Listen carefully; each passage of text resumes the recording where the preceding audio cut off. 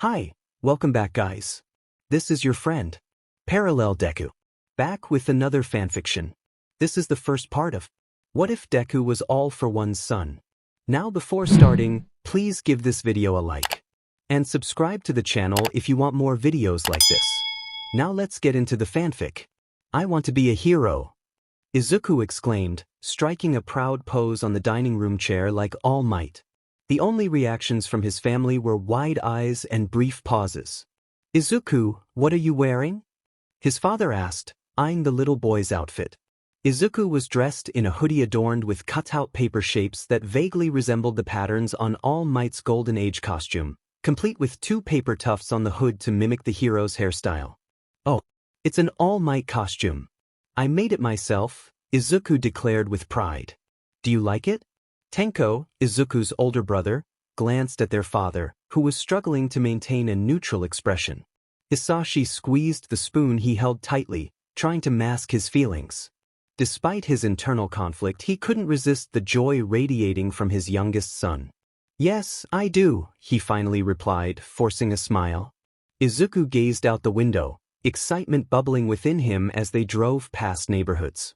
He could hardly contain his anticipation for UA. It had been his dream since childhood, and now he was finally on his way. The fact that he was among the recommended students only added to his thrill. Master Izuku, a voice interrupted his thoughts. Izuku looked up at the chauffeur, a man in his late 30s dressed in a uniform. With light blue skin and pointy ears, the man seemed amused by Izuku's nervousness. You wouldn't happen to be nervous now, would you? The chauffeur asked with a chuckle. Izuku scratched the back of his head, smiling sheepishly. Not really. I'm finally going to UA. It's been my dream. The boy's pure joy made the chauffeur smile back, though he hid his true thoughts. Before long, the car slowed and stopped in front of UA's gates. Izuku's eyes sparkled at the sight, and he eagerly jumped out, barely acknowledging the chauffeur's reminder about pickup time. He took a deep breath and stepped into his dream school, his green eyes shining with hope. This is it, he thought. I'm going to be a hero. He remembered how his father and brother would tease him about his aspirations, but they had always supported him, even if they weren't fans of heroes. As he walked, he mentally reviewed the rules he had set for himself, including only using quirks he had carefully chosen for school. It was like picking out clothes that reflected who he was. Homeschooled since his quirk manifested, he had limited social interactions outside his family and household staff. His one experience with someone outside had taught him a valuable lesson. He had practiced his combination of quirks only a few times, so he needed to ensure they felt natural. He didn't want to accidentally use doppelganger. That would be embarrassing. The combination of air cannon, impact recoil, muscle augmentation, and fortify would serve him well in battle, creating a powerful effect that could easily be mistaken for a single strengthening quirk. Lost in his thoughts, Izuku didn't notice he had stepped off balance and was about to fall. He closed his eyes, bracing for the embarrassment of a tumble on his first day. But instead of hitting the ground, he felt a gentle pull. Opening his eyes, he saw a brown-haired girl with a round face standing beside him. She took his hand and helped him stand upright. "Release," she said, and Izuku found himself back on his feet. "Thank you," he said, grateful. "You're welcome.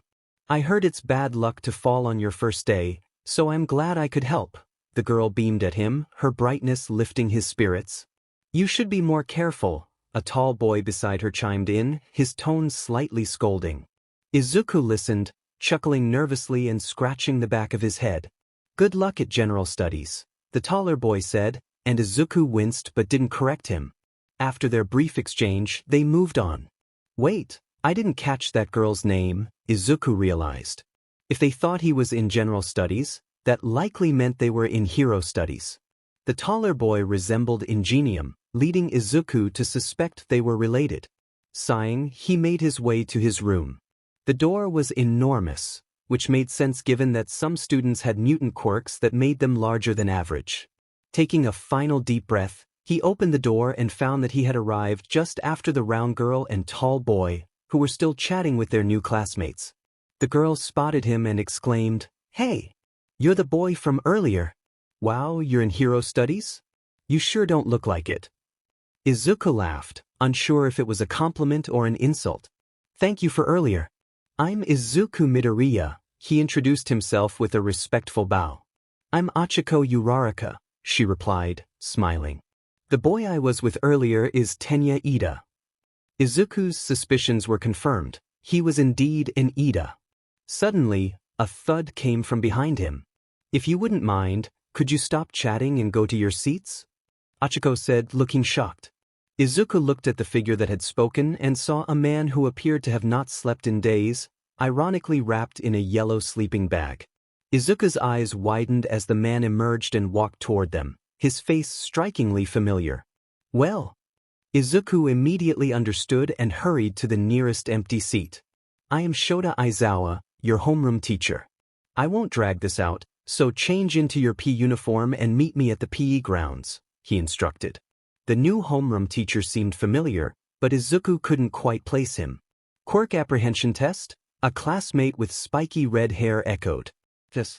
In middle school PE, you were prohibited from using your quirks. However, you are no longer middle school students. You are now high school students in UA's Hero Studies. You will take the same tests, but this time, using your quirks, the man in black explained, applying eye drops to his dry eyes. The entire class buzzed with excitement at the mention of using their quirks for PE, but Izuku felt a knot form in his stomach. The thought of showcasing his abilities in front of so many people was daunting. He recalled a memory of a blonde boy from years ago. I wouldn't be so happy if I were you, their teacher warned, silencing the class. Katsuki Bakugo. Izuku flinched at the name. He hadn't heard it in years. Why don't you demonstrate your quirk by pitching this ball? The man ordered. A boy with blonde hair, red eyes, and an intense expression stepped forward and took the ball. It couldn't be him, could it? Izuku wondered. He walked to one of the stone bases on the ground, preparing to throw. The blonde shouted as he launched the ball, an explosion accompanying his throw. It was him. Izuku's heart raced. This was the boy from 5 years ago, the boy from the park who had threatened him after he had shown off his quirks to the other kids. You're nothing but a Deku. You think you're more powerful than me? Think again. You're all show and no fight. Do you? The insult echoed in Izuku's mind. The blonde turned back to the class, their eyes meeting for a brief moment, causing Izuku to wince. Plus ultra. If you can't reach that expectation, then I have no choice but to expel you, the teacher concluded. Izuku hadn't caught the beginning of the teacher's speech, but what he heard was enough to make him anxious. He wasn't going to risk showing off all 4 of the quirks he had chosen for school. He just needed to meet the minimum requirement. What followed were a series of tests, reminiscent of the training he had undergone with his father when he was younger, and with trainers his father had hired as he grew older. They were likely more challenging. Still, Izuku intentionally held back during each test, aiming only to meet the minimum to avoid expulsion. Finally, it was the class's turn to pitch the ball. Each attempt was impressive in its own right, with the highest score coming from Achiko, who achieved an infinite score. Then it was Izuku's turn. As he approached the stone base, he thought, I only need air cannon for this. Yes, just air cannon. It's perfect for the job. I just need to get by. I don't need to show off, I just need to pass enough to avoid expulsion. He reached the stone base, took a deep breath, and wound back. He prepared his quirk, feeling his arm tense as he gathered the power needed to throw the ball far enough. Then he released it. The ball landed just a few meters away, falling short of 50 or 60 meters. It didn't even reach 100. Confused, Izuku wondered why his throw hadn't gone further. I erased your quirk, the teacher said, as if reading his mind.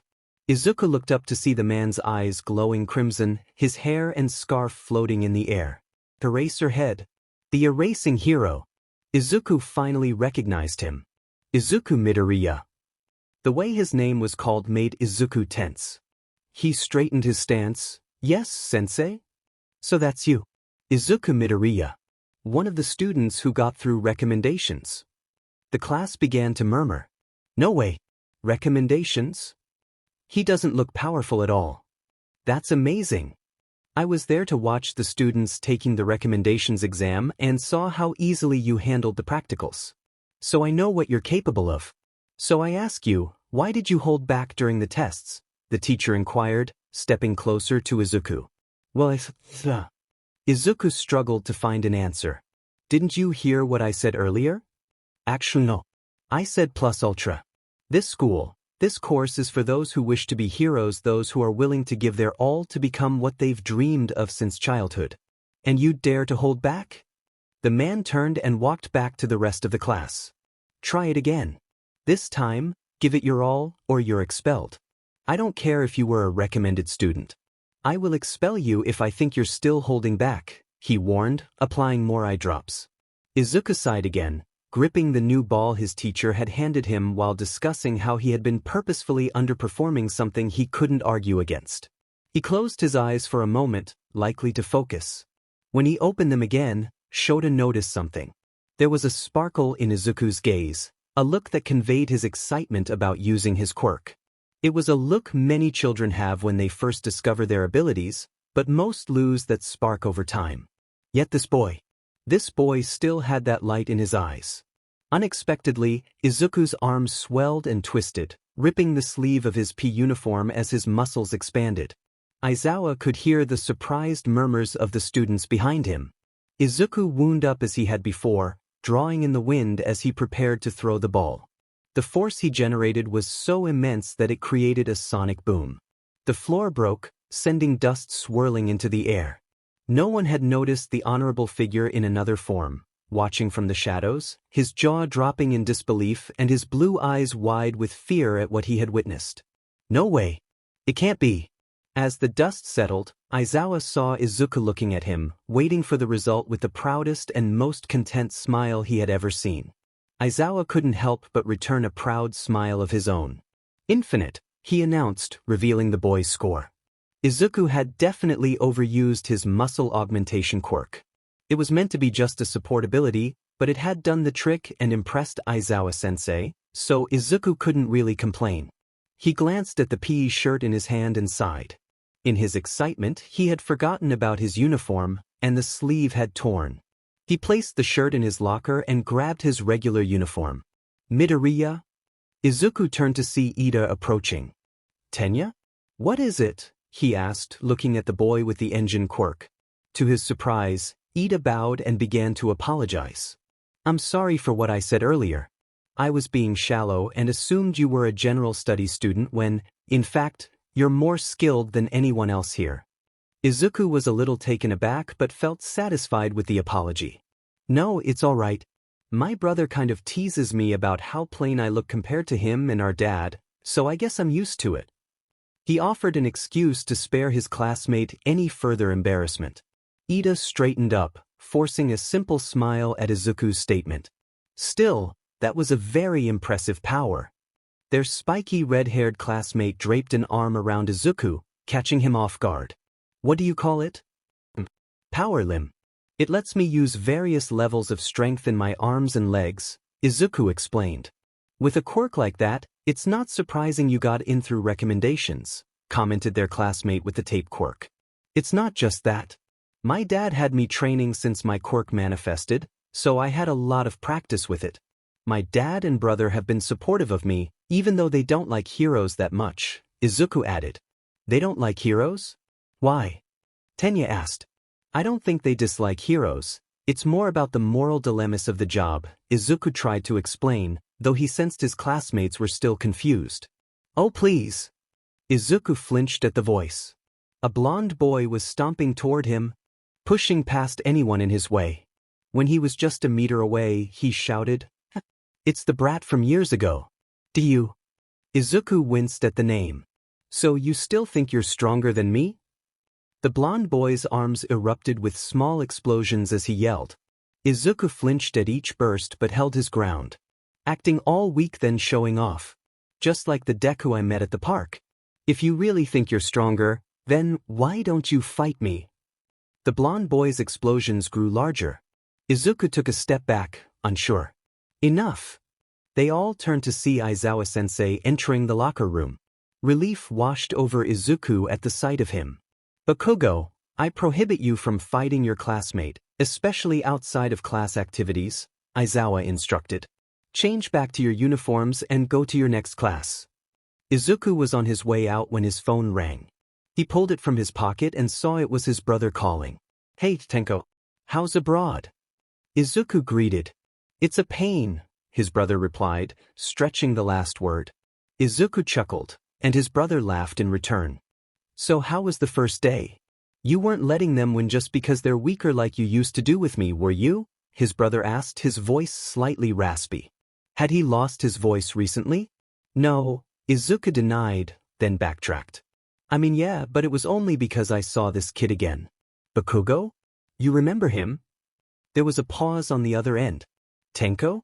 You still there? Izuku asked. Yeah. I remember him, his brother replied, his tone low and serious. Izuku, don't let him get to you, okay? You're powerful enough to beat him any day, his brother reassured him. Izuku could only chuckle softly.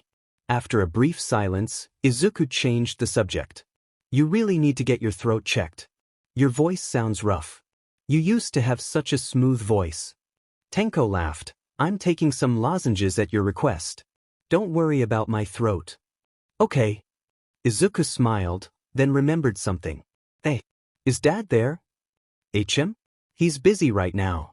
He'll call you later, his brother replied bluntly. Izuku fell silent. You miss him, don't you? His brother asked. Izuku hummed in agreement.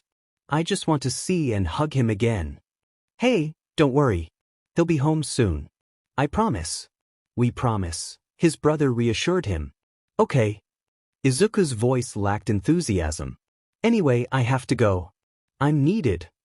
Tenko hung up, and Izuku sighed. Midoriya. He turned to see two familiar faces approaching. Achiko, Tenya. Hi, Izuku waved. When they were closer, Achiko asked, Do you want to walk home with us? No thanks. Our chauffeur should be here any second, Izuku replied. Just then, a car pulled up. Oh, here he is. The chauffeur from earlier exited the driver's seat and walked around to open the door for Izuku, noticing the two other students. You made friends, Master Izuku? He asked. Master? You're a rich kid? Looks can be deceiving, Achiko commented. Izuku blushed and scratched the back of his head. Well, a rich man's kid, he chuckled nervously, then turned to his new friends. You guys want to ride? Is it okay? Achiko asked. Of course it is, Izuku replied. Tashinori in his true form watched from a distance as Izuku and his friends got into the car and drove away. He furrowed his missing brows. All for one's son is in UA, he thought. He's letting his fear get the better of him. The kid's quirk is similar to the man's, but he has no proof.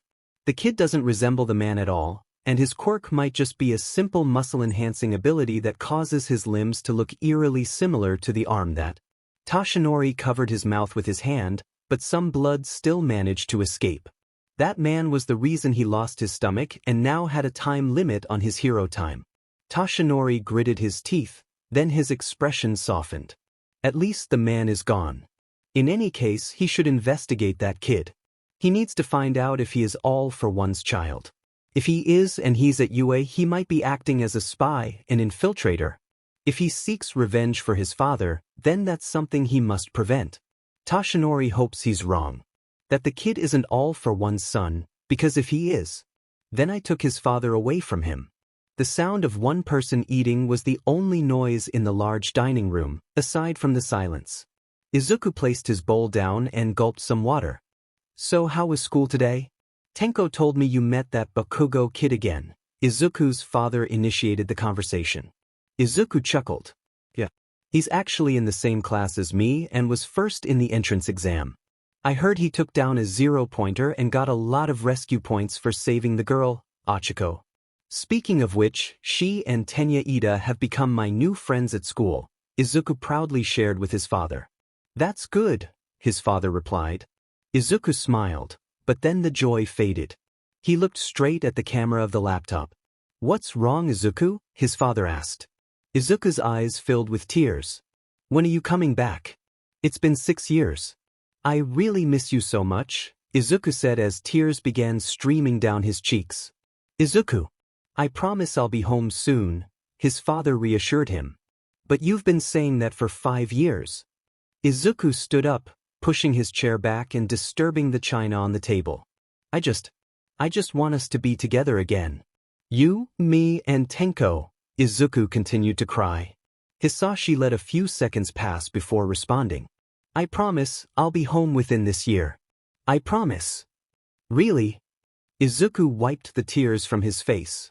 Yes, Hisashi answered, and Izuku could hear the sincerity in his father's voice as he sat back down. I'm sorry for my outburst, Izuku apologized. It's okay. At that moment, one of their maids entered the room with dessert. She placed the bowl in front of Izuku and took away the china he had finished eating from. I am. The students of Class 1A all looked up at the door, curious about who had spoken. Entering the door like a normal person. A tall, well-built blonde with sharp features entered the room. The entire class save for a few moody ones beamed, All Might. Izuku especially was overjoyed. It's All Might. It's actually All Might. He was ecstatic to see his idol since he was 5. Instinctively, he stood up and walked toward his hero. With his journal in hand, he bowed and reached out. Would you sign this for me? The whole class fell silent for a moment before everyone laughed. Izuku stood straight, hugging his notebook, his cheeks flushed. He was just so excited to finally meet his idol that getting him to sign his quirk analysis journal was all that filled his mind. Can I see that, my boy? All Might asked. The class quieted down again. Izuku handed over his journal to the pro hero. Toshinori examined it. It was a hardcover journal with nothing else notable except for quirk analysis written on the cover. He flipped through a few pages, reading some sections as he did. They were incredibly thorough analyses.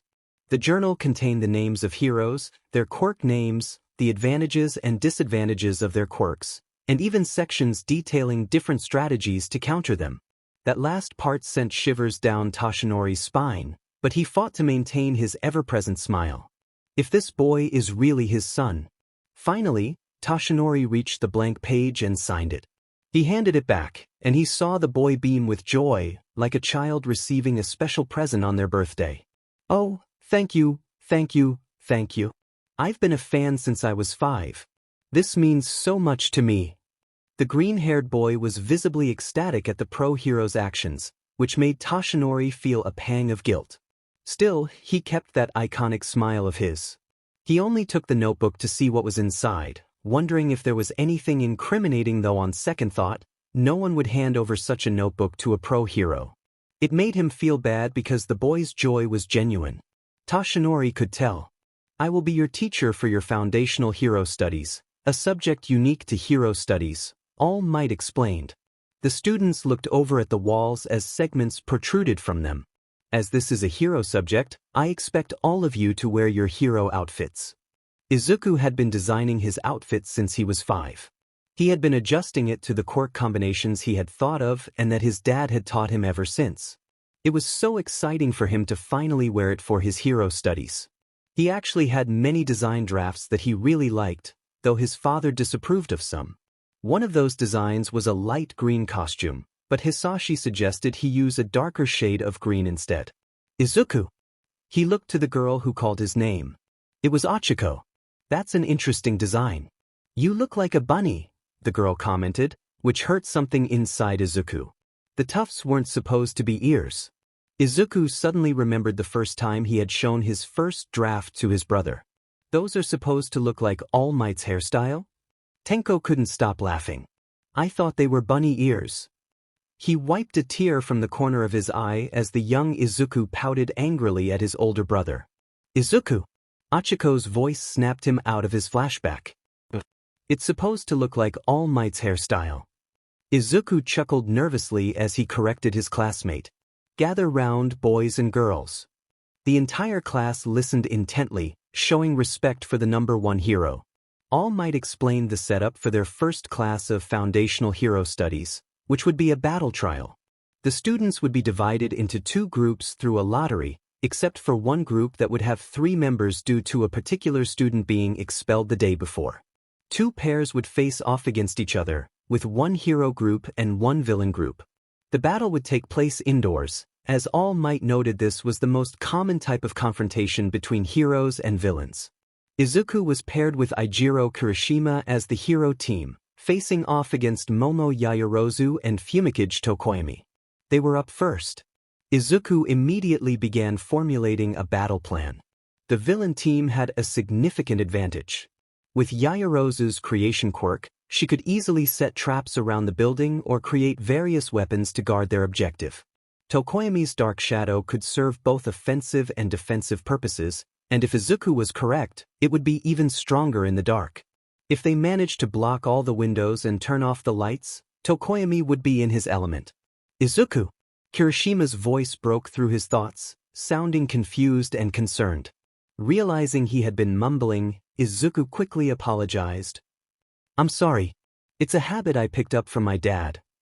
"Oh, were you coming up with a battle strategy?" "Go ahead," Kirishima encouraged. Izuku rubbed his chin thoughtfully. The villains have a clear advantage with Yaoyorozu's quirk. She could create traps. If I'm right about Tokoyami's quirk, it should be stronger in the dark. Our quirks aren't exactly suited for this situation. My quirk is better for close combat just like yours. I can't really aim my stronger punches effectively. Plus, your quirk seems more suited for protective missions. Izuku caught himself and quickly backtracked. "Not that I mean I wasn't saying your quirk is." The indoor battle trial commences. It was time for the heroes to storm the building. Izuku regretted not sharing his plan with Kirishima and felt he had inadvertently insulted his partner. Taking a deep breath, he pushed those thoughts aside. They were in a battle now, and he needed to keep personal feelings separate from their mission. Kirishima. Izuku peeked around the corner of the stairs. Seeing it was clear, they moved up. The villain team will likely send out Tokoyami first. Yaoyorozu's quirk is useful, but it's better for support. If my theory is right and we encounter Tokoyami, I want you to advance and look for Yaoyorozu. The winner will be whoever can outlast the other.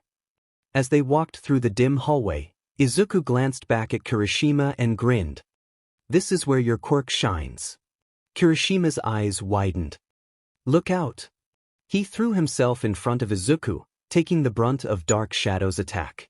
Izuku and Eijiro stepped back, spotting Tokoyami at the end of the hallway. "Kirishima, stick to the plan," Izuku shouted as he charged toward Fumikage. Eijiro nodded and took a different route to find another way around. Izuku pulled back his arm to throw a punch at Fumikage but quickly retreated as Dark Shadow surrounded him. There was no way he could get close for a clean shot. Subduing him would require more effort. To win, he would need to take down both of them. Izuku crouched low, activating muscle augmentation and fortify in his legs, then impact recoil throughout his body. He glared at Fumikage, who took a defensive stance as Dark Shadow floated protectively between them. Izuku sprinted toward his opponent, and Dark Shadow lunged at him with the intent to strike. Both Tokoyami and Dark Shadow were caught off guard when Izuku was propelled backward, as if the force of his own attack had been redirected. Dark Shadow flew back to Tokoyami, and they barely had time to react before Izuku soared through the air, his arms swelling with power. "I'm sorry," he mouthed before unleashing a punch that sent them both crashing against the wall, which crumbled down to the first floor. Tashinori watched in shock as Tokoyami lay unconscious amid the debris. Izuku landed gracefully and approached his fallen classmate, wrapping capture tape around his hands as his arm returned to normal. He then sprinted back into the building. Tashinori swallowed hard, maintaining his smile to hide his concern. If this boy was truly the son of that man, no, even if he wasn't, the way he calmly approached his classmate after such a powerful attack was unsettling. It was a demeanor that felt more fitting for a villain. This kid, whether a villain's child or not, exhibited a coldness that a hero should not possess. He was meant to embody the hero role, yet his actions in battle resembled those of a villain. Tashinori's mind flashed back to the previous day, the first time in 6 years he had seen the arm that had caused him so much pain. He recalled his fight with the man responsible. "Midoriya and Kirishima won," a student exclaimed, snapping Tashinori out of his thoughts. "Hero team wins," All Might announced.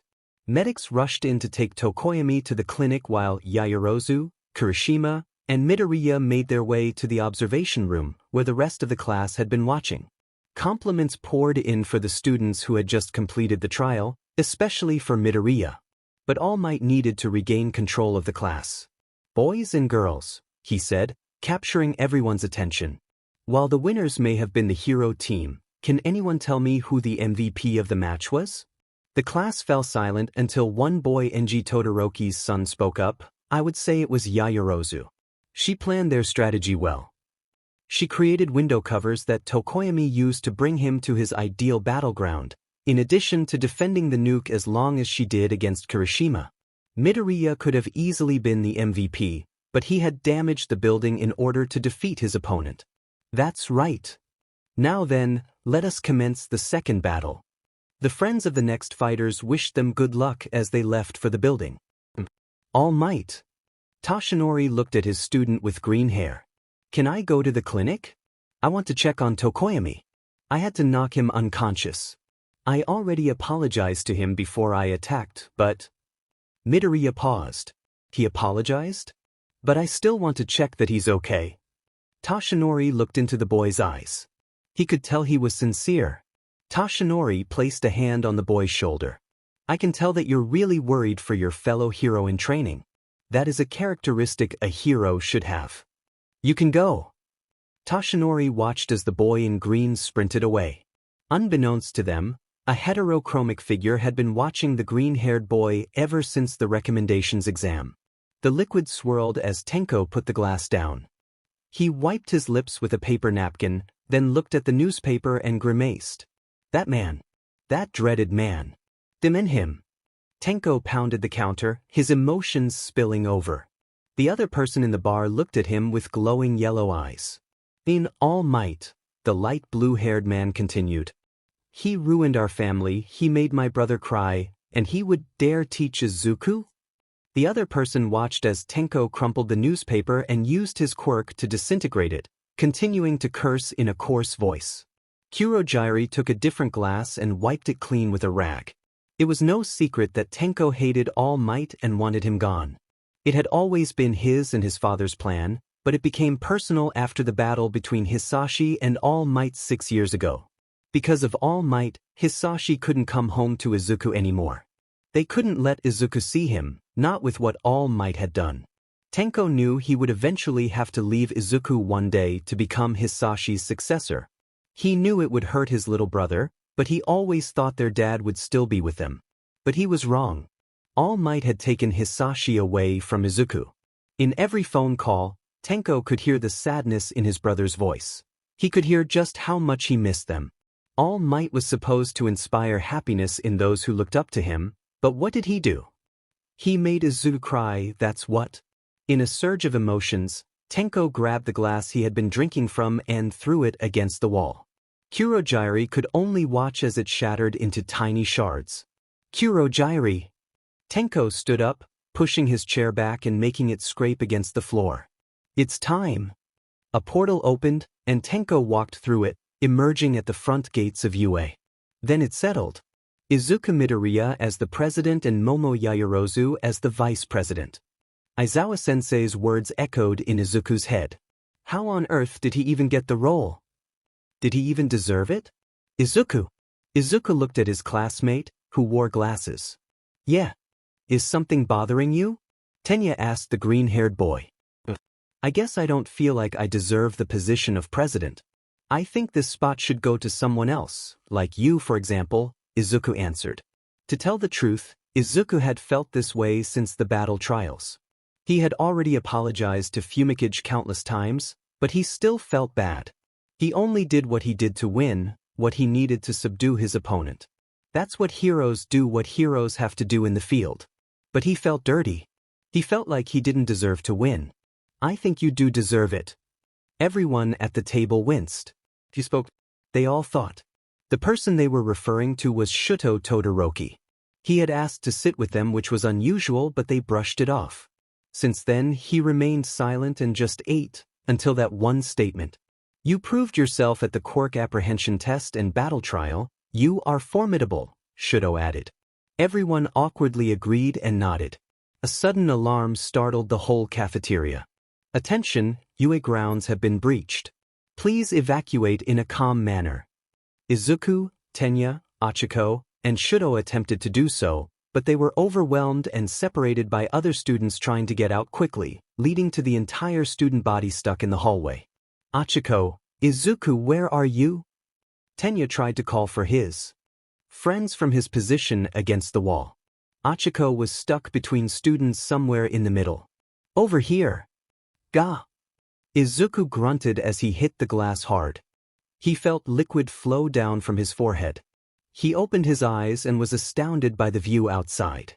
A group of media people had caused this whole fiasco. Izuku frowned and grimaced. He struggled to lift his arms. Activating muscle augmentation and fortify, he clapped his swollen arms. The shockwave was enough to shatter the glass and catch the attention of the students, who all managed to escape. Liquid continued to flow down from Izuku's forehead, and in a surge of different emotions, frustration, disappointment, anger, he yelled at his fellow students. They gave simple instructions to evacuate in a calm manner. But no. Everyone gave in to the terror and panicked. You are all in you. Some of you are training to be heroes, and you would dare act like children in a situation like this. I only heard what? 3? 4 people? Who tried to calm the student body?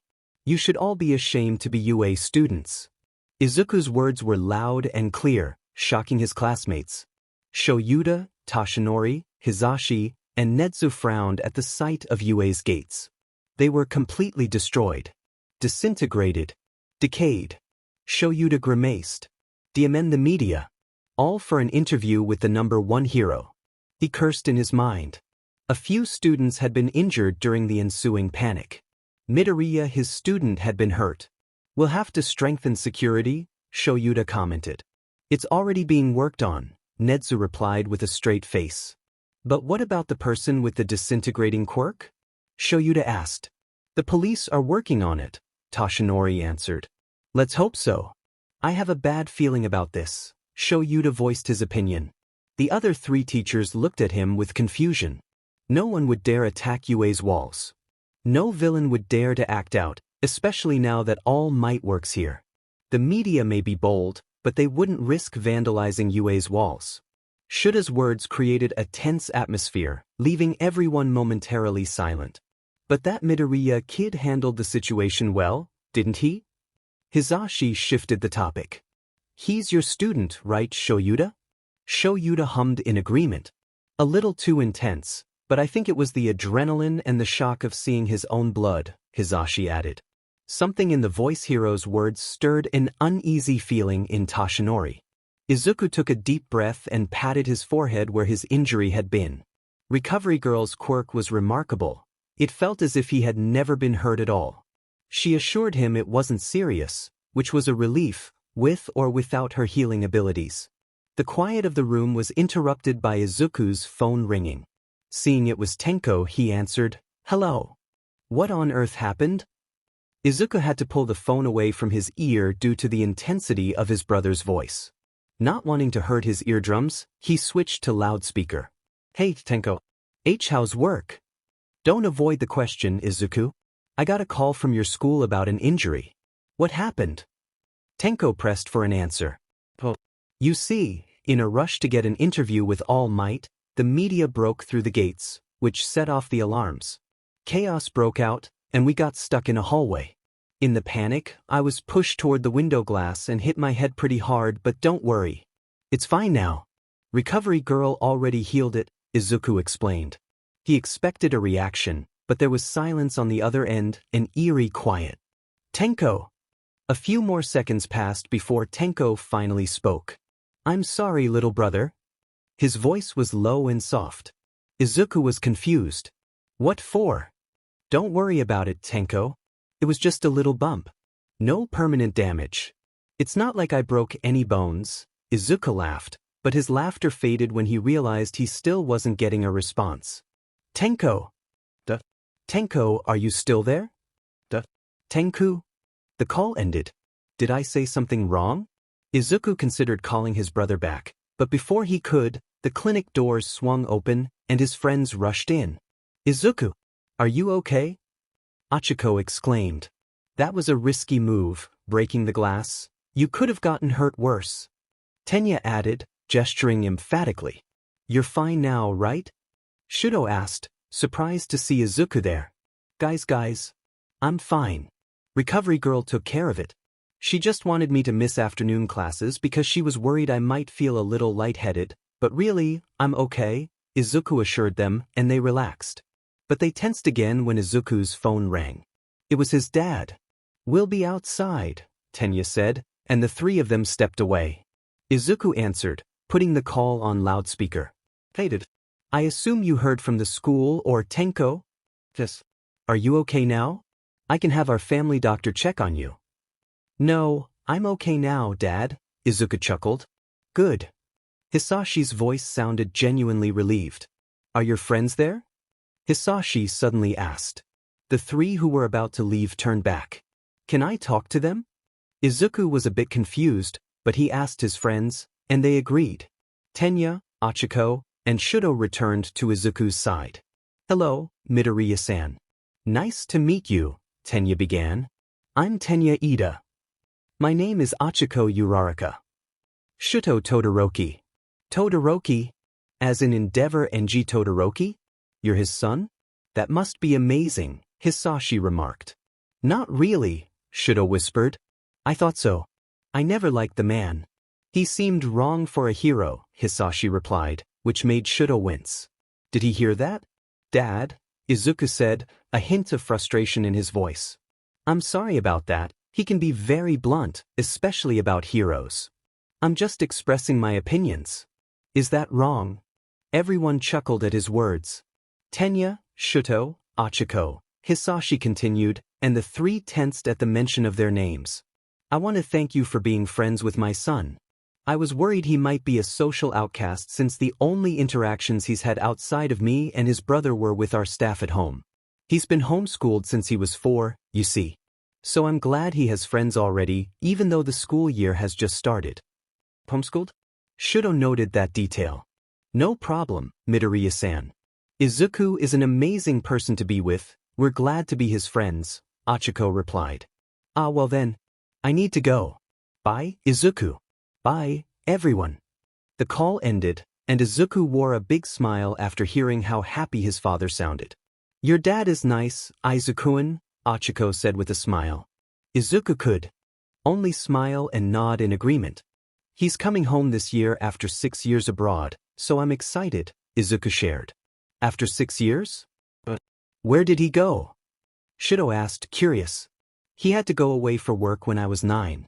He hasn't come home since, but we still had regular communication through calls. But it's so much better to have him here. His friends looked concerned but chose to smile back at Izuku, mirroring his happiness. Izuku was homeschooled, which confirmed Shoto's theory. He had been trained from a young age like him, but not in the same way. Shoto punched the wall of his room, his bicolored eyes filled with frustration. Izuku was trained to use his quirk effectively, but without the hardships Shoto endured. Why couldn't his father be like Midoriya-san? Shoto grimaced, haunted by memories of the abuse he had suffered, wishing it could have been different. A loud ringing jolted Izuku awake. He blinked several times, looking around until he spotted the source of the noise. It was his phone. He reached for it and answered, rubbing his eyes without checking who was calling. Who is it? Izuku. Great, you're awake. Tenko? Good morning, evening. What made you call? Izuku asked, yawning. Izuku, I'm sorry to ask, but can you meet someone for me today? They're sending me something, and I need you to pick it up, Tenko explained. What? I can't. We have special classes today, and I can't miss it, Izuku replied. Come on, Izuku, this is really important, Tenko urged. Can't you send one of our staff to get it instead? I can't miss this class, Izuku declared firmly. I would if I could, but this task can only be done by you.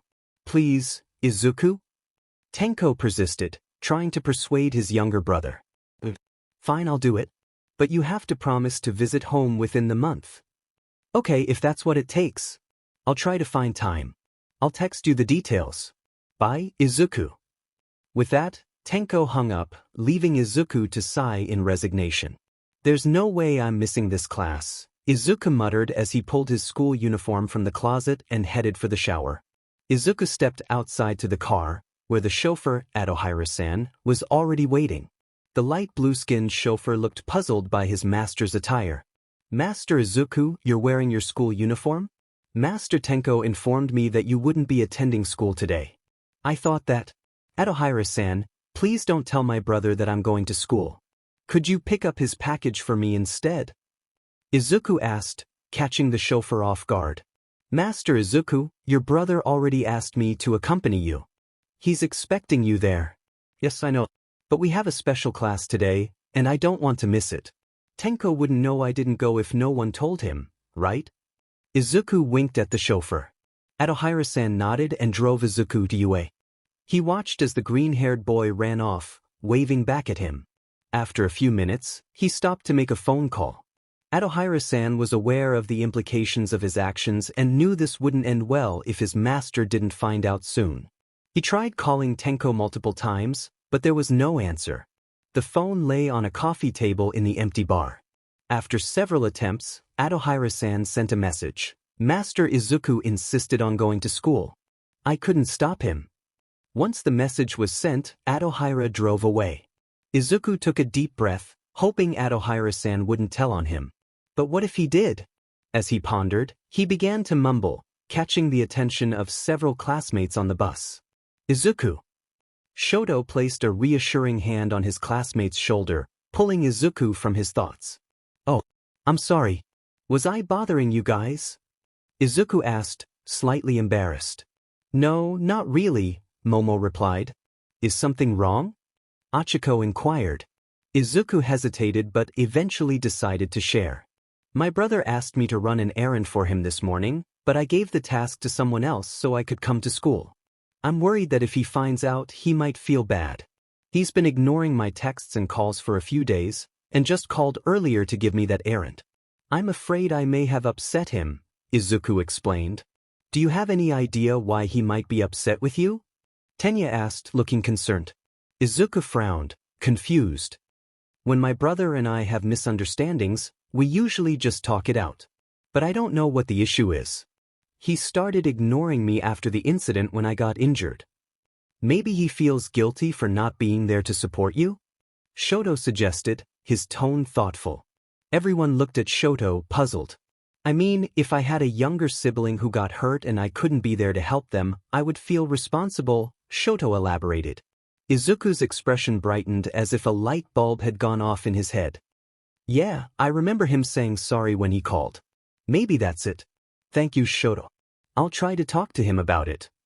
Just then, the bus came to a stop. They had arrived. One by one, the students disembarked.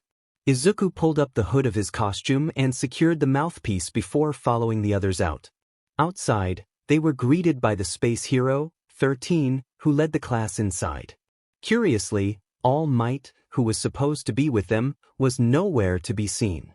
Izuku had overheard the two teachers discussing how he got sidetracked on the way back to UA, which he understood All Might was a hero after all, but he felt a twinge of disappointment since All Might was the reason he really wanted to attend this class. As they entered the facility, they could see almost the entire area from their vantage point, from the conflagration and mountain zones at the back to the ruins zone just to their left. 13 explained the importance and principles of rescue training, and everyone listened attentively. Suddenly, out of the corner of Izuku's eye, he noticed a disturbance in the plaza that caught his attention. Aizawa-sensei seemed to notice it too and was already looking in that direction. Before long, the rest of the class had noticed as well, their focus shifting to the black fog that had appeared. Is this part of the class? From the black fog emerged a man with messy light blue hair, his hands obscuring his body and face. The fog expanded, revealing more figures villains. Wait, is this part of the class? The yellow-haired boy with the quirk of electrification asked. No, Aizawa-sensei replied, gripping his capture scarf, which was responding and tensing. After putting on his goggles, he instructed 13, I'll hold them. Off, take care of the kids. Aizawa, You can't handle them all. 13 shouted, but it was too late. Aizawa had already engaged the villains. We need to leave, 13 urged the students, leading them toward the entrance. However, they halted in their tracks as more black fog appeared. Curious.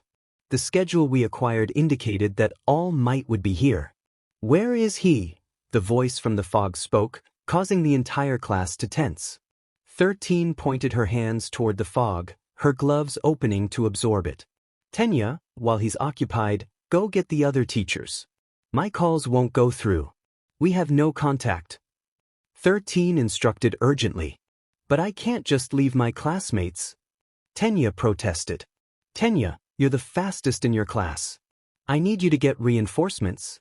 The students gasped as more black fog emerged behind their teacher, and 13 was suddenly engulfed, her suit and herself being pulled into the fog as if it were part of her quirk.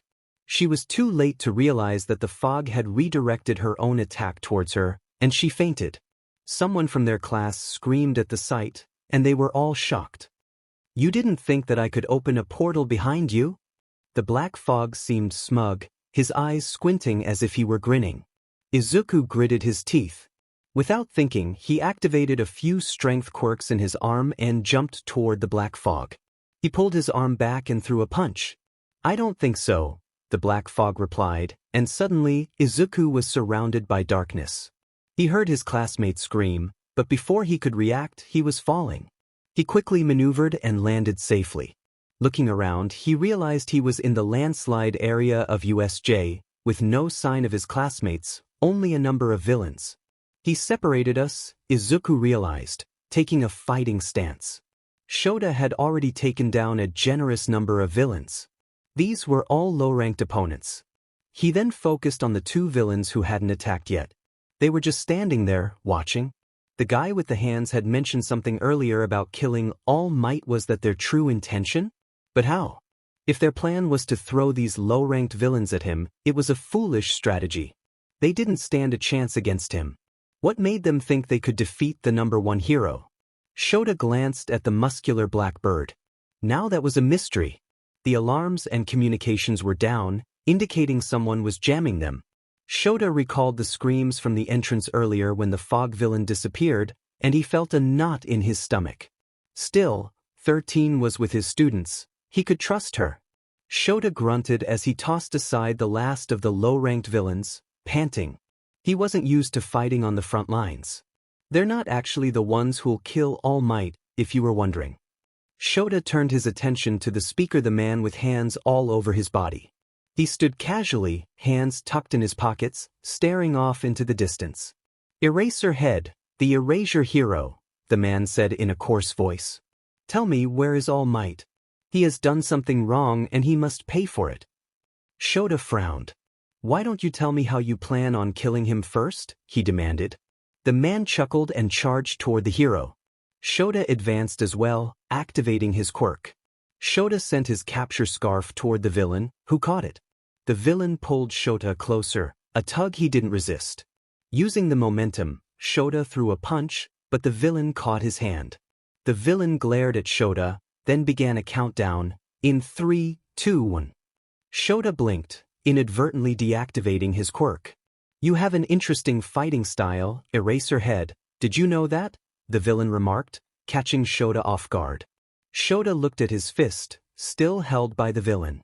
His hand felt cold for a moment, then a burning sensation followed. His hand was slowly disintegrating. He tried to pull away, but the villain's grip was strong. The man was more powerful than he appeared. Suddenly, a loud clap echoed from the direction of the landslide zone. The villain looked toward the sound, visibly startled. Seizing the opportunity, Shoto kicked the man away and took a few steps back. So he was the one responsible for the breach a few days ago, Shoto deduced. Know that clap, the villain muttered under his mask. Then the black fog appeared behind the decaying villain. The man, still shaken by the earlier sound, looked at the fog and asked, Kurogiri, what are you doing here? Aren't you supposed to be preventing the students from escaping? I'm sorry, Tamura Shigaraki, but I regret to inform you that a student has escaped. Reinforcements should be arriving in a few minutes, the fog reported. This visibly irritated Shigaraki, who began to scratch his neck aggressively. No. We were this close to killing All Might. I'm not leaving, he yelled. But then he stopped when two students caught his attention. Shigaraki laughed. It's okay.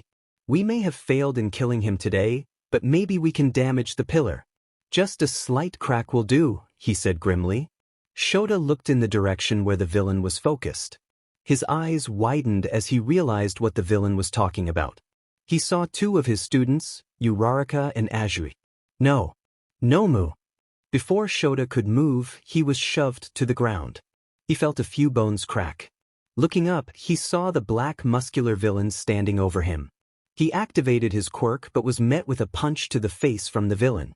That is Nomu, an artificial human made specifically to kill All Might, Shigaraki explained. Now, if you wouldn't mind, I'm off to damage a pillar. Just a few moments ago, Azui and Uraraka had just defeated their villains and were heading to the central plaza. Aizawa-sensei was finishing off the remaining villains. This echolocation quirk really was useful.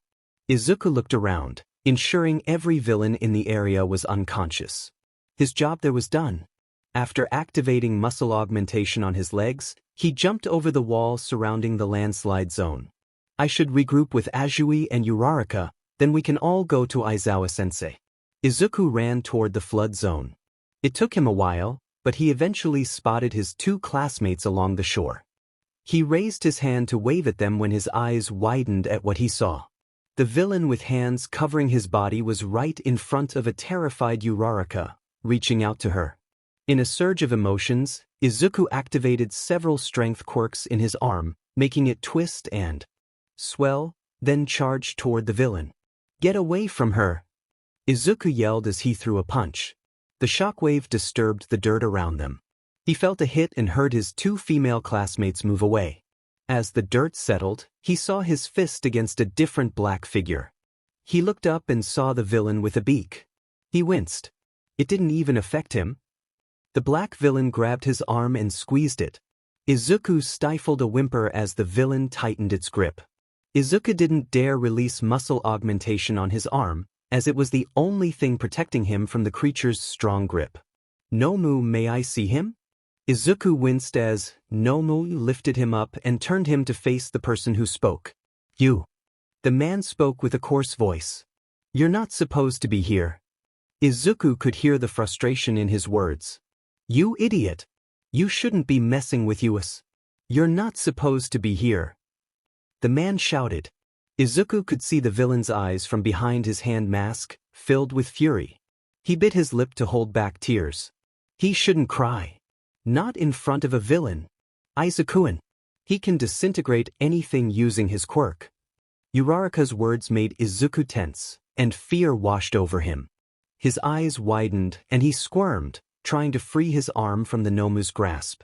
The villain reached out toward Izuku. Panicking, he activated quirks in his other arm that was free and threw a punch at the villain with light blue hair. But his hand was caught again by Nomu, making Izuku whimper. I'm going to die. Izuku closed his eyes in fear, then suddenly. Do not fear, for I am here. Izuku immediately opened his eyes and looked up to find All Might. Relief flooded through him, and his eyes watered at the sight of his hero.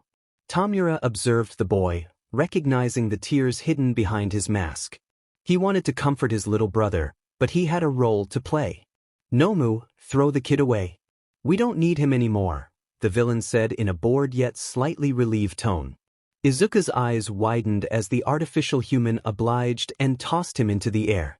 All Might moved quickly and caught the boy, then took his co-worker and brought the two to Azui and Uraraka.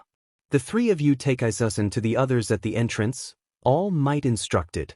His three students nodded and hurried off. Tashinori focused on the three villains in front of him, gritting his teeth. He shouldn't have wasted time. If he hadn't, he could have been there protecting his students and co-workers. Tashinori grimaced beneath his huge smile. Young Izuku could have died. I was an idiot. I heard you want to kill me? Tashinori challenged the villains. The villain with the hand mask replied, You have sinned against us, and now you're going to pay for it. This is Nomu. The masked villain gestured to the black creature with the exposed brain. He was made specifically to eliminate you in your prime.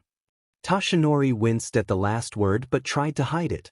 We know that you're weak now, All Might, the villain said smugly. Now, shall we begin? Izuku. Achiko. Someone called out to them. The group stopped to find Shoto running toward them.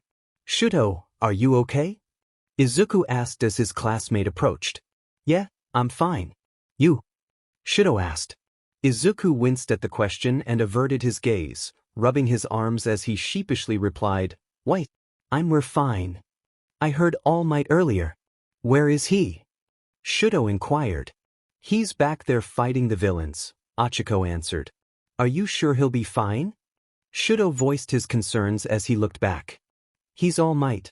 He can handle them, Azui assured them. We need to take care of Aizawa-sensei first. They carried their teacher up the stairs, where they found their other classmates who had been separated earlier. Izuku heard a familiar explosion from the direction of All Might and the villains.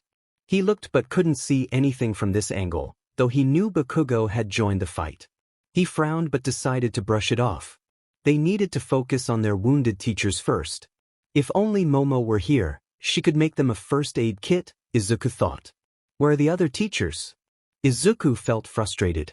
These teachers fought to protect them. He hoped they would survive. Taking a deep breath, he looked around. No one can see me under my mask, right?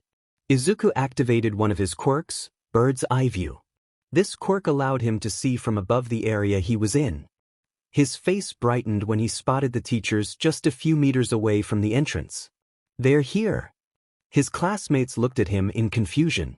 Then their attention was caught by something black that flew away from where All Might was fighting the villains. The teachers broke through the gates with Tenya. The students cheered for their arrival. What happened next was a blur for Izuku. After all that had occurred, his brain needed time to refresh. He remembered the teachers tending to Aizawa-sensei and 13, gathering the unconscious villains, and checking on their other classmates still in different zones. But his mind didn't register many details. He also remembered being questioned by the police. He told them what he knew and what had happened. He overheard that they had already apprehended Nomu and that one of the leaders, Tamura Shigaraki, had been shot before they escaped. Izuku shuddered at the thought of how he could have died. If All Might hadn't arrived then. He didn't want to imagine. Recovery Girl had healed the injuries of the students, so there were no casualties on their side. The police and teachers were simply waiting for the parents and guardians of the students to arrive before they were allowed to leave. The familiar sound of a car pulling up at the gates caught Izuku's attention.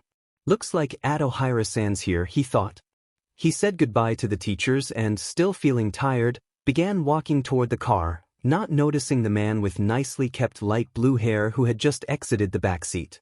Izuku, the person called.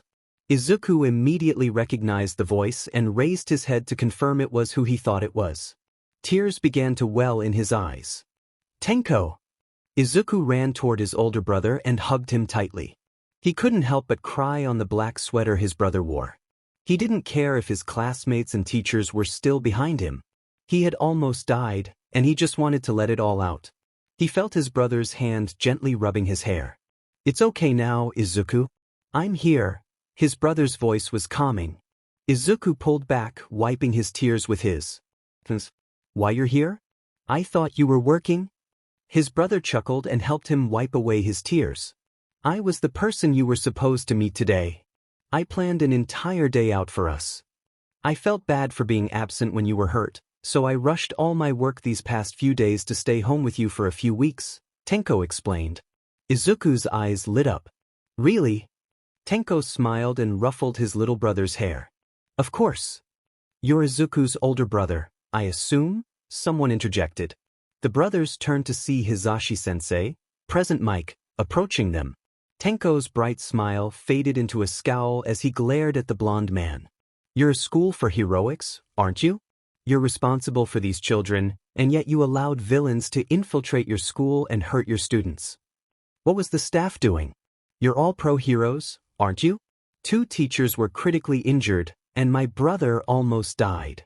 Tenko snapped, drawing the attention of everyone nearby. Midoriya-san, please understand that we did everything we could. We didn't foresee this situation. How the villains bypass security is still under investigation. Hisashi-sensei tried to calm him. Or is this because of All Might? Tenko's words made the teachers tense. Hey, Tenko. Izuku attempted to intervene, but Tenko stood firm. No. You were hurt before because the press wanted an exclusive on All Might. For years, no villain dared to attack UA, but the year All Might decides to teach, a villain strikes? Who thought it was a good idea for All Might to teach anyway? Can he even teach?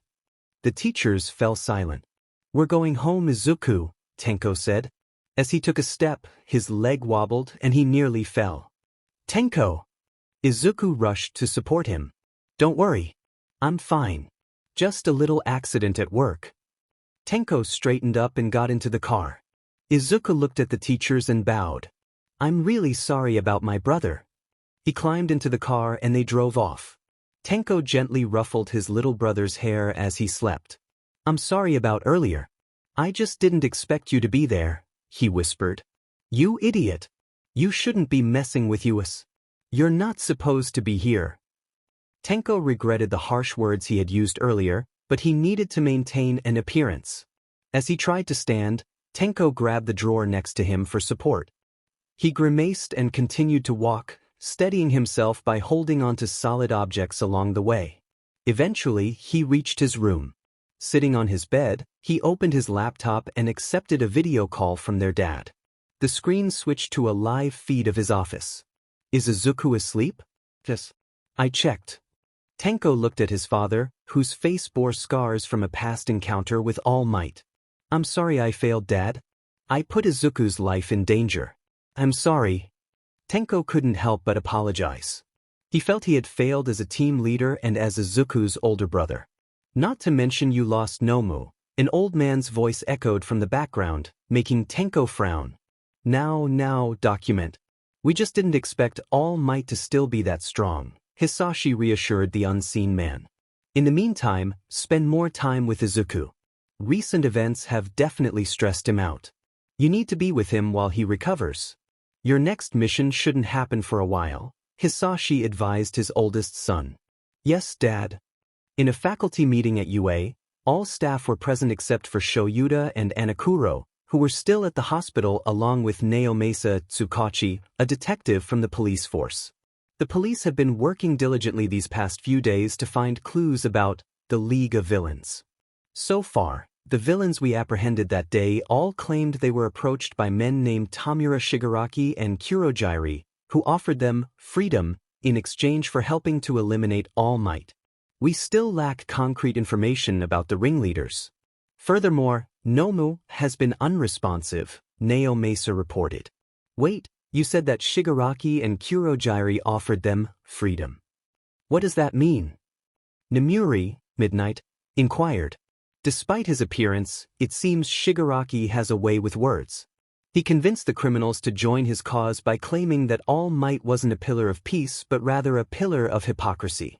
He argued that All Might's existence is the reason society condemns villainy while promoting heroism. Essentially, he suggested that if All Might were to die, the villains could reclaim their freedom, Naomasa elaborated. He mentioned that in our fight, Toshinori, in his true form, added. But he also mentioned something else. His statement piqued the interest of the others. And what would that be? Nezu asked. He said that I had sinned against them, Toshinori replied. Isn't that the same thing? Ken, Cementos, asked, confused. No. The way he said it, it sounded personal, Toshinori clarified. The room fell silent. Do you have any idea what you could have done to make him angry? Nomuri asked. Toshinori's stomach churned. He had a suspicion that Shigaraki and Kurojiri might be seeking revenge for their master. If that's the case, what about young Izuku? He almost died that day. If he is that man's son, then why would they hurt him? They wouldn't if he were. Then I was right. It's just my trauma that made me fear that boy. He's just an ordinary boy who happens to have a quirk similar to one of his stolen quirks. Then shall we discuss the other issue? Nomuri's words snapped Toshinori from his thoughts. What do you mean? He asked. Right? You weren't there when Izuku's brother arrived to take him home, Ectoplasm stated. Toshinori raised an eyebrow. Tenko, Izuku's brother, was furious about what happened to Izuku during the first breach and the USJ incident. He even blamed you for it, Nomuri explained.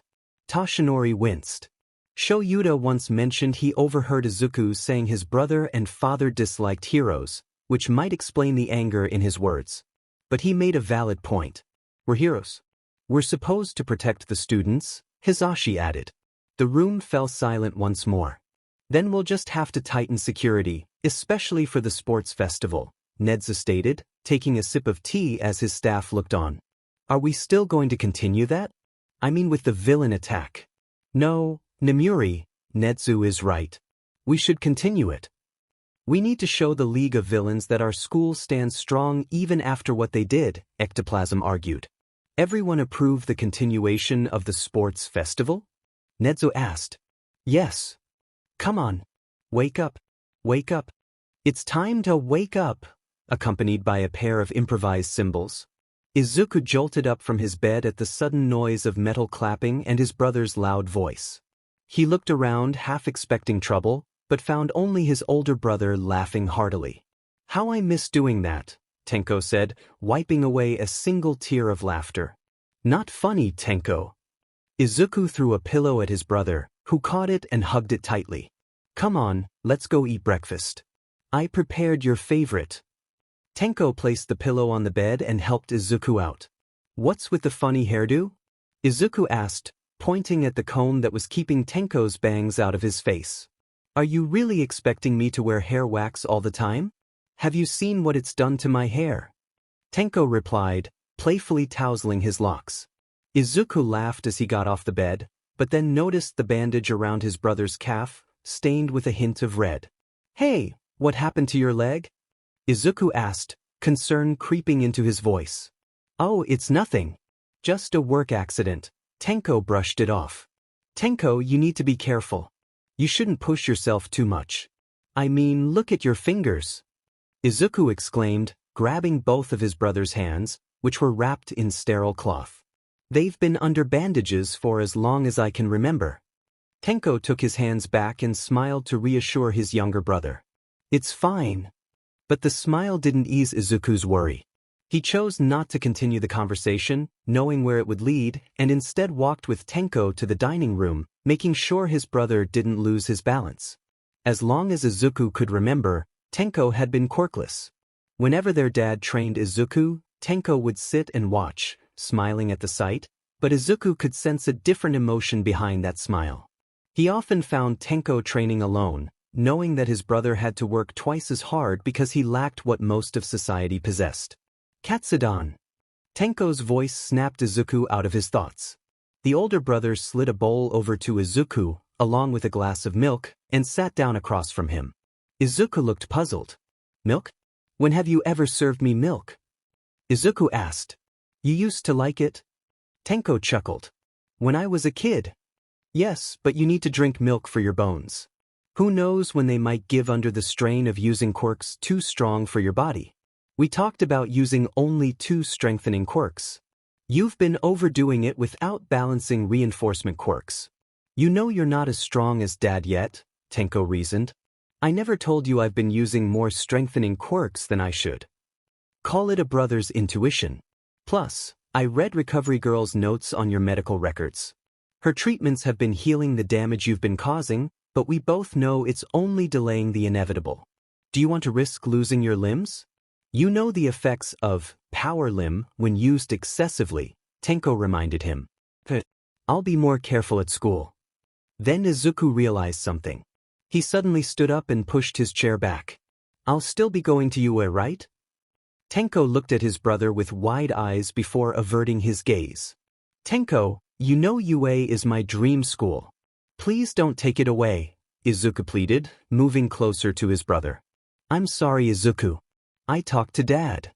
The tone of Tenko's voice broke something inside Izuku. Tenko raised his hands in a casual gesture. You win, he said you can stay. Izuku was taken aback. Izuku playfully smacked the back of Tenko's head. Jagat, I thought you were pulling me out. Oh please, as if Dad would let that happen. Tenko rubbed the back of his head. You've been bothering us about it since you were 6. As if we'd just take that away from you. He rested his head on his hand. But if you ever end up getting hurt because those heroes couldn't do anything, I'm pulling you out, regardless of your or Dad's wishes. Tenko's tone turned serious, leaving Izuku silent. Now, eat your katsudon and drink your milk.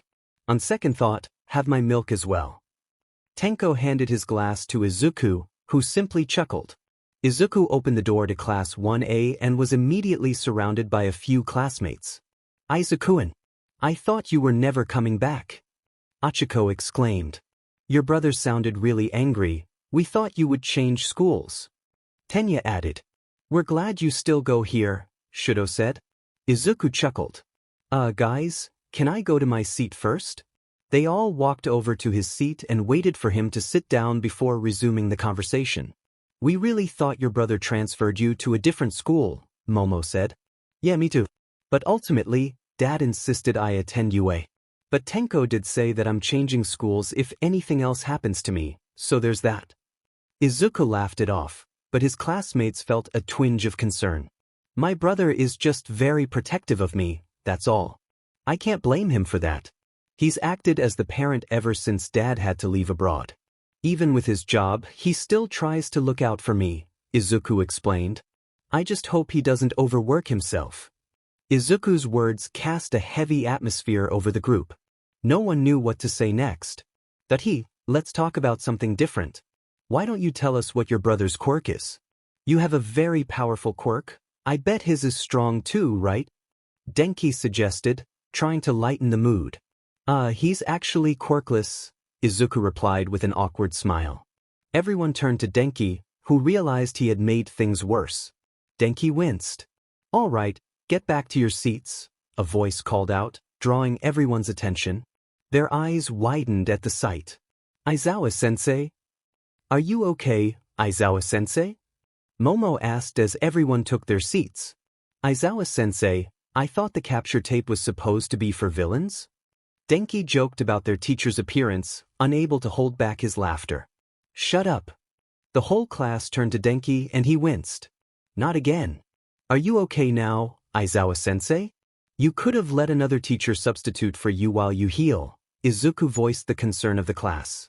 "Don't worry, I'm mostly healed thanks to Recover Girl's quirk," he assured them. "Now, to the point, the faculty have decided to continue this year's sports festival.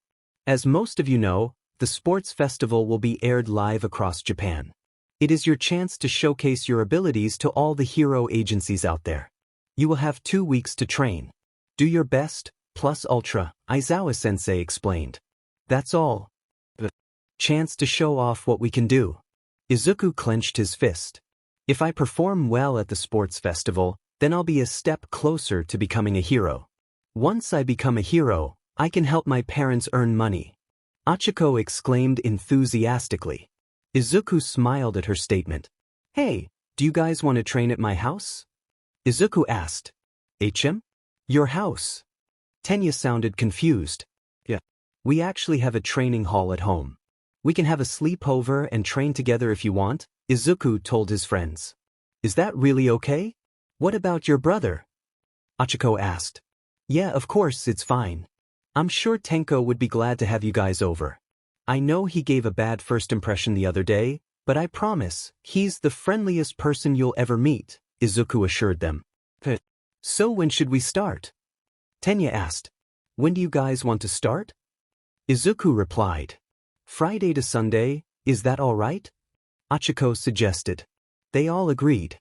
It was just then that they noticed several of their schoolmates outside their classroom. "What's going on?" Izuku asked. Out of the corner of his eye, he noticed Katsuki stand up from his seat and walk towards the door. "Scouting the competition, are we?" Katsuki scoffed at them. "As if you have any chance against us. We faced villains and emerged victorious. Don't think you can win. That's not something you should really be boasting about," Izuku thought. "Now move." Katsuki ordered their classmates. Most of them stepped aside, except for one student with dark purple hair who looked like he hadn't slept in a while. "Move!" Katsuki growled. Did you know that if we general studies students perform well, we can get transferred to hero studies? The dark purple-haired boy told Katsuki. Hero studies students can also get transferred to general studies if they underperform, he added. Katsuki raised an eyebrow. That should be enough to knock your pride down, the student smirked. Katsuki frowned and walked past his classmate, brushing against his arm as he did. The door slid open, and Tashinori looked at who entered. You wanted to talk to me, All Might? Young Katsuki. Please take a seat, Tashinori told the boy. I would like to thank you for keeping my secret safe. Katsuki looked at the man in front of him. The yellow suit he wore was definitely too big for him. Katsuki still couldn't believe this was what All Might looked like now. Is that all? Katsuki asked in a calm tone. No. I've been reviewing your school records, actually. You're a smart boy, that much is clear from your grades. And very heroic, even taking down a 0-pointer during the entrance exam just to save a girl. Katsuki winced. That was coincidental, actually. He hadn't known that round-faced girl was in trouble. He was just frustrated that people would run away from a giant robot. He wanted to prove he was more powerful than a piece of metal, so he took it down. Yes, well, Katsuki started to explain himself when All Might spoke. Which is why I want to make you my successor. Katsuki winced. What? Successor? Yes. Actually, my quirk. It isn't a typical quirk. One for all. It is a quirk that can be passed from one person to another. Katsuki's eyes widened. Ever since my injury, the time I can use my quirk has been shortened. And thanks to the incident the other day, I can only sustain my muscle form for 50 minutes per day. I'm afraid that my time as All Might as the Pillar of Peace may be coming to an end. That's why I came to teach here, to find a successor. Someone to inherit one for all, as well as the title of the Pillar of Peace. Katsuki couldn't believe what he was hearing. Young Katsuki, I want you to become my successor, All Might said. Will you accept? Yes. Friday arrived. Izuku and Adohira-san had just picked up his friends from their homes. Unfortunately, Shoto wasn't allowed to come over, so it was just Izuku, Achiko, and Tenya. They still had classes on Saturday, which is why Achiko and Tenya had to bring their uniforms, but it wasn't a big deal. The car stopped in front of a large gate, which confused Achiko and Tenya. What are we doing at the park? Achiko asked, seeing the greenery on the other side of the gate. Park? Oh no, that's just the front yard, Izuku replied. Achiko looked at him in confusion. There were lampposts extending a few yards away, making it look like a park. The gate opened, and the car continued onward. Then Achiko was hit by a sudden realization. I'm going to a sleepover at a mansion. It wasn't long before they finally arrived at the front of Izuku's home, where his brother was already waiting outside, along with a few servants. Tenya wasn't shocked by any of this. His family had been invited to parties at houses like this. Achiko, however, was a little taken aback. She just realized that she was friends with two boys from wealthy families. Achiko, Tenya, this is my brother, Tenko. Tenko, this is Achiko and Tenya, my friends from school, Izuku introduced them. Nice to meet you too, Tenko greeted them with a smile. He's handsome, Achiko thought. The servants with Tenko took the bags from the car's trunk. Shall we go inside? The servants will bring your bags to your rooms while we have dinner. Then you can go train in the training hall. Achiko couldn't stop looking at the brothers. Eventually, Tenko noticed and asked, Is something wrong, Achiko? Achiko blushed. I'm sorry. It's just that you two look so different. It's hard to believe you are brothers. Tenko laughed. Izuku's too plain-looking, isn't he? Tenko, Izuku blushed. Achiko and Tenya chuckled. Izuku actually got our mother's looks, the green hair and round eyes. I look more like our dad, Tenko explained. Actually, Dad said Tenko looked more like our uncle, mostly because he has a tendency to let his hair grow long, Izuku added. He did. Tenko looked at his little brother. When was that? I don't think he told me. Really? Well, never mind. Achiko giggled at the sight. Yup, they're brothers. This is the training hall. Tenko led the teens to a room in their house. Knock yourselves out. He added, then backtracked. That was a figure of speech. Please don't overdo it. Especially you, Izuku. No more power limb at maximum levels, got it? Achiko and Tenya took notice of Tenko's words. Power limb at maximum levels? You mean the thing Izuku does where his arms get huge? Achiko asked. Yes. When he was 13, we found that his repeated use of it at maximum power was slowly compromising the integrity of his bones, so he stopped using it since then. Until now, that is. Tenko glared at his brother. Izuku winced. Achiko flashed back to the time Izuku saved her from Tamura. He had used his quirk at full power just to save her, and then he got caught after that. Achiko felt a pang of guilt. It was because of her that Izuku had been in danger. She took a deep breath and bowed. Tenko and Izuku looked at her. I'm sorry. Izuku used his full power to save me during the USJ incident. I didn't know it was harmful for him, and then he got caught by the villains because I'm sorry. That's right. She was the girl from that day. Achiko-chan, it's fine. You're my friend.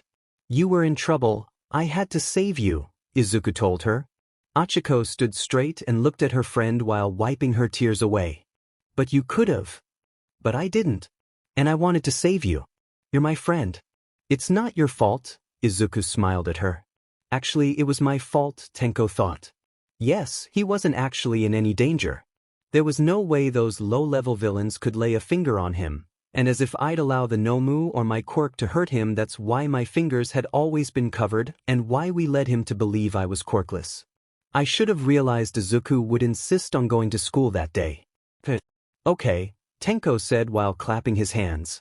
If you guys are done, do you want to train now? The three friends looked at him, and he gave them a smile. You three are here to train. If you don't want to be the one needing saving, then I suggest you start training now. Their faces brightened, and they nodded in unison.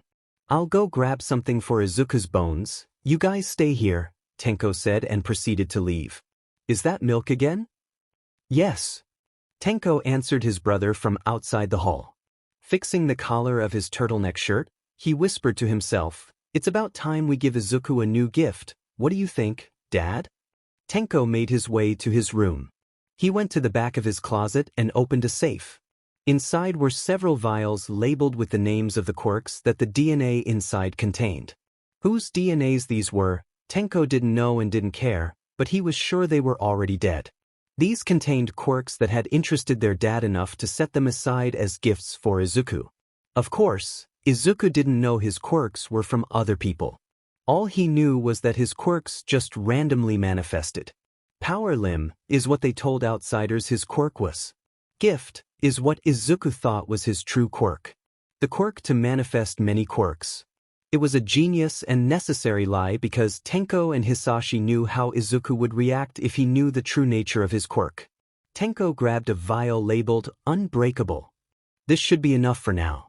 Tenko wore a neutral face as he watched Izuku gulp down the glass of milk containing a drop of blood.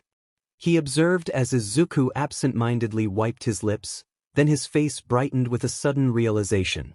Izuku approached his older brother and whispered so his friends wouldn't hear, Tenko, it happened again. What happened again?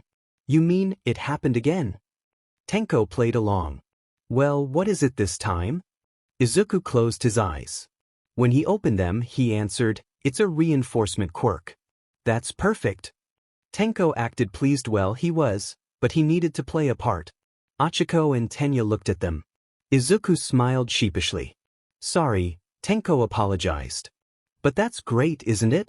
What are the specifics of it? Izuku activated his new quirk in his arms. It's reinforcing my muscles and bones, specifically. Maybe if I combine this with Fortify while I use Power Limb at maximum, the force of my hits won't recoil as much. Tenko smiled. Maybe, but I'd be more at ease if you still refrained from using Power Limb at maximum. Izuku agreed. Tenko took Izuku's glass and left them to train. He took a deep breath, a sigh of relief. That boy is really stressing him out. He acted as if he didn't notice and pushed his cart toward the man. He took a quick glance at the photo without the man realizing it. This hour's medicine, Hisashi-kun, he said to the man. Have they found her yet? Hisashi asked, his voice laced with frustration and urgency. Your men have located the girl. The Shy Hasaikai have been moving her since they learned you were searching for her. Hisashi clenched his free hand. But I've pinpointed the next location they'll take her to. Your men are already waiting for her there. Good. My return home has long been overdue. Dr. Ujiko glanced at the photo of Hisashi, Tenko, and Izuku from 7 years ago. Achiko threw the now weightless barbell at Tenya, releasing her quirk's effect on it as soon as it had enough momentum. Tenya immediately rushed away from his previous spot just as the training hall's door opened and Tenko entered. Achiko and Tenya's eyes widened, attempting to say something before the inevitable happened. Then, as if on instinct, Tenko caught the barbell with one hand, an impressive feat for a 30 kilograms weight. The two let out a sigh of relief. This had actually happened once before when Tenko easily caught a heavy object in motion as if it were a toy. He may be quirkless, but he was undeniably strong. It made sense, he probably had to work twice as hard compared to others. Compared to Izuku. You'd think I'd learn from the first time, Tenko laughed it off. Izuku catch. Izuku acted quickly and activated Fortify as he caught the barbell. It's time for snacks. I brought cheese sticks, nuts, yogurt, and orange juice, Tenko announced as he walked toward them. Izuku placed the barbell on the floor and inspected the food his brother had brought. Taking a deep breath, he sighed while shaking his head. Izuku looked at his brother in frustrated disbelief. You're really going all out, aren't you? Tenya and Achiko then examined the food. Calcium. They tried to stifle their giggles upon the realization. Whatever do you mean, my dear little brother? Tenko feigned innocence while trying to hold back a laugh. Izuku pinched the bridge of his nose and shook his head. Tenko, Tenya, and Achiko then burst into laughter. Izuku flushed red. Tenko placed a hand on Izuku's green hair. The latter looked up from his embarrassment and saw his brother wearing a caring smile. Tomorrow's a big day, Izuku's older brother said. I just want you to be at your best. It's the day of the sports festival, an event anticipated by Japan every year. But this year is different. Everyone's eyes are on the first years, on the class that has gained notoriety for standing up against villains class 1A. This was an interesting turn of events. To think the failure of our attack would give Izuku and his friends fame, I didn't expect it, Tenko thought. Tenko crossed his arms as he leaned back in his seat. He looked around. This was the VIP area, surrounded by pro heroes who had chosen to watch the festival in person. Don't you have people to protect? He thought. Inside, he smirked. You guys have been searching for the League of Villains since the attack, right? And you can't even tell the ringleader is among you right now? He kept his delight to himself. The sound of the seat next to him moving made Tenko snap out of his thoughts. He looked to see a man in an engine-themed hero costume. Ingenium. Tenko blurted. The man looked and smiled. I'm not really on duty, so please, call me Tensei. You're Izuku's brother, right? Tensei reached out for a handshake. Tenko accepted. Tenya told me about you. Thank you for looking after my brother while he was visiting, he added. Tenko gave a slight smile in response. It's time to stop your childish tantrum, Shoto. It's your chance to finally accept your other half-time to embrace me and show the world who you're meant to be. The greatest hero of all. Shoto grimaced at his father's words. Best words of encouragement, aren't they? Yes, Dad, don't worry, I'll be careful. Shoto heard a familiar voice from the other side of the lockers. He took a peek. Of course, I know I need to take it down a notch so I don't destroy them, bye. Izuku hung up. The green-haired boy's words angered Shoto, and he slapped the phone from Izuku's hand. Everyone else in the locker room looked at them in surprise. Shoto, what are you? How dare you? What? Izuku was thoroughly confused, both by his friend's actions and words. How dare you declare you'll take this competition lightly? Izuku looked at Shoto's anger-filled eyes in confusion and frustration. You were trained to use your quirk to its full potential, and you dare say you'll take it easy just because you feel like it? Izuku winced at the last words. You were trained your whole life and you'll just discard it? Just like that? Shoto's voice was filled with frustration. Izuku bowed his head. The whole room fell silent. You think I wanted to? Izuku raised his head and looked Shoto straight in the eye, his own eyes now filled with anger. He recognized the look from their previous confrontation. Alright, enough of that. Aizawa-sensei entered the room and separated the two boys. They continued to glare at each other even as they were pulled apart. I'll show you. So you better last long enough for the two of us to face off in battle, they both declared in their minds. Class 1A, along with the other first-year classes, walked out to the freshman stage and formed lines. At the front, the chief referee Midnight asked for the first-year representative to come forward. Katsuki stepped up to the platform and faced his fellow first-years. To be perfectly honest, all of his classmates were expecting some boastful speech about how he was the greatest, how he was number one, or how he would win. Instead, they received a proper speech about heroism and how they should all do their best. It felt out of character for the explosive boy. Izuku maintained his glare. He looked at the back of the heterochromatic boy's head. You dare say you'll put in minimal effort just because you feel like it? Isn't that what you've been doing? Izuku whispered. Begin. Midnight's words marked the start of the first event. Izuku activated air cannon in his legs, leaping over the other students in front of him and immediately taking the lead. He ran toward the tunnel, activating a quirk, bird's eye view. Robots, a canyon, and minefields. Got it. He deactivated the quirk as he exited and quickly looked up. Activate, impact recoil and unbreakable. Let's see what you zero-pointers can do. A zero-pointer locked onto Izuku as its target and brought its fist down toward him. Izuku shielded his head with his arm, and as soon as the robot's fist made contact, the force of the attack backfired, pushing its fist back to itself and sending it tumbling down. From behind Izuku, he heard crackling. He jumped and turned back, sending an air cannon punch toward the ice that was still catching up to him in the air. The ice shattered into pieces. Izuku noticed other students caught in the ice behind him. Then, out of the corner of his eye, he saw a familiar bicolored boy run past him. Izuku landed and continued to run. Eventually, they approached the fall.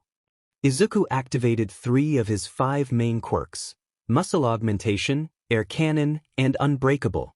As long as he didn't use any other strengthening quirk while those 5 were active, he would be fine. Izuku was determined to beat Shoto without using power limit max. Using air cannon, Izuku jumped toward the canyon while Shoto used his ice to propel himself, balancing on the ropes. Izuku clapped, using the shockwaves to propel himself forward. They were nearing the end of the second stage when something unexpected happened. As they reached the other side of the canyon, a loud explosion erupted as something or someone passed between them. Izuku landed on the ground, rolling as he did. He looked up to see Katsuki in the lead. Izuku grimaced. He activated muscle augmentation and fortify on his legs and ran. He felt something cold creeping up one of his legs, but it shattered as he continued to sprint. When he was closer to the blonde boy, he shouted, "Katsuki!" The other boy looked back, wincing at the sight of Izuku's intense gaze, which made him slow down. Izuku smirked and jumped up, narrowly avoiding the ice heading toward him. Katsuki was caught in Shoto's ice, which had been intended for Izuku. Izuku regained the lead.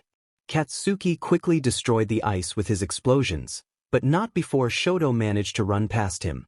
Izuku let out a satisfied laugh, then spotted the third stage, the minefields, just a few meters away. He shielded his eyes and activated an infrared vision quirk. He saw the minefields and memorized the path he needed to take to avoid triggering them. He deactivated the quirk and ran much faster now. He dashed along the memorized path. Halfway through, he heard explosions behind him. He glanced back to find Shoto riding his ice and Katsuki haphazardly using his explosions to cross, setting off multiple landmines. Realizing he would soon lose his lead if he didn't act quickly, he stopped in his tracks and activated 4 of his main quirks, smashing the ground. Katsuki and Shoto winced. The shockwave from the strengthened air cannon triggered multiple landmines, creating a chain reaction of explosions that sent Katsuki, Shoto, and Izuku flying. Izuku soared toward the stadium, with Fortify and Unbreakable lessening the impact he would have taken. He maneuvered to correct his body and landed with a roll, continuing to run toward the inside of the stadium where he secured first place. After crossing the finish line, he collapsed onto his knees, taking several deep breaths. I won. I won. He took a moment to catch his breath, but once he did, he realized how quiet the entire stadium was. He looked up at the giant monitor and saw the result of his earlier actions. At that moment, the dust-covered Shoto and Katsuki arrived to claim second and third place, respectively. They both saw Izuku on his knees, staring at the giant monitor. The monitor displayed the completely devastated minefield. The students caught in the explosion either managed to use their quirks to shield themselves, like Katsuki and Shoto, or were bruised and unable to react in time due to the suddenness of the event. The paramedics quickly went to work, assisting those who were visibly out of the competition, while those who had shielded themselves or were fortunate enough to be far enough away moved on to secure their spots for the next event. Tenko noticed that Izuku was fixated on the monitor. It was expected since he had caused the chaos, but what intrigued him was that Izuku's expression was completely neutral. He didn't look shocked or scared. It was as if he were watching an ordinary TV. Furthermore, Izuku had been surprisingly fierce during the entire race. It was out of character for his usually gentle little brother. It was the first time Tenko saw their father reflected in Izuku. Izuku continued to splash his face with water, closing his eyes and taking several deep breaths. After one final breath, he opened his eyes and looked at himself in the mirror. He realized the magnitude of what he had done. He had hurt several of his classmates, all to avoid losing to Shoto and Katsuki. Anger had clouded his judgment at the time, and he felt ashamed. The sound of the door opening made Izuku flinch. "Izuku? Are you okay?" It was his brother. Izuku relaxed slightly. "Why, I'm fine now," Izuku replied, wiping his face with a towel. "The next event's in 10 minutes, right?" he asked, removing the towel from his face, only to see Tenko's worried expression. Izuku winced and looked away. "I know you're not okay, Izuku. I know you feel bad for hurting the other students, so don't lie to me," Tenko said, taking his brother's towel and ruffling his hair. "Come on." Tenko placed a hand on his brother's shoulder and led him out of the restroom. Izuku kept his head low. "Izuku-in." Izuku winced at the voice and looked up. His eyes widened when he saw the bandaged Achiko and Tenya. "Did I do that? Were they also there when I set off the mines?"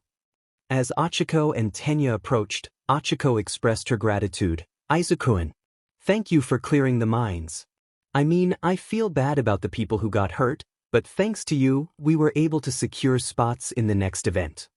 Izuku winced at his friend's words. "Yes, thank you, Izuku," Tenya added. Overwhelmed with emotion, Izuku couldn't help but cry at their words of gratitude and the relief he felt knowing he hadn't harmed his friends. Achiko and Tenya had actually sustained their bruises during the first two obstacles and didn't consider them serious compared to the injuries other students received in the last stage, so they had spent their time searching for Izuku. It was during this search that they encountered Tenko, who treated their bruises before they reunited with Izuku. The two of them were surprised that their friend could cause such an incident but brushed it off as Izuku acting on impulse without considering the consequences. Nomuri surveyed the students before her. If she had to estimate, about 80% of the 40 students were covered in bruises before Recovery Girl healed their injuries. There were supposed to be 42 students who advanced, but 2 were too exhausted to continue after their treatments. Her attention shifted to Izuku, who kept his head low. To think this boy had caused that incident.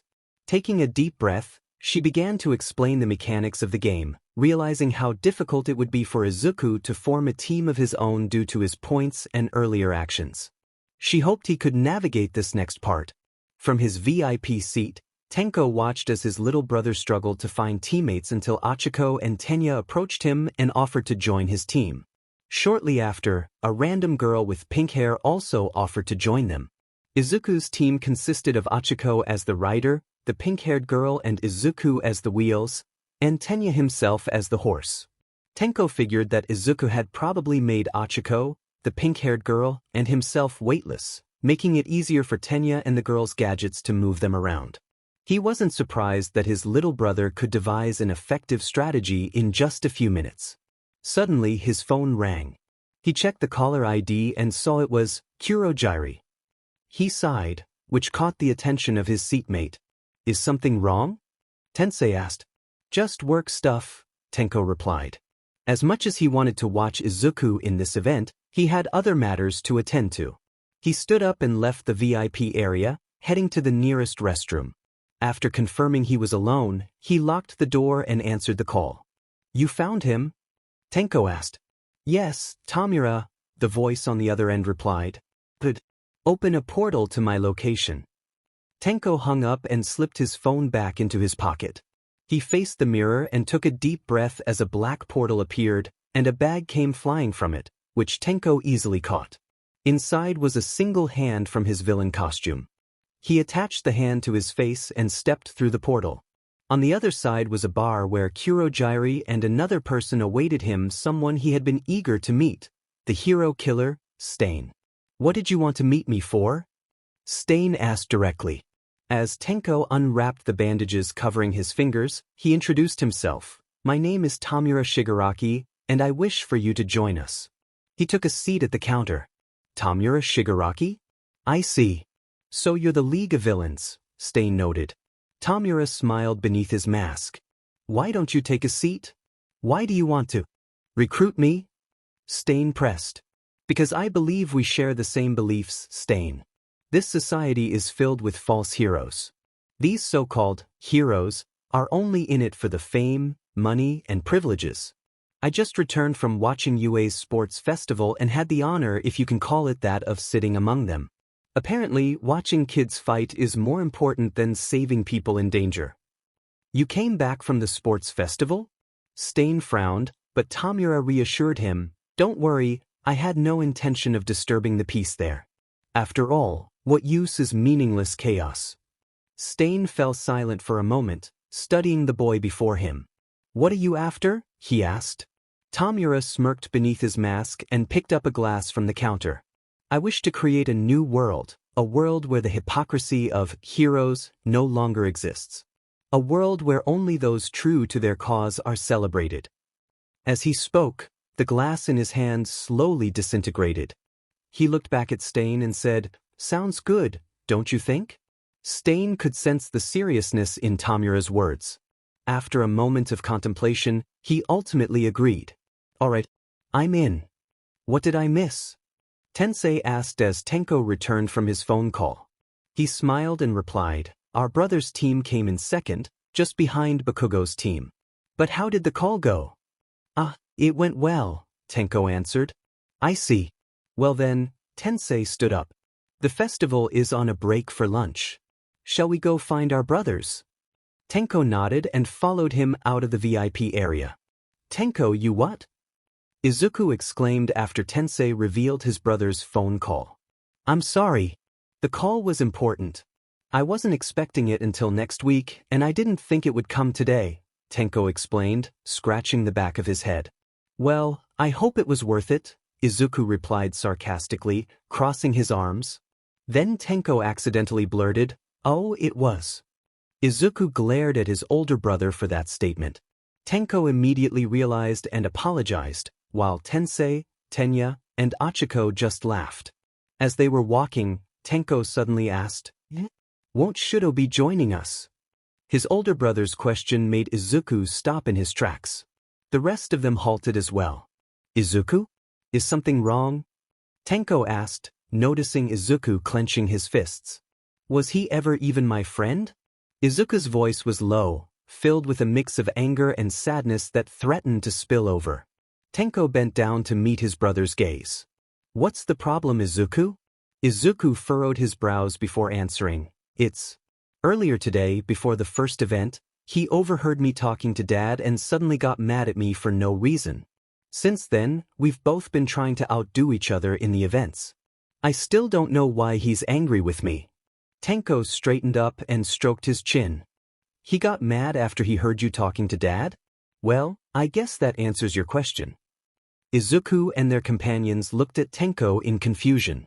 Understanding their bewilderment, Tenko explained, Well, there are rumors that the Todoroki household isn't exactly a warm home, and that Enji isn't the most nurturing father. This is just my take, but could Shoto be feeling jealous of your relationship with Dad? But Tenko, Tenya interjected. Shoto mentioned something else. Tenko became curious. And what was that?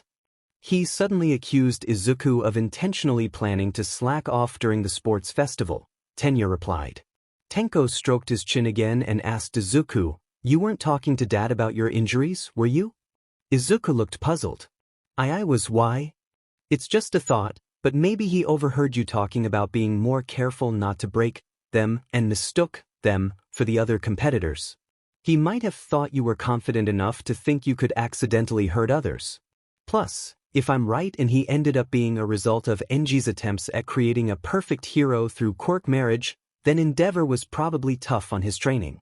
No one gets as skilled as you or him without rigorous training since their quirks manifested. That might be why he wanted to be your friend. He saw you as someone similar, a child who had been homeschooled and trained since the beginning. The only difference is that Enji is harsh, while Dad is, well, Dad. Tenko explained. But again, just speculation. Take my words as you will. Tenko smiled at his little brother. Tensei, Tenya, and Achiko blinked in disbelief. Did he really piece all that together from just a few clues? I lost to him. Again. Shoto turned a corner, only to be confronted by someone he didn't want to see at that moment. He tried to ignore the man and continued walking, but the man placed a hand on Shoto's shoulder to stop him. You should have used your left side to surprise him. He knew you wouldn't use it, which is why you lost. If you had just used it, I will never use my left. Shoto flicked his father's hand away. I will win against Midoriya using only half of my power. I will prove to him that abandoning his father's training is the worst mistake he'll ever make, Shoto declared. The final event began. Midnight informed the audience that 2 students had withdrawn beforehand, and as such, 2 students from the 5th team, Itsuka and Tetsu, filled in the slots. The pairings were drawn. The first battle would be between Tenya and Shoto, followed by Izuku against Itsuka Kendo. Izuku searched for Shoto among them. At the back, he found him, his eyes filled with anger and sadness. Endeavor was probably tough on his training. That's probably why he sought to be your friend. He saw you as a kindred spirit. Izuku clenched his fists. The battle between Shoto and Tenya was quick. Shoto created a massive ice wall that soared higher than the stadium itself, effectively trapping Tenya and rendering him unable to fight. Izuku watched as his friend looked disheartened while Shoto melted the ice around him. But now, he had to focus on his own battle. He was up against Itsuka Kendo from Class 1B. She was also in hero studies, so Izuku knew not to underestimate her. They both took their fighting stances. Begin. Activate air cannon. Izuku launched a punch toward Itsuka, who immediately dodged. Given her quirk, she likely specialized in melee combat. Itsuka charged at Izuku. I don't think so. Izuku jumped over Itsuka using air cannon. He landed and deactivated his quirks. Now, on opposite sides of where they had started, the 2 class presidents stood tall, facing each other with intensity. Izuku shifted to his right while maintaining his gaze on Itsuka. He took a step and she mirrored him, stepping to her right. Soon, they circled each other like 2 animals preparing to pounce, waiting for the perfect moment. Then it happened. As if in sync, the 2 presidents dashed toward each other. Activate muscle augmentation and unbreakable. Izuku threw a punch with his right arm, but Itsuka easily deflected it with her enlarged left hand. Then, with her right hand, she aimed for an uppercut, enlarging her hand upon contact. Izuku quickly blocked with his right hand, but Itsuka still managed to push him back, lifting him off the ground. Seizing the opportunity, Itsuka grabbed both of Izuku's hands and attempted to throw him out of the ring. However, as expected, the green-haired boy used his strengthened arms to fling himself back into the ring. Itsuka rushed to where Izuku would land and grabbed his leg midair, then threw him out of the ring once more. But again, Izuku used his arms to pull himself back inside. This time, however, Izuku seemed to aim himself toward Itsuka's location. Before Itsuka could realize it, the green-haired boy pulled his arm back and struck downwards at the ginger. The girl used her enlarged hands as a shield, but the force was still enough to crack the floor beneath her. Izuku landed on the ground, and while Itsuka was momentarily blinded by her own shield, he seized one of her hands and tossed her out of the ring. Izuku wins, Midnight announced as Itsuka touched the ground. Izuku rushed over to his classmate and helped her up. You alright? I didn't throw you too hard, did I? Izuku asked. No. Did I? Itsuka replied. No, I'm fine. Great fight, by the way, Izuku commented. Next fighters, please come to the ring, Midnight announced, prompting Izuku and Itsuka to return to the stadium. They soon parted ways to meet up with their classmates. Izuku took his seat with Class 1A and watched the next matches unfold. In the fifth battle, Fumikage faced off against Mei, the girl from support studies who had offered to join Izuku's team during the Cavalry battle. The match lasted about 10 minutes, with Mei using Fumikage as a test subject while showcasing her inventions to the audience. Fumikage ultimately won after Mei stepped out of the ring, but he refused to show his face to anyone until it was time for his next battle. Achiko triumphed over Shiro in the sixth battle. In the seventh battle between Katsuki and Denki, it was immediately clear who would win, and Katsuki emerged victorious without breaking a sweat. The eighth battle featured Momo against Mina, with Momo claiming victory. Following that was the tiebreaker between Tetsu and Ijiro, where Ijiro won after Tetsu's steel arms gave way. Then it was time for Izuku and Shoto's fight. In the waiting room, Izuku was visited by his brother. Hey, you alright? Yeah. I'm just. How do I fight him? How do I fight Shoto? If he's my friend. And what you said is true. What do I even do? Izuku asked. Tenko sat beside his little brother.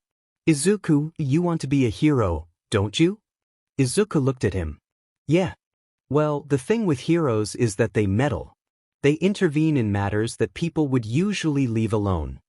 Believe me, Dad would know all about this with all might, Tenko thought. So if your friend has a problem, then it's your job as a hero to help him out. Izuku nodded, trying to grasp his brother's words. Izuku walked up to the ring and saw Shoto, his eyes filled with a mix of anger and determination. Izuku's brows furrowed with concern. It's your job as a hero to help your friend out. Izuku clenched his fists. Begin. At Midnight's command, Shoto immediately launched an ice attack towards Izuku. Reacting quickly, Izuku activated impact recoil, shattering the ice upon contact. Shoto followed up with another ice attack, and Izuku countered with an air cannon punch, breaking it apart. Shoto continued to unleash ice attacks, but each one was shattered by either Izuku's impact recoil or the force of his punches. Frustration built within Shoto as he realized Izuku hadn't used his full power since that morning. His arms hadn't swelled and twisted as they had before his declaration. Not during the obstacle race, not during the cavalry battle, and definitely not now. Shoto sent another, stronger ice attack at Izuku, determined to make him use his full strength. Izuku recognized the magnitude of this attack. He pulled his arm back, and as the attack neared, he punched, combining the power of air cannon and impact recoil to shatter the ice. When the ice cleared, Izuku noticed that Shoto was no longer where he had stood. Before he could react, he felt a punch land on his face. Shoto followed up by grabbing Izuku's shirt and pulling him closer for another hit. Izuku grasped Shoto's shoulders and headbutt him, causing both to stumble back. Before Shoto could regain his balance, he seized the opportunity to shoot another ice attack at Izuku, sending him flying out of the ring. Izuku only recovered after using air cannon to propel himself back into the ring. Shoto gritted his teeth and sent an ice wall towards Izuku, hoping to force him to use his quirk at full capacity while pushing his own body to its limits. However, Izuku, determined to hold back, used only 4 of his main quirks to shatter the incoming ice. Shoto's fists, now covered in frostbite, tightened. Despite the cold, his blood boiled with anger. The absence of Izuku's twisted limbs only fueled his frustration. You've been training your whole life to use them. Why don't you just use them? Shoto yelled in exasperation. Why don't you use your fire then? Izuku shot back. My situation's different. Different how exactly? Shoto bit his lip, feeling the weight of Izuku's words. You were treated kindly by your father. Even as he was raising a potential weapon, he still treated you like a human. And you would dare not use your full power? For what? Just because you feel like it? Izuku couldn't believe what he was hearing and tears began to fall. You're not using your fire to spite your father. I'm not using my power because it's slowly destroying me. Shoto winced. If you had bothered asking what I was being careful not to destroy, then you would have known that I've been slowly destroying my body by using my quirk. Look at you. You have the ability to melt all that frostbite, but you're refusing to because of your father. Izuku's tears continued to flow. You should be grateful that the nature of your quirk lets you fight longer. Meanwhile, my continuous use of mine is slowly removing my ability to even fight. In that moment, Shoto realized the full weight of his words. I will prove to him that throwing away his father's training is the worst mistake he'll ever make. Shoto felt tears welling up as he recognized the hurt he had caused. What have I done? He's my friend. Why was I treating my friend like an enemy? Shoto fell to his knees. I'm sorry, Izuku. I'm sorry, he cried through his tears. Izuku let out a few laughs of relief between his sobs. I'm glad we're friends again, Shoto. In the end, Shoto forfeited the match, giving the win to Izuku. Both of you should now be fully healed, but I still recommend you to stay here, Recover Girl said before she jumped down from her chair and walked to her desk. Are your bones healed as well? Shoto asked. Izuku looked at him. Yeah. Tenko noted that every time Recovery Girl heals me, they return back to normal, starting the cycle over again. And as long as I don't attack using my swollen limbs, they can stay intact, Izuku answered. The door slid open to reveal Tenko and a still bandage-covered Aizawa-sensei. You too, I need answers, he said as he walked in front of his two students. What was Midnight saying about Izuku's quirk destroying his limbs? Aizawa-sensei asked. Tenko walked near them and answered, it is a side effect of Izuku using his quirk at maximum multiple times. And you're? Asked Shota. Aizawa-sensei, this is my brother, Tenko. Tenko, our class advisor, Aizawa-sensei, Izuku introduced them. So you're the brother I've heard so much about. You made quite the first impression on the staff, Shota expressed. Tenko sneered. Glad you actually survived, Eraserhead, Tenko stated. Then he looked at the pro hero from head to toe. Barely, he added insultingly. Shota furrowed his brows at the young man before him. Tenko, Izuku called out his brother for his rude behavior, then he apologized on his behalf. I'm sorry, Aizawa-sensei. He's always like this around heroes. I heard, Aizawa replied. Anything else I need to know about your brother's quirk? He asked Tenko. No. Not really, Tenko muttered, trying to annoy the pro hero. Shota frowned but accepted it as his loss. I see. Well, I'll leave you two to rest then. With that he left. As soon as the door closed, Izuku hit his brother's arm to reprimand him, making Tenko exclaim in pain, Ow. That was for being rude. He almost died, Tenko, be more sensitive. Izuku scolded his brother. I'm sorry, he just left a really bad taste in my mouth, Tenko replied, rubbing the spot where Izuku hit him. Suddenly, Shoto asked a peculiar question that caught the two brothers off guard. You liked him? The brothers looked at Shoto in confusion and shock. Izuku couldn't help but chuckle a bit. It was a figure of speech. It just meant I don't like him, Tenko explained as Izuku continued to chuckle at the misunderstanding. Shoto's face lit up as if he just understood. Still, Izuku said once he finally stopped laughing, I don't get you at all, Tenko. HM? What do you mean? Tenko asked. I mean you've spent most of the day with Tensei, a hero, and you're okay with him, but at the same time, you really dislike All Might. You also thought that Endeavor is arrogant, but you also don't like Aizawa-sensei. How do you even discern which hero you like and which hero you dislike? Izuku asked. Tenko simply messed up his brother's green hair. I just do. Now, let's watch Achiko's match, shall we? Tenko walked towards the television in the clinic and switched it on. I thought Eijiro's fight was next. Izuku was confused. Yes, but it ended quickly. Your classmate unfortunately lost. Oh. Izuku was audibly disappointed. But I'm sure Achiko will fare better. She didn't.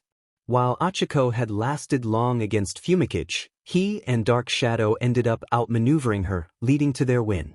The next and final battle of the quarter-final round was between Katsuki and Momo. If there's one thing that is apparent about people's opinion on Katsuki, it is that, due to his attitude and personality, they assume that he is not very bright. People had hoped for Momo to win this, to truly showcase the saying brains beat brawn. But Katsuki is amazing with his quirk, as well as smart when it comes to formulating his own battle strategies, while still retaining his signature explosiveness. Needless to say, Katsuki won. Good luck at your match, Tenko told Izuku. The latter smiled. This is where we part, Tenko said, referring to the corner. We'll be watching, okay? Make sure you don't hurt yourself, Shoto told him. I won't. I came this far without it, didn't I? Izuku said as he went on his way. On his way to the entrance to the ring, he came across Ijiro, who wore a face painted with worry and urgency. Hey Ijiro. Is there a problem? Izuku asked. Izuku, I need to warn you about your opponent. That guy, Shinso? I think he has a brainwashing quirk. A brainwashing quirk? Yes. When I asked the two students who withdrew before the battle tournament, they said the reason they withdrew is that they remembered nothing about the cavalry battle. The last thing they remembered was talking to Shinso. It's the same for me. So I'm warning you, don't talk to him, Ijiro told his classmate. Izuku smiled. Thank you, Ijiro, for the warning. I'll keep it in mind. Izuku resumed his way to the ring. When he got there, he was surprised to find that Shinso was the dark-haired student who had threatened Class 1A on the day of the announcement. Begin. Izuku went into a fighting stance. You've been amazing all day, haven't you? Shinso spoke. I bet a number of heroes already have their eyes on you, considering the impression you made in the first event. What a show-off. Izuku kept his mouth shut. HM? Why is it? Someone warned you about my quirk? Who was it? Maybe that blondie from the first round? He doesn't seem like the type to gossip. Oh, maybe it was that redhead. Even before I started a conversation, he was already talking about having a manly match, whatever that is. It was so easy. What an idiot. Izuku opened his mouth to answer but immediately closed it, remaining in a fighting stance. Shinso looked at the green-haired boy with frustration. Then his face lit up as if he figured something out. That last boy you fought against, he's a friend of yours, isn't he? Made quite an amazing display earlier. He could have easily beaten you but was being foolish. And let you win. He threw his chance away. He's probably so full of himself to think he can just give this chance away to his green friend. Well, I think he's just an arrogant and entitled fool. Shut up. Izuku's senses were suddenly clouded. His surroundings suddenly became blurry, and a ringing filled Izuku's ears, rendering him unable to move. Gotcha! Shinso's voice echoed in Izuku's mind, causing him to shudder. Turn around and walk out of the ring. Izuku's body began to move against his will. Wait, no. I can't. How do I get out of here? Izuku tried to turn his head to look around, but it was futile. All he could see was his body slowly walking toward the edge of the ring. I need to do something. Suddenly, he heard a voice whispering, "That give." What? Who's there? A black figure emerged from below the ring, followed by another and another, all crawling toward him. Give it. It back. More figures appeared behind him, in the stadium, and among the audience. They were all dark silhouettes with bright white sad eyes. Some were larger, some smaller, but they all shared one thing in common. What are you saying? Izuku asked the figures. Give it back. Give it back. Give it back. They all advanced toward Izuku, and he felt helpless. Soon, they were at his feet, grabbing him with cold, clammy hands. Izuku shuddered. Stay away from me. Give them back. Their voices overlapped, chanting as they reached for him. Give them back. They continued to swarm around him, every touch sending chills down his spine. They grabbed his legs, his arms, his head, and Izuku felt utterly powerless. Give them back. I don't even know what you want. Let me go. All he could see were the black figures surrounding him, their icy hands reaching out. Give them back. Before he could leave the ring, Izuku suddenly fell back. The thud jolted him out of Shinso's quirk. He lay still for what felt like hours, his face pale as if he had seen a ghost. His breaths were slow and shallow, as if he were barely breathing. Then the images of the black figures flooded back, their chilling touches lingering in his mind. Izuku let out a scream filled with terror. It was a bone-chilling cry that echoed through the arena. He didn't stop. He kept screaming, tears streaming down his face. Midnight immediately sensed something was wrong and rushed toward him. Izuku, the moment she placed her hand on his shoulder, he looked at her with sheer fear. His arms swelled and twisted, ripping his uniform's sleeve as it grew larger, ready to strike. This is bad, she thought, recalling his earlier conversation with his friend. Before he could unleash his punch, Midnight activated her quirk. Izuku's terror-filled eyes slowly closed as he inhaled the calming aroma. His arm returned to normal, and Midnight caught his unconscious body. Cementos, bring Izuku to the clinic. Cementos approached and carried the boy away. Midnight stood up and announced, winner by default, Shinso Hitoshi from Class 1C. She glanced at Shinso, who looked shocked and scared. That's not what usually happens, he told her. Midnight nodded and signaled for him to go. Shinso took a deep breath and ran after Cementos. Tenko rushed to the clinic, the echoes of his brother's screams replaying in his mind, urging him to reach Izuku even faster. When he reached the door, he slammed it open. Inside, he found Recovery Girl, Eraserhead, Achiko, Tenya, and Shoto, with Izuku still unconscious on the bed. He stepped inside and was immediately met with, I'm sorry. I don't know what happened. My quirk usually doesn't do this. Tenko gritted his teeth. He grabbed the dark-haired boy by the neck and slammed him against the wall. The boy's face showed clear terror as Tenko tightened his grip, making him whimper. Tenko stopped when a familiar cloth wrapped around his arm. I will not allow you to hurt any of our students, Shoto declared. Tenko scoffed internally. You don't learn, do you, Eraserhead? He wrapped the cloth around his right arm a few more times and pulled Shoto closer. The latter was shocked to discover that Tenko was stronger than he appeared. When Shoto was close enough, Tenko grabbed his right hand, the one that had been injured before, and squeezed it. Shoto winced. This grip. You have an interesting fighting pattern, do you know that? Shoto frowned at the man before him. No, it can't be. Tenko. Shoto watched as the voice of his green-haired student softened the expression of the man in front of him. Tenko released his hand, and Shoto freed him from the capture tape. Shoto glanced at his hand, recalling the grip of the villain who had disintegrated it. Could he be? Izuku, are you okay? Tenko asked, sitting on the edge of the bed. Izuku nodded, his face neutral for a moment before turning pale with fear. Izuku hugged his older brother, burying his face in his shirt and letting the tears flow. Please don't. Don't make me. I don't want to remember. Izuku's words broke Tenko's heart. He placed a hand on Izuku's hair and gently rubbed it. Don't worry. I'm here now. Everything's going to be all right. Tenko's soothing voice calmed Izuku's tears. Shoto observed the scene. In the final round, Shinso faced off against Katsuki. Still affected by his quirk's impact on Izuku, Shinso immediately forfeited, making Katsuki the champion. Shoto watched from the announcer's booth as All Might presented the winners with their medals. The 4 winners were present, Katsuki as number 1, Shinso as number 2, and Izuku and Fumikage as no. Izuku insisted on attending the awarding ceremony despite Shinso's presence, stating that not showing up after his earlier bout would further disinterest hero agencies in him. To ensure there were no further reactions, the teachers positioned Izuku and Shinso on opposite ends and provided each awardee with ample space.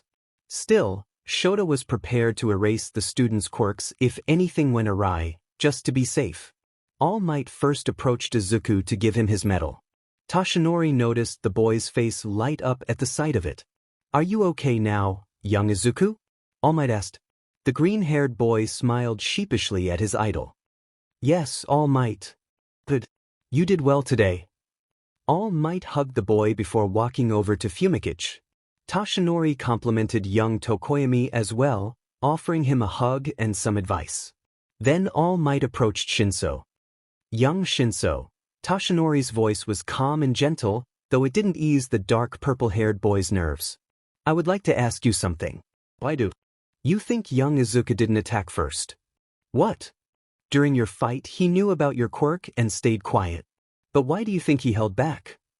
Toshinori elaborated. I never thought about it. He was waiting for you to show what you can do. He expected you both to engage in hand-to-hand combat, Toshinori explained. But why? He's already stronger with his quirks. What made him think I had a chance against him? Shinso looked genuinely confused. Hand-to-hand combat isn't just about strength. It's about strategy, formulating a battle plan considering your advantages and disadvantages, and using your opponent's strengths against them. Toshinori hung the second-place medal around the boy's neck and hugged him. Think about it, young Shinso. All Might then walked over to Katsuki. So, how did I do? Katsuki asked the pro-hero with a neutral expression. You did great, young Katsuki. But your real training is about to begin. All Might said as he hung the first-place medal around his neck. I won't let you down. All Might's ever-present smile widened as he embraced his successor. Then he faced the audience. While these four are the winners this time, know that everyone had the chance to stand on this podium. Everyone worked hard to reach where they are now. Shinso flinched. The future of these heroes in training is bright. With that, this year's UA Sports Festival came to an end. As Tenko and Izuku were about to get into the car, Tenko's phone rang. He took it from his pocket and answered, Hey, Dad. Izuku looked at his brother. Already? But what about Izuku? Oh, okay. Tenko handed the phone to Izuku. Dad wants to talk to you. Izuku took the phone and held it to his ear. Faded. I'm guessing you just finished watching the festival? Yes. Are you okay? Yeah. I'm fine now. I just want to rest at home. I see. You did great, by the way. Especially in the first event, you really impressed everyone, huh? Hisashi joked, but Izuku didn't laugh. Izuku, can you put me on loudspeaker? Hisashi asked. Izuku obliged. Tenko. On second thought, you can stay home for a few more days. Izuku needs you. But I expect you to come when I call for you. Tenko's face lit up. Thanks, Dad. Hisashi hung up. Come on, Izuku. I'll cook you katsudon for dinner tonight. Tenko said as they both got into the car. Throughout the ride, Izuku gazed out the window, looking tired. Izuku flinched and whimpered when he thought he saw one of the dark figures again. Tenko noticed and immediately pulled Izuku closer, allowing him to sink into a comforting hug. Don't worry, Izuku, I'm right here. Tenko rubbed his brother's back. Shoto watched as Sekijiro, Vlad King, and Hisashi entered Nedzu's office. Nedzu, you called for me? Sekijiro asked. Nedzu took a sip of his tea and replied, Yes. Shoto has an interesting proposition. Why don't you two sit? Hisashi and Sekijiro settled onto the empty sofa. Alright, what's the proposition? Sekijiro inquired. And why am I needed here? Hisashi added. Nedzu looked at Shoto, who took a deep breath and explained, It's about Shinso Hitoshi, the kid from General Studies. Yes, my student who got second place, Hisashi pointed out. I asked Nedzu if it's possible to transfer him to Hero Studies. The other two teachers winced. But I personally think he doesn't deserve it. The kid only relies on his quirk when he shouldn't be, and has no fighting experience, Sekijiro disagreed. He just needs a proper teacher, and I volunteered. What I'm proposing is a trial run for him. Just transfer him to Hero Studies for the duration of the internships, where I can take him in. Afterwards, we'll see if he has what it takes to permanently transfer, Shoto explained. Then what do you need me for? Sekijiro asked. I assume you wanted to check if I would take him in, but aren't you the one with an empty seat? Shoto looked away. It's because of Izuku, isn't it? Hisashi asked. Yes. His reaction was, well, according to Shinso, it wasn't the usual reaction he gets. We saw that with the 2 students who withdrew and my 2 students who faced him. Izuku was so scared that he dared to attack a teacher using his full power, Shoto explained. I'm afraid of putting them together in the same room. The room fell silent. Tenko's eyes snapped open when he thought he heard his little brother crying, but instead he found Izuku peacefully sleeping beside him. He sighed softly. Izuku had trouble sleeping and kept having nightmares after the sports festival, so he asked Tenko to stay beside him, just like he used to when they were younger. Tenko gently pulled his brother closer to him, careful not to wake him, and smiled as he closed his eyes for a moment. Memories flooded back to when he was in Izuku's position, the one who would have nightmares and ask their mother to stay beside him. He cherished those memories dearly. Izuku never got to meet their mother since she passed away shortly after he was born. Tenko often thought it was a shame because she would have loved him just as much. Izuku resembled Inko with his green hair and green eyes, which was likely why Tenko treasured his little brother so much. Tenko! Izuku's voice broke the silence, prompting him to open his eyes. I'm sorry, Izuku. Did I wake you? He asked, creating a little space between them. Izuku shook his head and hummed, then asked, Did I wake you up? Tenko smiled and replied, No. You actually seem to have slept well tonight, just like the night before. Looks like the nightmares have really stopped. Izuku sheepishly smiled. Thank you, Tenko, for sleeping beside me. I'm sure it was uncomfortable, having to wake up with me crying multiple times. Don't worry about it, Tenko reassured his little brother. Tenko glanced at the clock and saw it was nearing 5 a.m. Izuku noticed his brother's gaze and looked over as well. It's still pretty early. Are you still sleepy? Tenko asked, expecting a yes, but Izuku shook his head. I want to go to school. I mean, I'm okay now, right? I already missed a day, and I don't want to miss any more of my classes, Izuku replied earnestly. Tenko sighed but forced a smile. All right. You go take a shower and I'll get your breakfast ready. Thank you, Tenko, Izuku smiled back. Izuku stood before the door marked 1A, taking a deep breath and putting on a smile before opening it. Good morning, everyone. His eyes widened at the sight of messy dark purple hair. His body tensed, and memories of shadowy figures flashed in his mind. Tenko, he tried to call for his brother in his thoughts. Just then, a hand landed on Izuku's shoulder, pulling him out of his reverie. All right, off to your seats now, Aizawa-sensei instructed from behind him. The students began to move toward their seats, and Izuku followed suit. Izuku, his teacher called, making him stop and turn. Aizawa wore a rare smile. Glad to see you back at school. Izuku smiled sheepishly and continued to his seat. First things first. Izuku, since you were the only one absent when your classmates shared their hero names, I need you to give us yours before homeroom ends. Izuku winced. Hero name? Please remember that what you choose now may be your hero name when you graduate, so pick wisely. Hero name? The rest of the class faded into the background as Izuku focused on those 2 words. He had never thought about it much. Most of the names he had considered were either copies or parodies of All Might. Wait, All Might's name is derived from All Right, and his quirk, right? His name truly represents him, Izuku thought. A name that represents me and my quirk? My quirk is Gift, the ability to have many quirks. A rare quirk, indeed. All of those quirks in me. All in one. All for one. Izuku. Izuku snapped out of his thoughts to find his classmates staring at him. Gah. He was mumbling again. Yes, sir? He asked. Have you thought about your hero name? Aizawa-sensei inquired. Izuku took a deep breath and stood up. Yes, sir. Well then, what is it? Izuku took another deep breath and answered, All of one. The class fell silent for a moment before Aizawa asked, Can you tell us why you picked that name? Yes, sir. I wanted to resonate with All Might's name. I realized that his hero name truly represents what he stands for and his quirk, and I wanted to do something similar, Izuku explained. But how is all of one related to your quirk? Kyuka asked.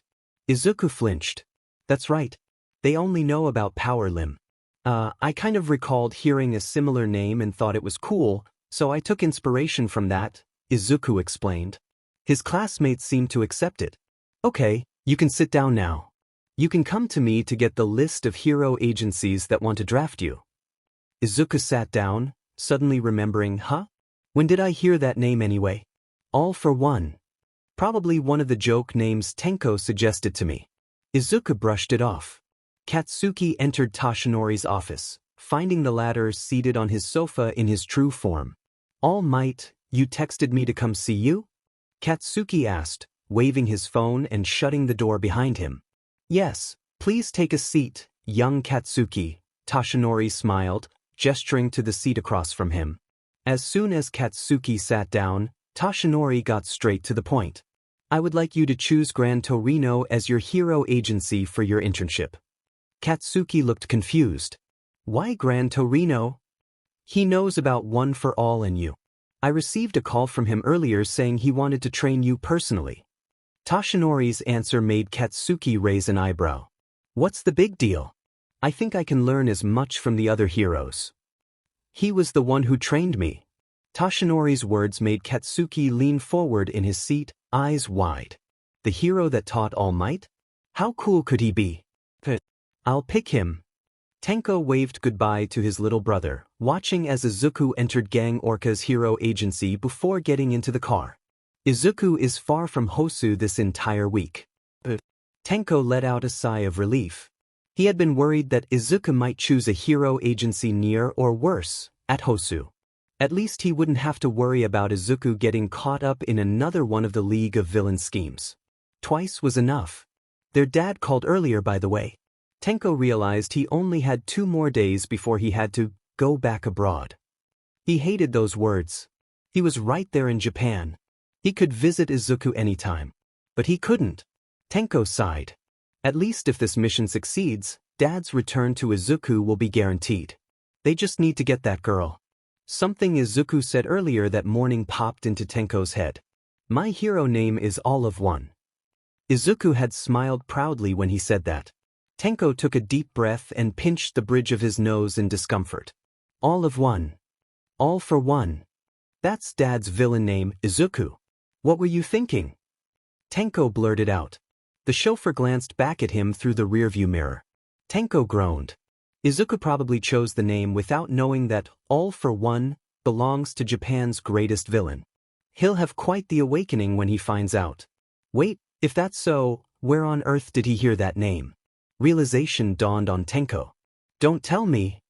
He heard it from me and Dad. Tenko tugged on his chin. If that's the case, if word about a hero in training calling himself All of One spreads in the criminal world, not only in the criminal world, but in the hero industry as well, so many eyes would be on Izuku. And if, by some chance, neither Dad nor I get rid of him, people would get suspicious and eventually link him to us. Tenko grimaced. We worked so hard to keep him away from our business, and yet Tenko's phone pinged, notifying him of a message. He took his phone from his pocket. Unknown sender? He opened the message to find it was from Eraserhead. HM? What does this fool want? The message read, Midoriya-san, I want to talk to you about Izuku. Is it possible for you to stop by the school to discuss it with me? Shoto Aizawa. Tenko rolled his eyes. AleahLRB-san, can we stop by UA before we head home? Tenko stepped out of the car and looked at the UA gates. He glared at them for a moment before proceeding inside. He walked his way to wherever Eraserhead's office was. Was it this way? Tenko thought as he turned a corner. It took him approximately 10 minutes to navigate around the building. Tenko rolled his eyes before he opened the door under the sign Eraserhead. Tenko frowned at the sight that greeted him. The boy Shinso was there with Eraserhead, both looking like they belonged together in their capture cloths. Shinso winced at the sight of Tenko. The latter glared at him. Shinso, can you leave us for a moment? Shoto asked his student. Shinso nodded sheepishly and headed straight for the door, careful not to make eye contact with the light blue-haired man. When Tenko heard the door close, he started, What did you want to talk about? Please, Midoriya-san, sit down first, Shoto said as he went behind his desk and grabbed 2 mugs from the cabinet below. He poured some coffee into the mugs and sat down on the couch. Tenko kept his eye on the man the whole time. Shoto offered the mug to Tenko. He took it and sat down in the chair opposite Shoto. I want to know more about Izuku's quirk. If you want me to do my job and take care of your brother, I need details, Shoto explained. I see. Tenko leaned back in his seat. But if that's the case, I didn't really need to be here, did I? You already had my phone number, a simple call would have sufficed, and I could have sent you all the info you want. Yes, Shoto agreed, but then he explained himself, but I also wanted to meet the family of the student who came first in the hero course's recommendations exam. I wanted to know what kind of person allows his younger brother to train to become a hero while claiming to hate heroes. So you had an ulterior motive after all? Do you heroes just not understand that there are people out there who dislike you? Tenko said with a smug smile. But alright, I'll entertain you. Tenko swirled the mug he held as he answered. When Izuku was 13, he fractured his left arm while training, which was a first for both him and our dad. They both have the same quirk, you see. When we had the doctor check up on him, we found that his quirk was becoming too strong for his body to handle at full power. Ever since then, he was warned not to use it at full power anymore. And he hasn't, for the most part. He then looked up at Shoto from the mug and added, giving the other man a bored glare, but what can you do if your brother is a huge All Might fan and wants to be just like him so badly that he's willing to endure all the pain brought upon by using the power most similar to that man's? But I digress. Tenko placed his mug on the table in front of them while Shoto nodded, taking in the information he received. Then Shoto's gaze found its way to the other man's bandage-covered fingers. What happened to your hands? Tenko frowned at the other man. Sorry. Shoto leaned forward. I was just curious. Was your quirk the reason for your hand's injuries? Is it the same with Izuku's case? Is it a destructive quirk? Shoto asked, his gaze locked on Tenko. The latter furrowed his brows. Tenko flashed a warm yet ominous smile, then he answered, No. I'm quirkless, unfortunately. These are simply the effects of overworking myself as a child. Shoto remained quiet for a while, then he asked, If you wouldn't mind me asking, Midoriya-san, what is your job? Tenko raised a brow and answered, I'm in charge of an overseas branch of our family's company. Shoto nodded but remained quiet. Tenko frowned. Are we done? Yes. Thank you for your time, Shoto told him. Tenko rolled his eyes, then he stood up and headed toward the door when Shoto suddenly spoke. Have a good day, Tamura. Tenko stopped dead in his tracks and looked back at the teacher, finding that Shoto was glaring at him, with his hand already on his capture cloth. Did you just call me Tamura? Tenko kept a straight face. Isn't that your name? No. It's not. It's Tenko Eraserhead. I apologize. My mistake. Tenko glared at Shoto, then he eventually left the room. He kept his composure as he walked the halls of the building, but the truth was that his blood was boiling. He kept cursing Eraserhead in his mind, fighting the urge to unleash his frustration. So that's why he called me here. Damn it. When did he figure it out? Tenko asked as he continued his walk to find the exit to the building. Suddenly, he heard a familiar voice. I made the right choice, I know it.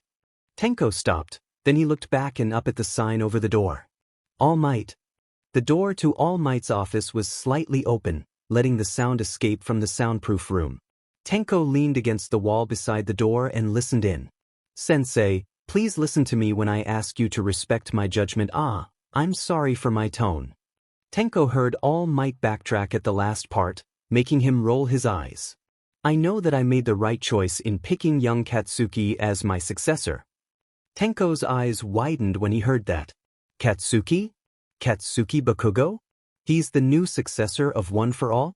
The corner of Tenko's lips formed a sick smile. He moved away from the wall and continued his walk. I guess my trip to UA wasn't a waste after all. Izuku waved goodbye to his brother. He watched the car drive away before facing the building. He took a deep breath. Second day of internships. Izuku had felt a bit nervous yesterday. He couldn't help but be slightly intimidated by Gang Orca's appearance, but he was actually really nice, a little rough around the edges, but kind. The sidekicks were nice to him too, and he got to try out the cement guns they had. Before he left yesterday, Gang Orca had given him a talk about staying calm and controlling his emotions. The pro-hero's words rang in Izuku's mind since then. When a hero is on a mission, it is important to always keep a cool head. A hero needs to know when to set aside their emotions, especially when they lead to poor judgment. Poor judgment can result in more people getting hurt. Hosu! Gang Orca's words snapped Izuku out of his thoughts. Yes. Ingenium has asked my agency to lend a second opinion on his strategy against the hero killer, Gang Orca answered. And I would like you to accompany me so you can see how different agencies may cooperate on a case, since you are here to learn what a pro-hero does, he added. Izuku couldn't help but smile. I'm truly grateful for this honor, sir. He bowed. Gang Orca grinned at the boy's enthusiasm, though he probably looked even more intimidating with that smile. On their way to Ingenium's agency in Hosu, Kugo noted that the boy with him was deep in thought. When Kugo looked at Izuku's school records, he found that he had come in second at UA's recommendations exam, only becoming first after a student backed out. Despite not looking like it, Kugo could tell that this boy was bright.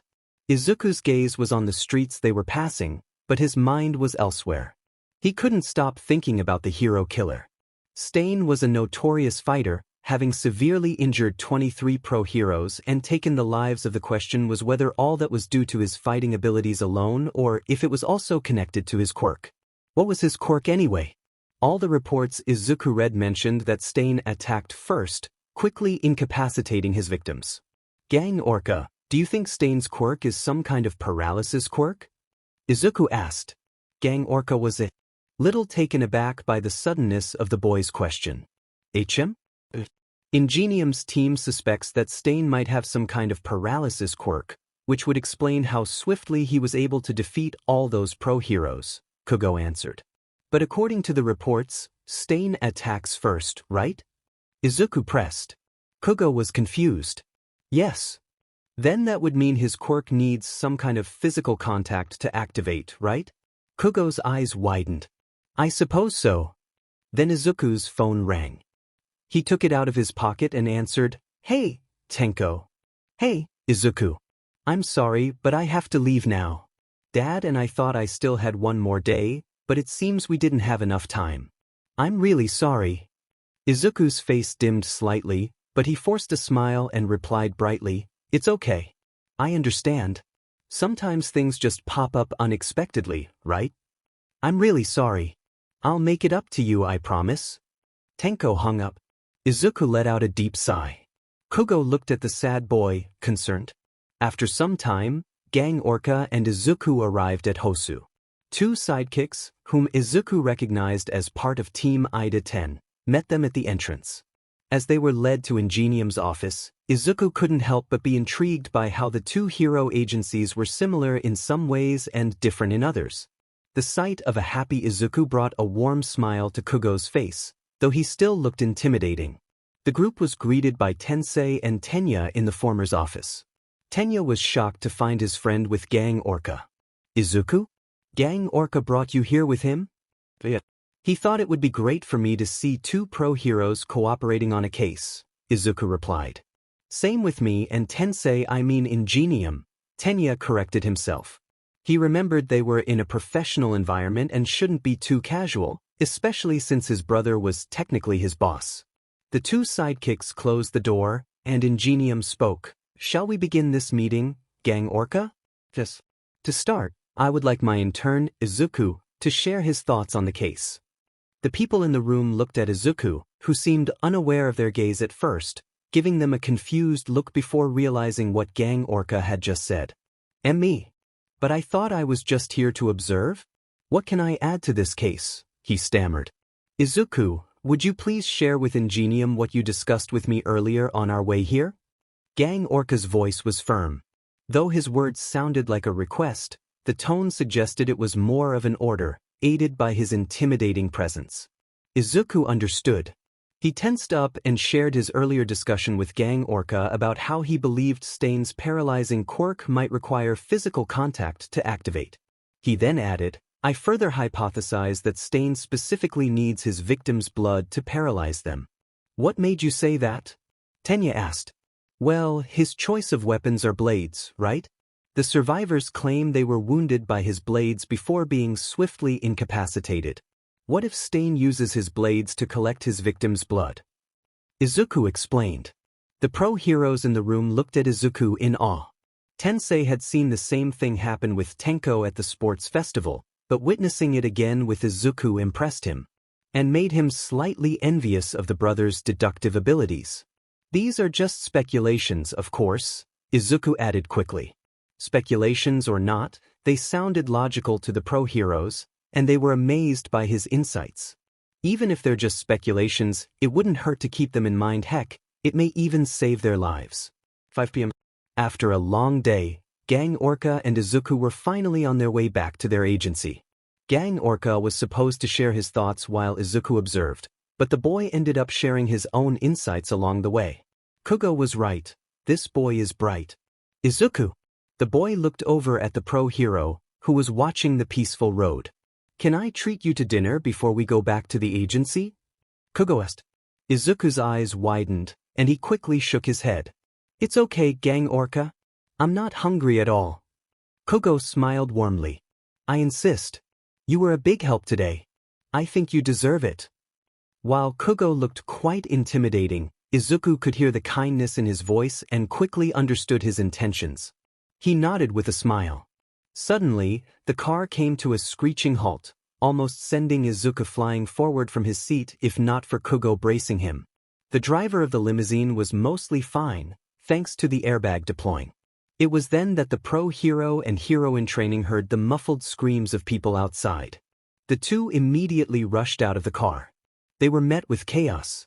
Civilians were running away from villains, which Izuku recognized immediately, as it resembled the Nomu from the attack on USD. Izuku, stay near me, Gang Orca's voice was tense. Gang Orca and Izuku found themselves caught in what would soon be known as the Hosu incident. 3:30 p.m. It had been a few weeks since they had gone into hiding. The moment he heard that a man was interested in getting the girl beside him, he knew they had to act. The guy with the warp gate quirk almost got her, but it was fortunate that he managed to intervene just in time. Since then he had never left her side. Kai looked down at the sleeping Eri, who was covered head to toe with bandages, with only her nose and horn uncovered. Her hair had been cut to prevent that man from stealing her quirk from afar. He grimaced. I'll never let you get her, all for one. Kai glanced around at the others in the limousine. Besides him and Eri, there were Chronostasis, Mimic, and the 8 Bullets. 2 other shy Hasaikai members were at the front, driving the car. Kai felt the car slow down and finally stop. They had arrived. One of the men in the front, the driver, went inside the building first. After a few minutes, the walkie-talkie of the man in the passenger seat crackled to life. Everything's clear. Bring them in, he said. Kai took note of it. The car swayed as each of the 8 bullets took turns getting out. Mimic and Chronostasis followed them. Finally, Kai carried Eri in his arms and left the car as well. As a group, they all moved inside the building. The building was nothing special, just a normal apartment complex. The rooms were quite small, making them affordable even for those without roommates. But none of those rooms was the safe house they were heading to. There was no way 12 of them could squeeze into one room. Kai wouldn't allow that. Instead, the safe house was beneath the building. The first room on the first floor served as the entrance to the safe house, located a few meters below ground. After Kai became the new leader of the Hasaikai, he ordered the members to abandon their previous safe houses. He then built new ones and distributed their locations to different members, rather than having everyone memorize them. It was a strategy he devised to reduce the risk of the safe house locations being leaked. One would have to go through the entire Hasaikai to gather all the locations or get them directly from Kai himself, whichever was easier. It was an almost foolproof plan. Almost. And that was what made Kai nervous, the slight chance that they could be ambushed in a place where they should feel safe. He couldn't afford to be careless, especially knowing that the person trying to find them was a formidable foe. He had come so far. He couldn't let his guard down now. The sound of their footsteps echoed in the dim hallway leading to the safe house, brightly lit by white light bulbs, making the door at the end visible even from the stairs. After a few more minutes of footsteps, they finally reached the door. Kurono approached and opened it, stepping inside with mimic. The room was dim, with only some areas illuminated by the light from the hallway. Kurono immediately headed toward the light switch located to the left of the room. Kai followed him inside. But something felt off. Kai tensed up. Where had that member gone? The lights turned on, and Kai's eyes widened. I was wondering what was taking you, said Tamura Shigaraki, the leader of the League of Villains, lounging casually on the couch with his feet up on the table. Kai immediately dodged an attack from his right, courtesy of Stain. He quickly used his quirk on the floor, sending spikes toward the hero killer. Stain swiftly evaded the spikes as they crumbled to dust. He landed beside Tamura, who used his quirk to counter Kai's attack by manipulating the spikes, which Kai quickly severed from the ground. Kai searched for the other members, but where they had been, only trails of black mist remained. Well, that was worth a shot, Stain? Kai turned his attention to Tamura, the son of All for One. It would have been better if the first attack had worked, but I want to be the one to bring him to his knees, especially after all the trouble he caused us, Tamura stated calmly, his voice dripping with menace. Tamura smirked beneath his mask. Before we start, I'm sure you'd like to meet my father? He bent down and opened the laptop on the table, which immediately displayed a live video chat with All for One. Oh no, Chisaki. What have you done to her? The man's voice dripped with disappointment and mockery. That is no way to care for a child, Chisaki. Don't call me by that name. Kai shot back, his anger palpable. The man on the screen responded with a satisfied hum, as if reveling in Kai's frustration. Kai cursed under his breath. He should have known better. That member had never returned and only communicated through the radio. It should have been a warning sign. Still, he maintained his composure. You're one to talk. You only want her quirk to fix whatever happened to you. Once you have it, you'll just discard her, Kai retorted, knowing they likely had both exits guarded. If his little sister was there, it meant they were determined to finish what they started. The man chuckled, causing Kai to tense. Why was he laughing? What about a bet? Give me 2 months, and I'll teach Eri to control her quirk myself, the man proposed. Kai dismissed the statement with a laugh, but he felt Eri's reaction to the man's words. Was he really claiming he would teach her? He sounded so confident, as if it were a foregone conclusion. I bet you're scared, Eri.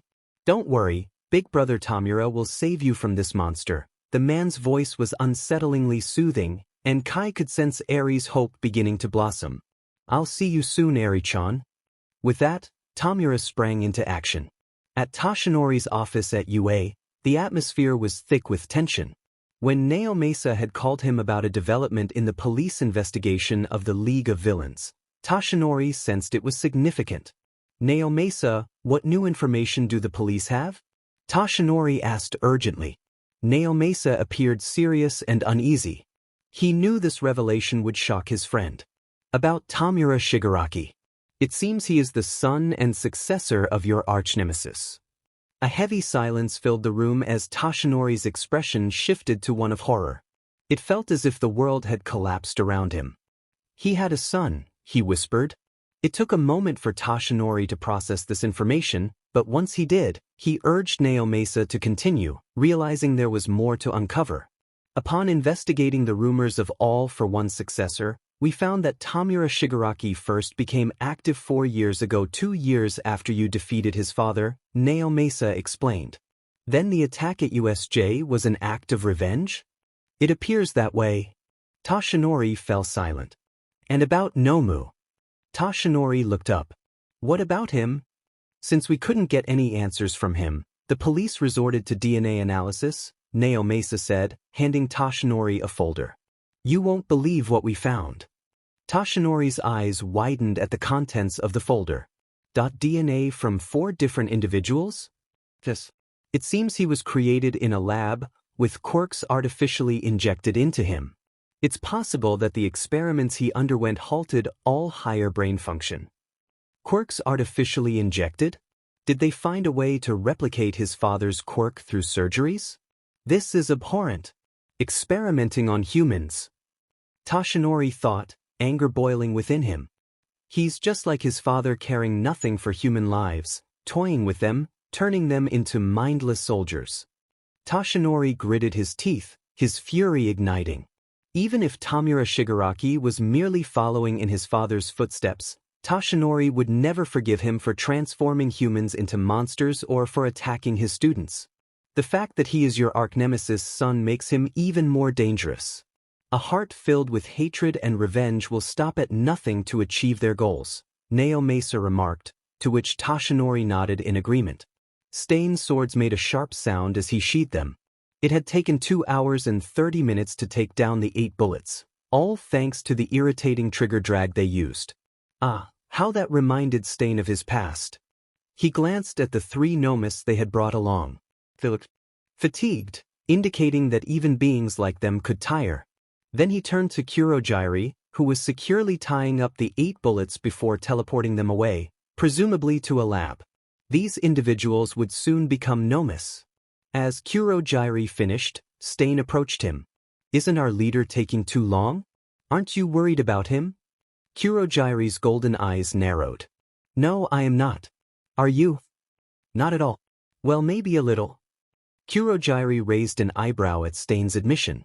"If you're worried that Tamura Shigaraki will lose to Kai Chisaki, I can assure you he has planned for their battle. Before we left them alone, Tamura's victory was already secured." "No, I'm not worried about that." "Oh." The boy has a strong conviction, that much is clear, but before we left, his eyes. They were wild with determination, Stain explained. "And that is bad how?" "The first time I met him, I saw a reflection of myself when he echoed a line I often say to those pretending to be heroes and villains. It was like looking at a younger version of myself." Stain paused, then continued, "But during our mission, as we awaited the Hasaikai's arrival, I noticed that conviction in his eyes slowly morphing into something darker. It awakened something in me. Those eyes frightened me." Kurogyri flinched. "Stain? Scared?" "Well, if you're concerned that Tamura Shigaraki might lose himself on this path, I can assure you he will not," Kurogyri said, his eyes glowing brighter. "That is because he has something to protect and care for. Something he could hold on to, preventing him from falling into an endless void. That was why he wasn't afraid to let that madness and craze take over. He knew he could always find his way back up for that something. Something he cared for?" The thought echoed in Stain's mind. Suddenly, the ground began to shake and rumble. A section of the floor several meters away started to crack open. From below emerged Tamura, carrying a girl in his arms. Tamura quickly approached Kurogyri and Stain, handing the girl over to Kurogyri just as Chisaki surfaced from the hole, elevated by a platform created with his quirk. "Eri, stay with Kurogyri for a bit, okay?" Tamura said warmly, patting the girl's head gently. "Kurogyri." "As you wish." Kurogyri, along with the girl, escaped through one of his portals. "Shigarakai Ifei." Chisaki yelled, his voice hoarse, while Tamura merely chuckled. "Careful with your throat, Chisaki. You used to have such a smooth voice," Tamura joked, brushing dust off his shirt. "Ready for round 2, Stain?" Tamura asked, looking at him.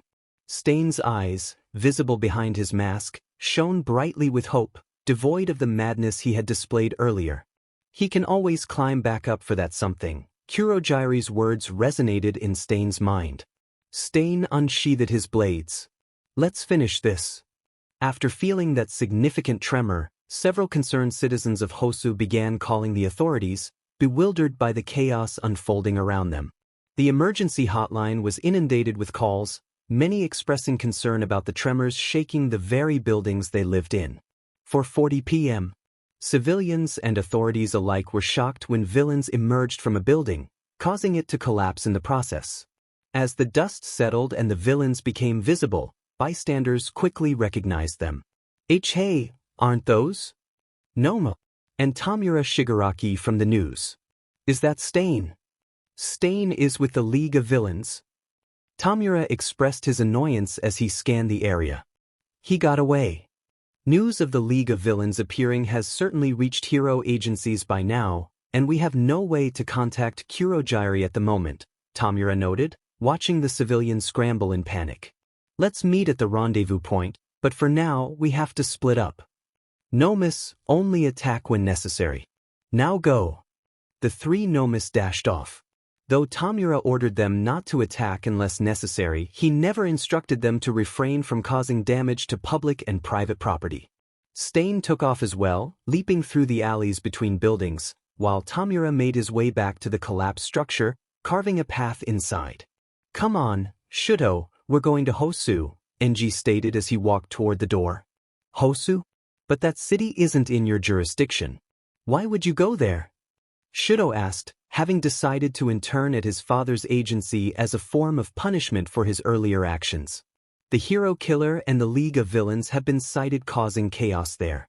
Ingenium's agency has requested assistance, Enji replied. Shoto sighed. Fine. Immediately after receiving the news, Tensei and Team Ida 10 sprang into action to help evacuate civilians and assist those injured, mostly due to their own actions. But, was bringing Tenya along a good idea? Even while helping civilians, Tensei couldn't shake the thought. He had intended to expose Tenya to the realities of being a hero, but with a villain attack of this magnitude occurring, it didn't seem wise to bring his younger brother along anymore. Damn it, he shouldn't be so distracted. As long as Tenya stayed by his side, it should be fine. The hero killer. He's getting away. Tensei's eyes widened at the mention of Stain. He quickly turned to the person who had spotted Stain, now some distance away. The person who was supposed to stick by his side but was now chasing after a dangerous serial killer. Tenya! Without hesitation, Tensei ran after his brother. Damn it. 5 p.m. Please head to safety, okay? Izuku told a couple after helping them out of their car. Thank you, young man, they replied, supporting each other as they moved away. Izuku turned his attention to the battle between Gang Orca and a Nomu. It resembled the Nomu from the USJ Incident Black, but lacking any bird-like features. In addition to its rapid regeneration and super strength, this Nomu seemed to have acid blood. Gang Orca was struggling to defeat it. If only there were more water. Activate Water Cycle. With this quirk, Izuku could control water and its properties in an area, whether in solid, liquid, or vapor form. For it to work effectively, he needed a solid understanding of the water cycle. To conceal his actions, Izuku first transformed the water he could reach into vapor, then manipulated the vapor to float toward Gang Orca, where he reverted it back to liquid. Kujo seemed to realize that someone was sending water to him but didn't know who.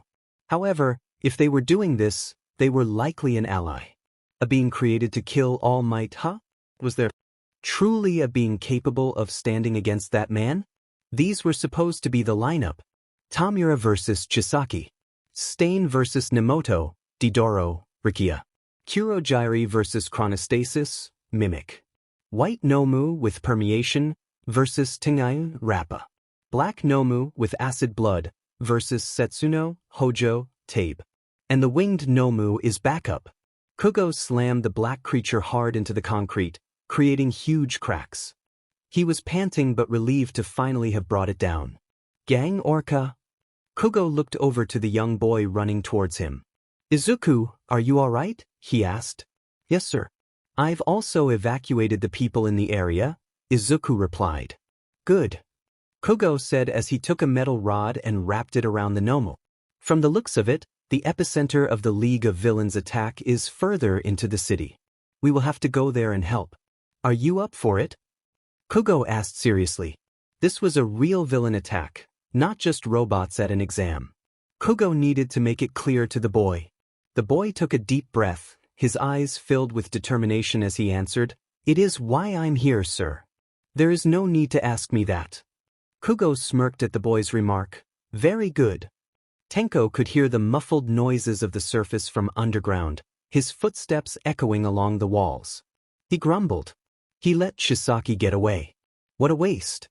His quirk would have been a great addition to Izuku's arsenal. Not that he would use it that often anyway. He'd probably train it, but Izuku would much prefer combining his quirks to replicate All Mights than use his other more powerful and efficient quirk combinations. Maybe next time. But for today, the acquisition of Eri is enough success for him. It was probably dark out already. He should be near the rendezvous point. I wonder how Stain and the Nomus are doing. The blade spun in the air as it went flying. Stain glared at the hero brothers. Fast and armored heroes. The younger one took him by surprise.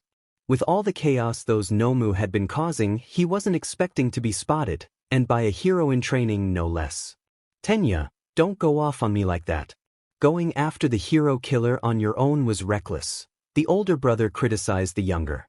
I'm sorry, Tensei. You had been after this man for months. I knew you would appreciate it if I. So young but already a show-off. Stain cut him off.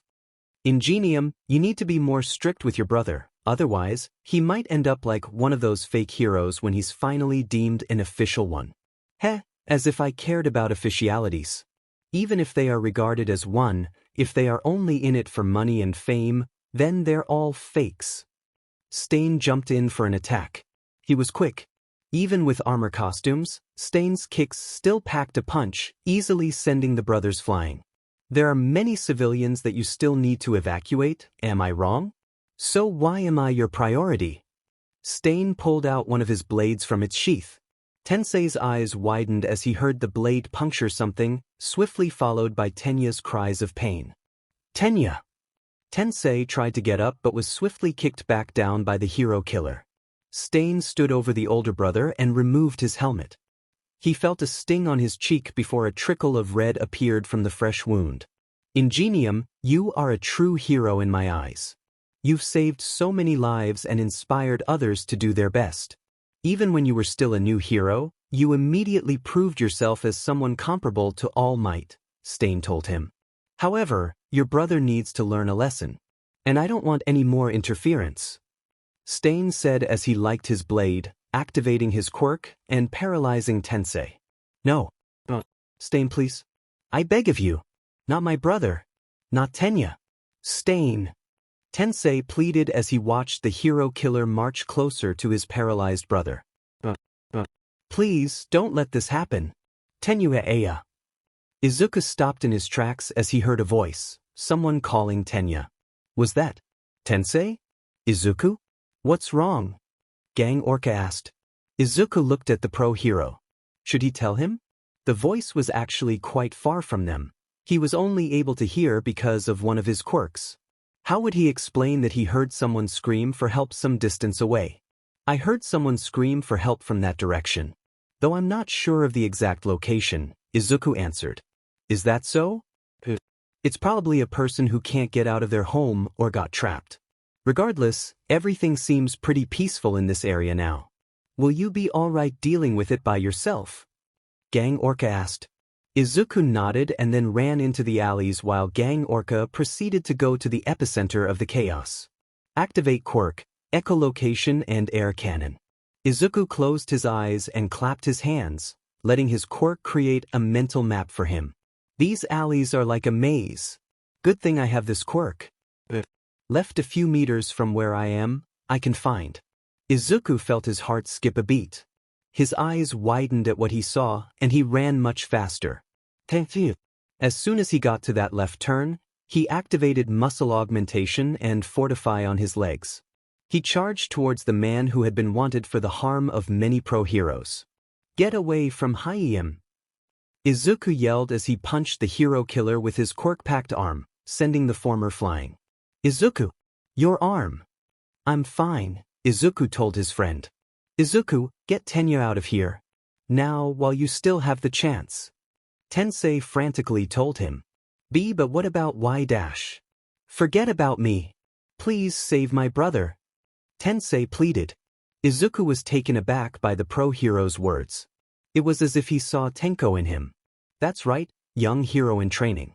It would be better if you just leave one of them and escape with the other. Of course, unless you want to end up in danger as well, Stain said as he got back up. That actually hurt.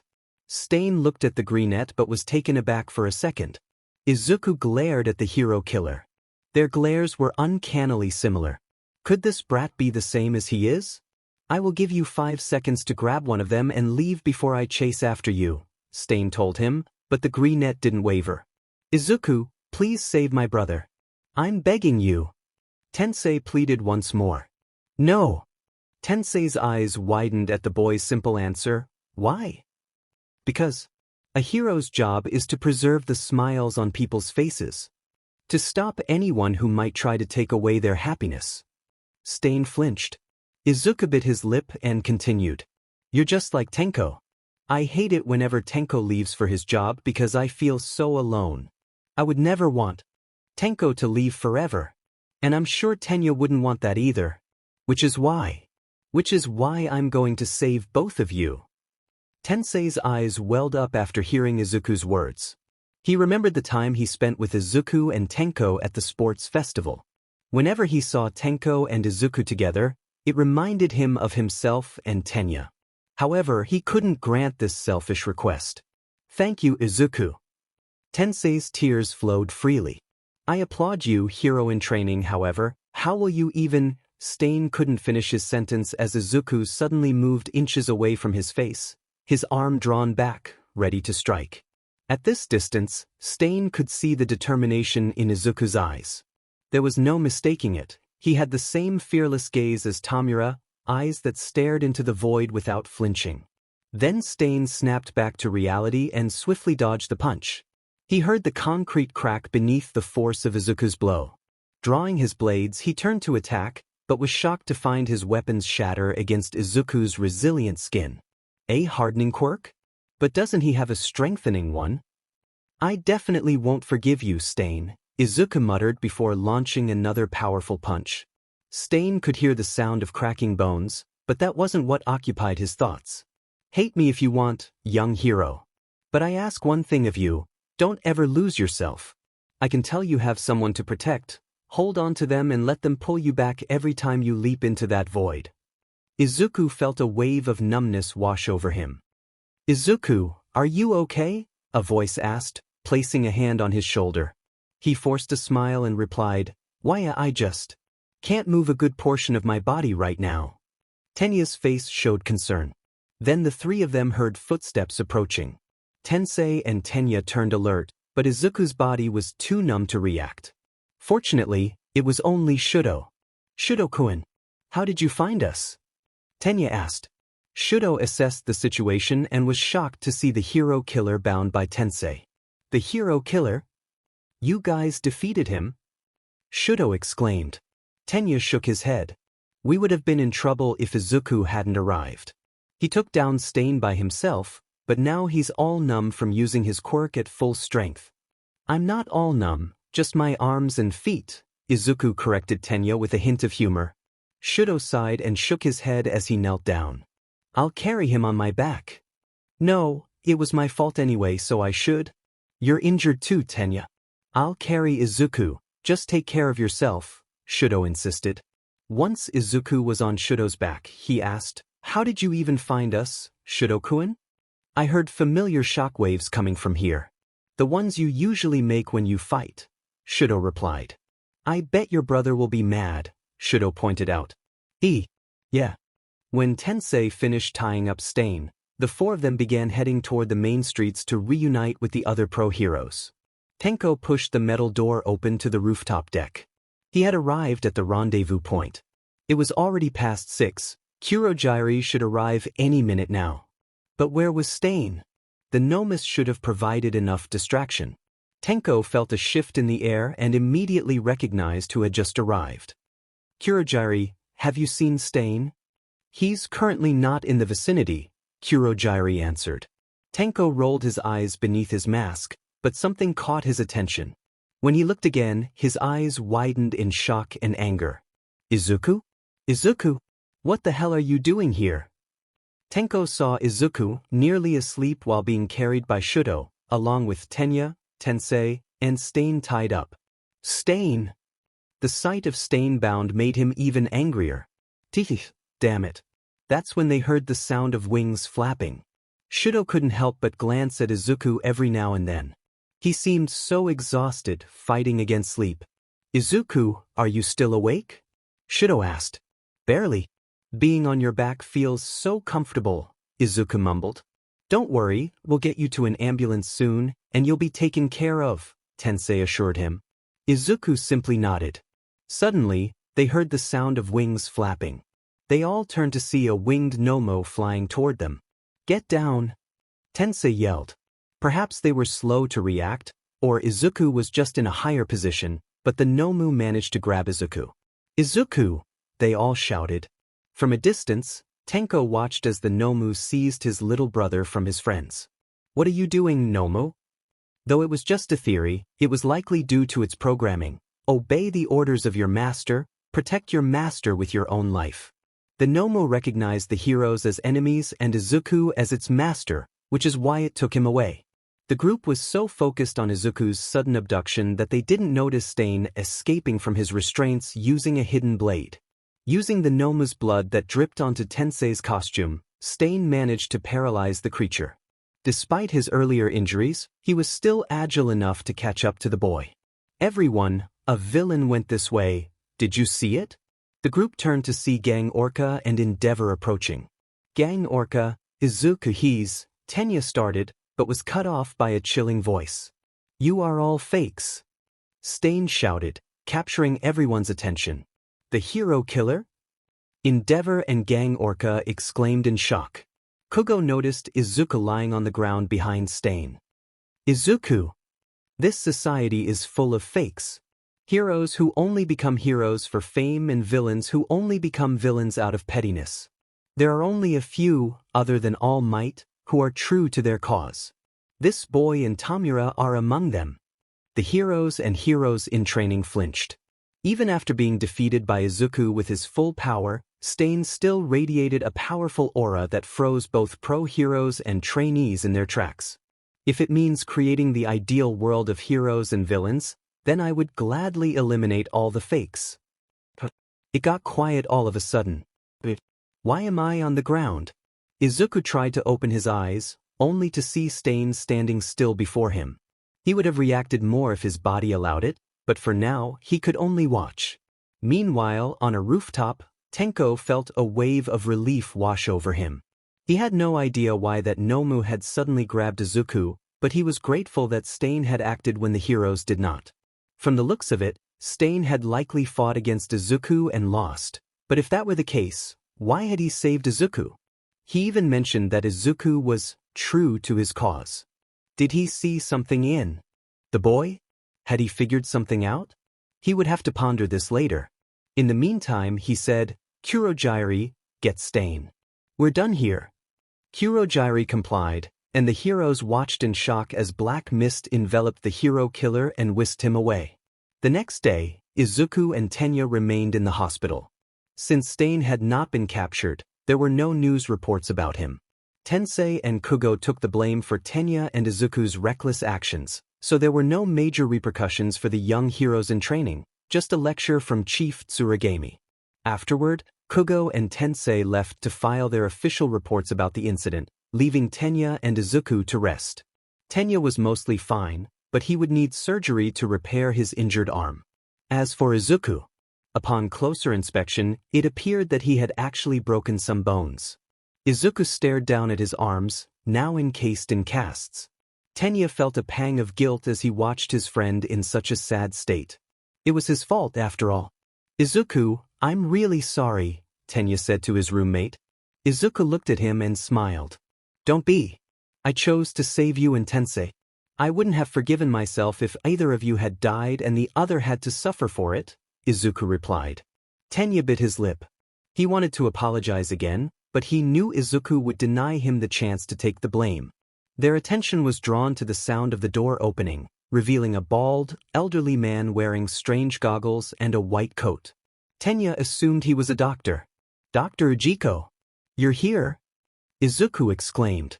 "Izuku, do you know this man?" Tenya asked. "Yeah. He's a friend of my dad and our family doctor," Izuku answered.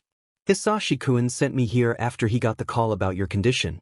The hospital allowed me in since I am officially your physician," the doctor explained as he approached Izuku. "Tiesuke, to think the next time I would have to check on you because of your quirk would be during your studies to be a hero. I suppose that's expected," Dr. Ujiko chuckled. "Heroes always push themselves to the limit when facing powerful villains. Even knowing it could harm them, if it means saving someone, they'll do it. That's what makes them so frustrating," the doctor commented while examining Izuku's limbs.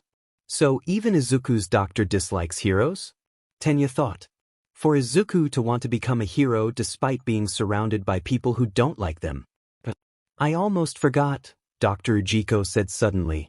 Your brother wanted to talk to you. He's probably waiting for us to call him. He couldn't reach you, so he asked me to call him once I arrived. The doctor took out his phone and began dialing Tenko. Dr. Ujiko handed the phone to Izuku. As it rang, Izuku put it on speaker. If Tenko was calling after Izuku's injury, there would likely be a lot of angry shouting. Finally, they got an answer. Hey, Tenko. What on earth were you doing in Eichu? Tenko shouted. Ingenium asked Gang Orca to come, and he brought me along. We didn't know the League of Villains would. Goodness, Izuku. I just left and you already got hurt because of your hero studies. Maybe I should have pulled you out of them after all, Tenko said on the other end. Tenko, please. Izuku felt a crack in his resolve. Was this it? Would he have to quit? Now, Tenko, Dr. Ujiko interjected. I don't think it's fair for Izuku to quit because of something coincidental. He was simply in the wrong place at the wrong time.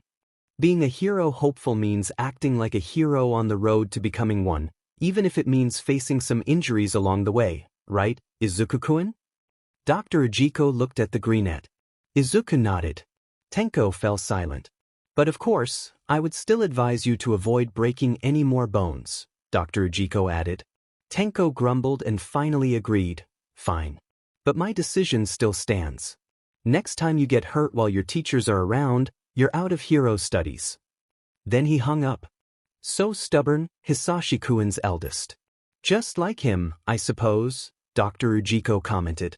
Thank you, Dr. Ujiko, Izuku smiled. HM? Don't mention it. I just said what Hisashi-kun would have told your brother, the doctor replied. But Dr. Ujiko, I was wondering, Izuku said suddenly. What? Why did my bones break?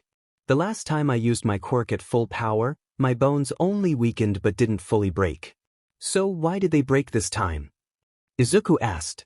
Dr. Ujiko sighed and explained, the last time you used your quirk was 2 years ago, correct? Since then, your quirk has grown more powerful. Meanwhile, your body has remained relatively stagnant. Given the power your quirk has accumulated compared to your body's current state, it would take at least 5 more decades before you can use your quirk as you did 2 years ago. 5 more decades? Izuku felt disheartened. Ujiko isn't one for exaggeration. If he says it would take Izuku 50 years before he could use his quirk again, then he means it. I recommend not trying to use full power at all. If you ask me, you might as well just change your quirk, the doctor advised him. The room fell silent for about 30 seconds, a thin air of dread hanging in the moment. I'll be taking my leave now. I'll leave this medicine here. You should take it after every meal. You should rest here until it's time to go back to school. Your bones should be fully healed by then, Dr. Ujiko said as he placed a pill bottle on the table beside Izuku's bed. I hope to see you soon, Izuku, he added on his way to the door. But not too soon. Izuku simply smiled. A black portal opened where Dr. Ujiko walked out. Tenko gave him a sidelong glance before standing up to face the old man. So? How's Stain? Tenko asked. Izuku managed to break half his ribcage, and they ended up puncturing his lungs. He's currently in a coma but should be fine. It's amazing that he survived. He took on 2 of Izuku's full power punches head-on and was still able to move afterward to save the boy. That man has incredible willpower. He could have been a great hero, the doctor replied. Tenko could only respond with an annoyed sound. Izuku shouldn't have been there in the first place, he thought. And Izuku? Tenko asked. He'll be fine. I left the fast-healing pills for him. By the time he's back at school, he should have taken the pill with the new reinforcement quirk, Dr. Ujiko assured him. Such a stubborn boy. Choosing to use the combination of quirks that replicates All Might's quirk, even though it's harming him. I just hope the day never comes when he has to learn it all the hard way. It would be a waste for the boy not to get the chance to. Don't even think about it, Daruma. Tenko's voice was firm, carrying an edge of warning. The doctor chuckled. Ho-ho, so protective. I want Izuku to live a normal and happy life. I won't let you drag him into our criminal business. That's what you said the first time, Hisashi, and I mentioned the idea of the two of you training to become his successors.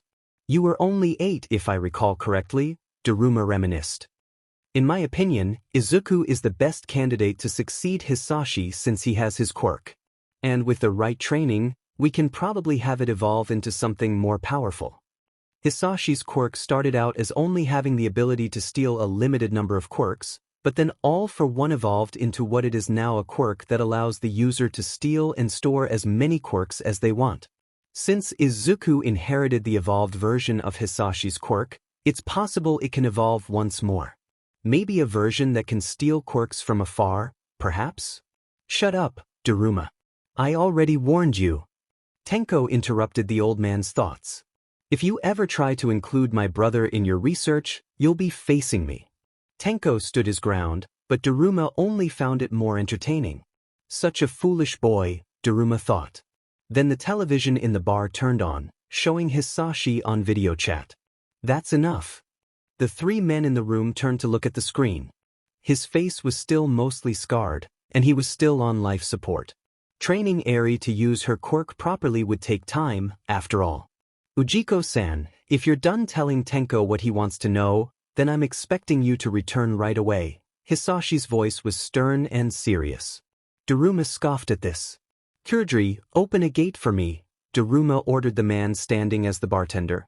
Kurojiri complied. Tenko glared at the old man as he left. And Tenko? Yes, Dad? Please, stop arguing with the doctor. You know he's done so much for our family. And one day, you'll have to work with him. It would make things easier if you establish friendly relations, Hisashi reasoned. I'll start getting friendly as soon as he stops eyeing Izuku. Tenko! Hisashi's annoyance was evident. Tenko simply averted his gaze. Hisashi sighed. Fine. I'll talk to him. But I'm expecting you to cooperate with him as well. Then the video chat ended. Tenko sat at the counter, grimacing as he pounded the surface in frustration, messing up his hair as he made unintelligible annoyed sounds. Kurojiri observed as Tenko's quiet frustration reached its peak and finally subsided. Kurojiri, how is the new assignment I gave you? Tenko asked calmly. I have found a number of individuals that met your criteria. At first, they weren't interested, but later reconsidered after a peculiar video came to light, Kurojiri answered. What video? Tenko asked, confused. Kurojiri switched on the television and changed it to show the video. Tenko was left wide-eyed at what he saw. It's been over a month since All Might had picked Katsuki to be his successor. He's only had one for All for about a week, having received it after the sports festival for obvious reasons. Katsuki's entire work study focused on getting used to the new, stronger firepower of his explosion. For that, they had to go to the countryside, where it was less likely for him to accidentally harm anyone other than himself. He had to relearn how to control the output of his explosions, as even his usual weaker explosions, meant to intimidate his opponents, were now equal to his former average explosions. Along with his quirk's new firepower, he also experienced a boost in strength and speed, which fortunately only took him a week to adjust to. In contrast, they suspected it would take months for him to use explosion as he had before gaining one for all. Before long, Katsuki's arms began to ache from using his quirk. I want to make you my successor. Those were All Might's words to him. It was an offer of a lifetime. The chance to train under his idol hero and become the next generation's symbol of peace. Who would turn that down? That's why he didn't correct All Might when he thought Katsuki was a good candidate.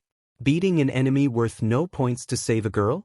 No, he just wanted to prove he was much better than those who were running away. He just wanted to be number one. He wasn't hero material. He had even bullied kids he thought were beneath him, challenging anyone he saw as a potential rival. Like he did with Izuku when they were 10. He wasn't a good person. He acknowledges that now. That's why he's striving to be better, to be someone worthy of becoming All Might's successor. He may have lied to get this position, but he will prove himself. You guys encountered the hero killer, right? How was it? Katsuki's attention was caught by Dunce Face's words. The hero killer? There was that video circulating on the internet featuring their classmates. How did you know? The police and heroes said it wouldn't go public that we faced Stain. Izuku immediately went on the defensive. Wait, so you don't know yet, Izuku? Fries asked. Someone uploaded a video of the night of the Hosu incident. Although the authorities have no idea who, Hot explained as he walked toward Izuku and Four Eyes. Come to think of it, these three rich kids have formed their own group, Katsuki thought.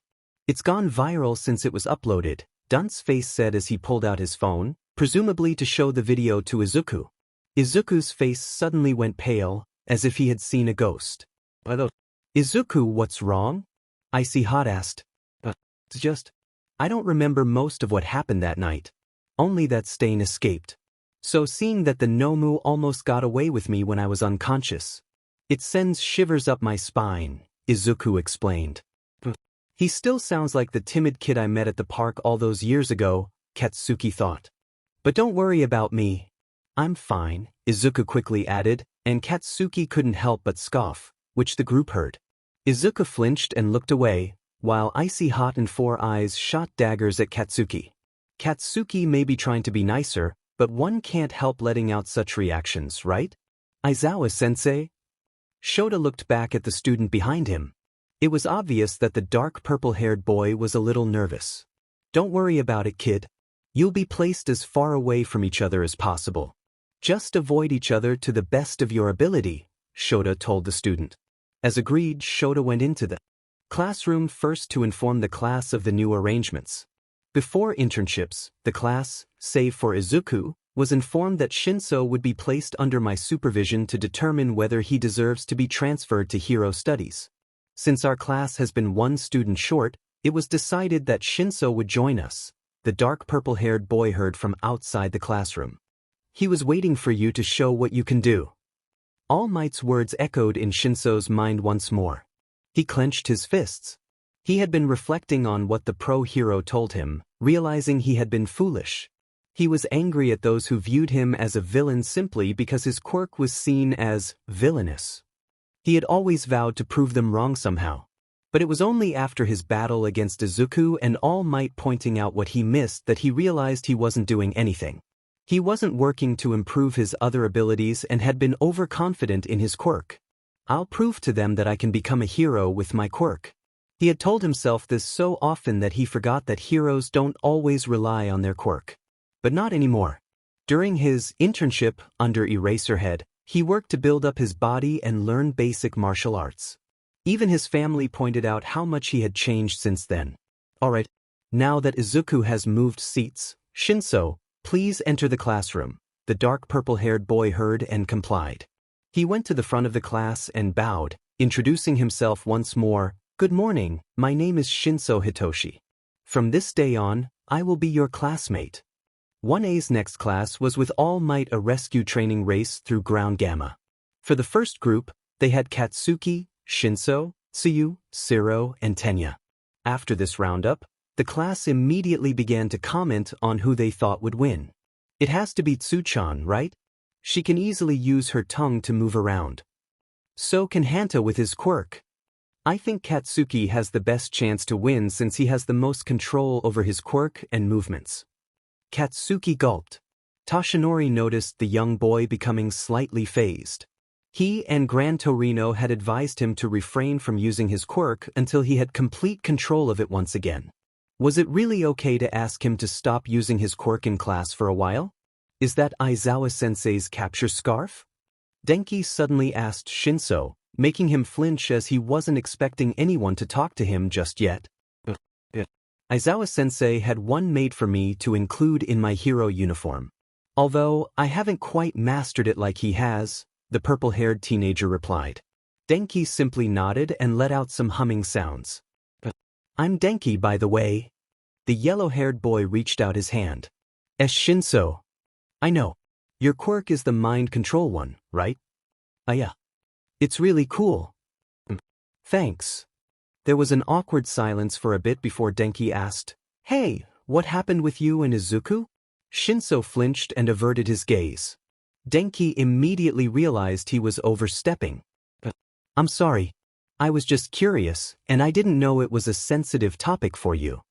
Well, Now you know. Shinso coldly dismissed Denki as he put on his voice-changing mask, a specially made gadget for him to fully utilize his quirk in missions, although it wasn't really needed in this exercise. The first group started their race.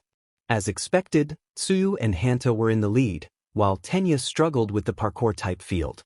They were slightly impressed by Shinso, who, although not as agile as Tsuyu, was progressing through the training ground at record speed.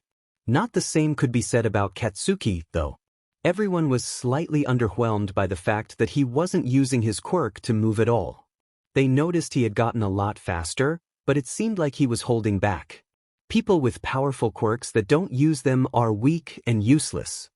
A certain memory from 5 years ago rang in the mind of a certain greenette, and he clenched his fists. In the end, Hanta came in first, followed by Tsuyu by only a second, and Tenya came in third. Katsuki placed a disappointing fourth, while Shinso came in last. As the 5 students tried to catch their breaths, Katsuki felt a glare piercing through him. He could probably look back and identify the person, but he already had a good guess who it was. It was the same look he received during the sports festival, and it was the same look he got from the older brother of the kid he bullied at the park 5 years ago. Thinking about the two of them with those eyes sent chills down his spine. Who could have uploaded the video? Kurogyri? Tenko asked as he paced back and forth, pulling at his own hair. Izuku was mentioned right alongside my villain name. What if someone pieces something together? What if someone figures out Izuku is related to me?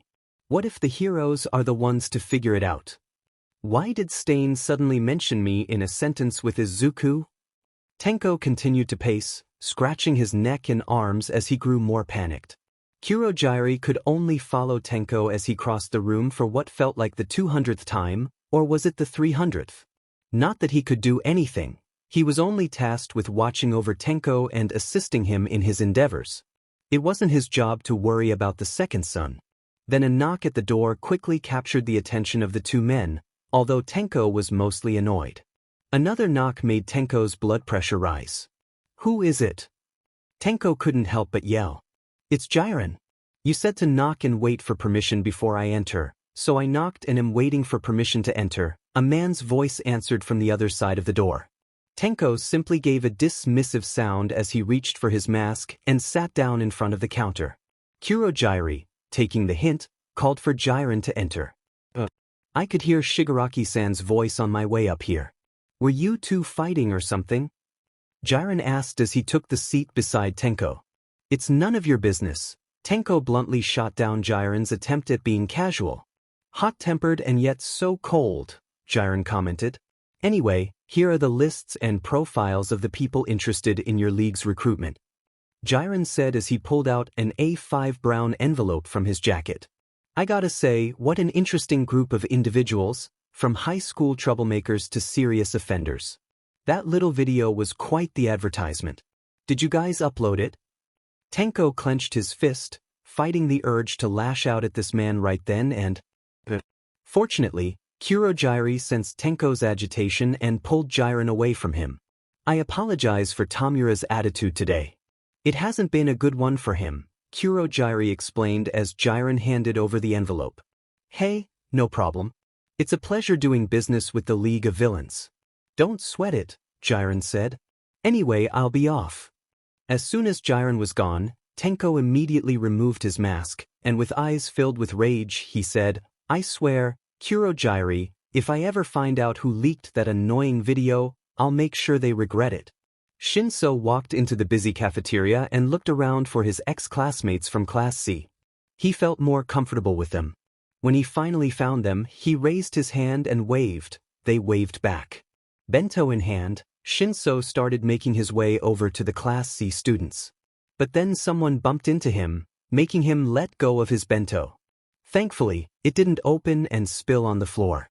He felt like the person who bumped into him was going to fall, so on reflex, he grabbed their shoulders to help them regain their balance. How lucky! Because of that little video with Stain, Class 1A got even more popular. Well, you'll see. Class 1B will one day be even more popular then. The blonde boy was swiftly knocked unconscious after just one hit from a ginger girl's quirk.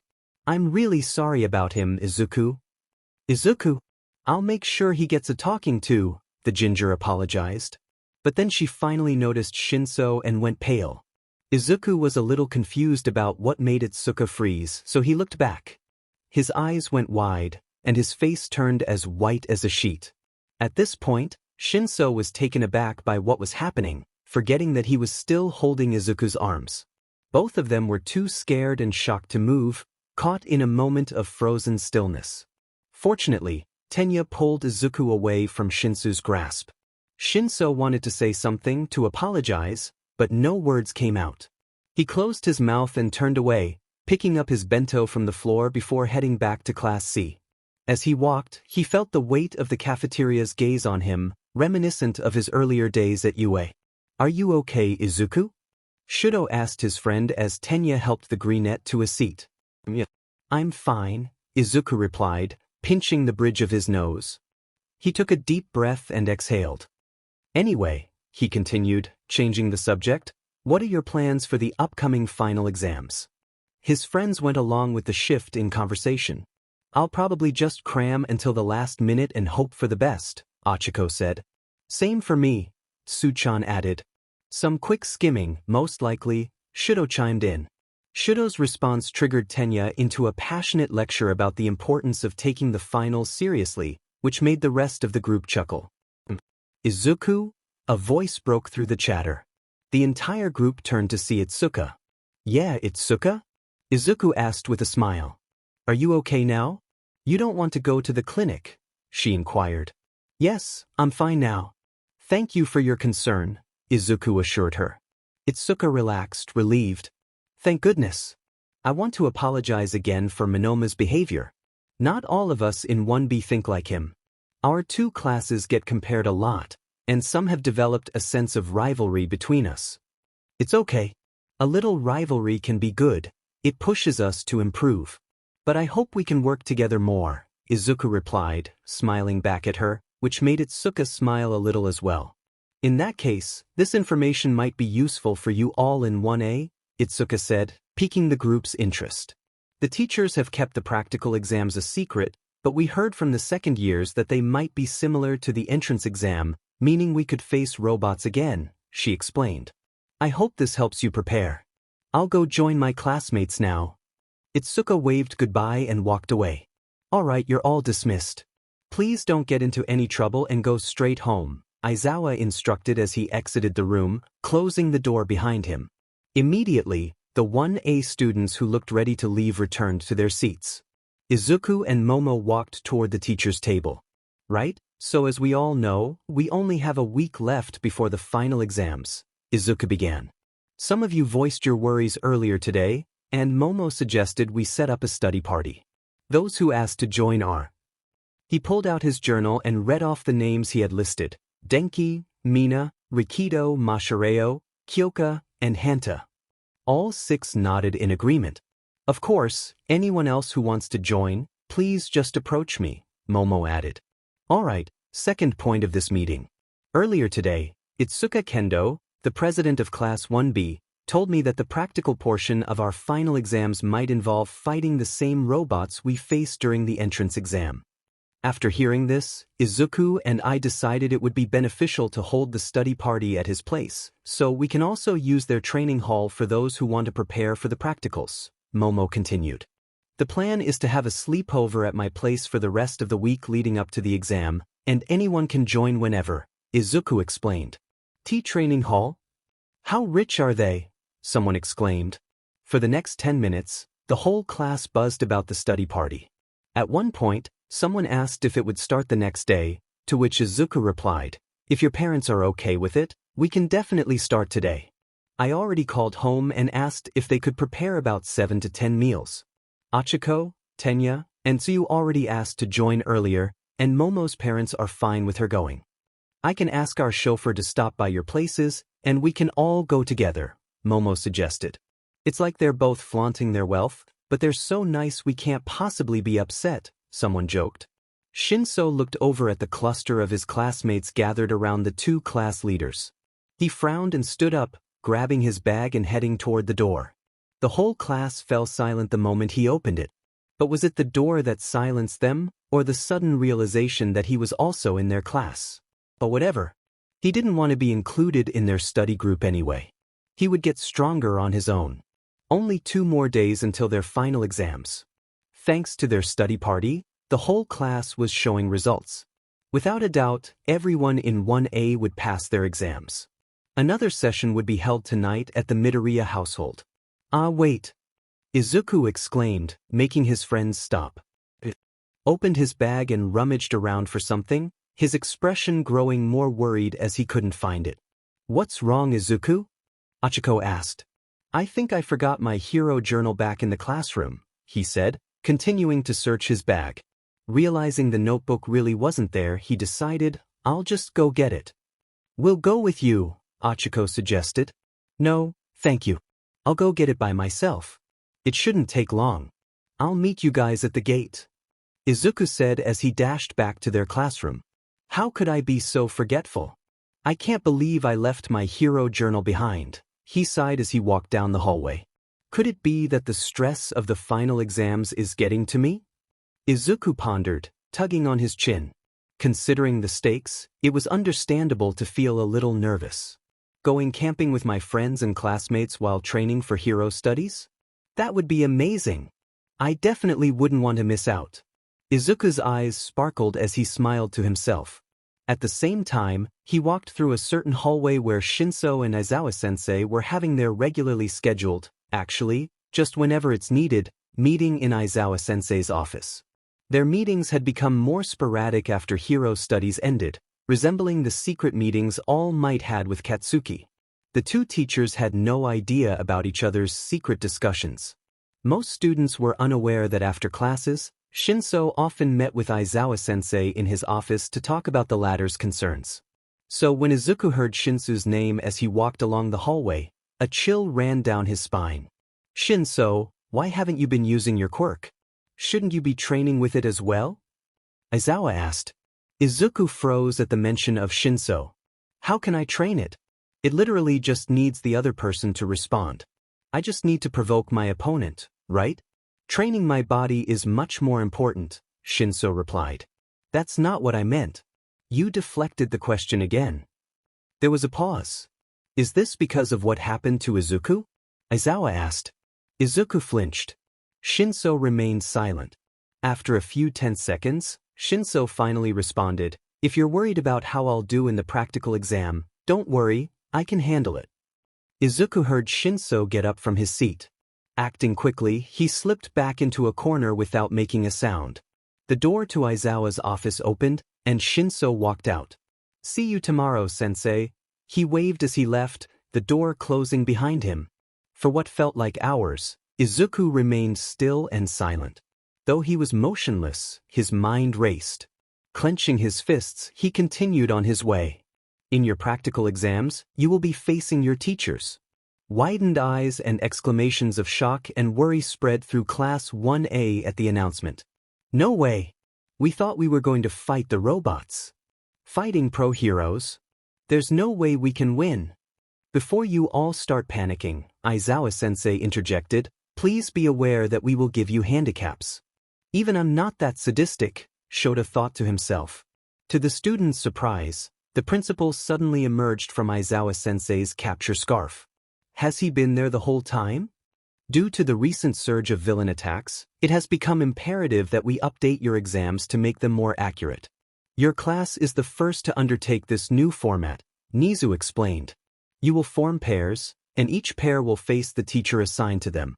There are 2 ways to pass. One is to handcuff your teacher, and the other is for one of you to escape the battlefield. Then a hand was raised, capturing everyone's attention. Have you already paired us? Yes.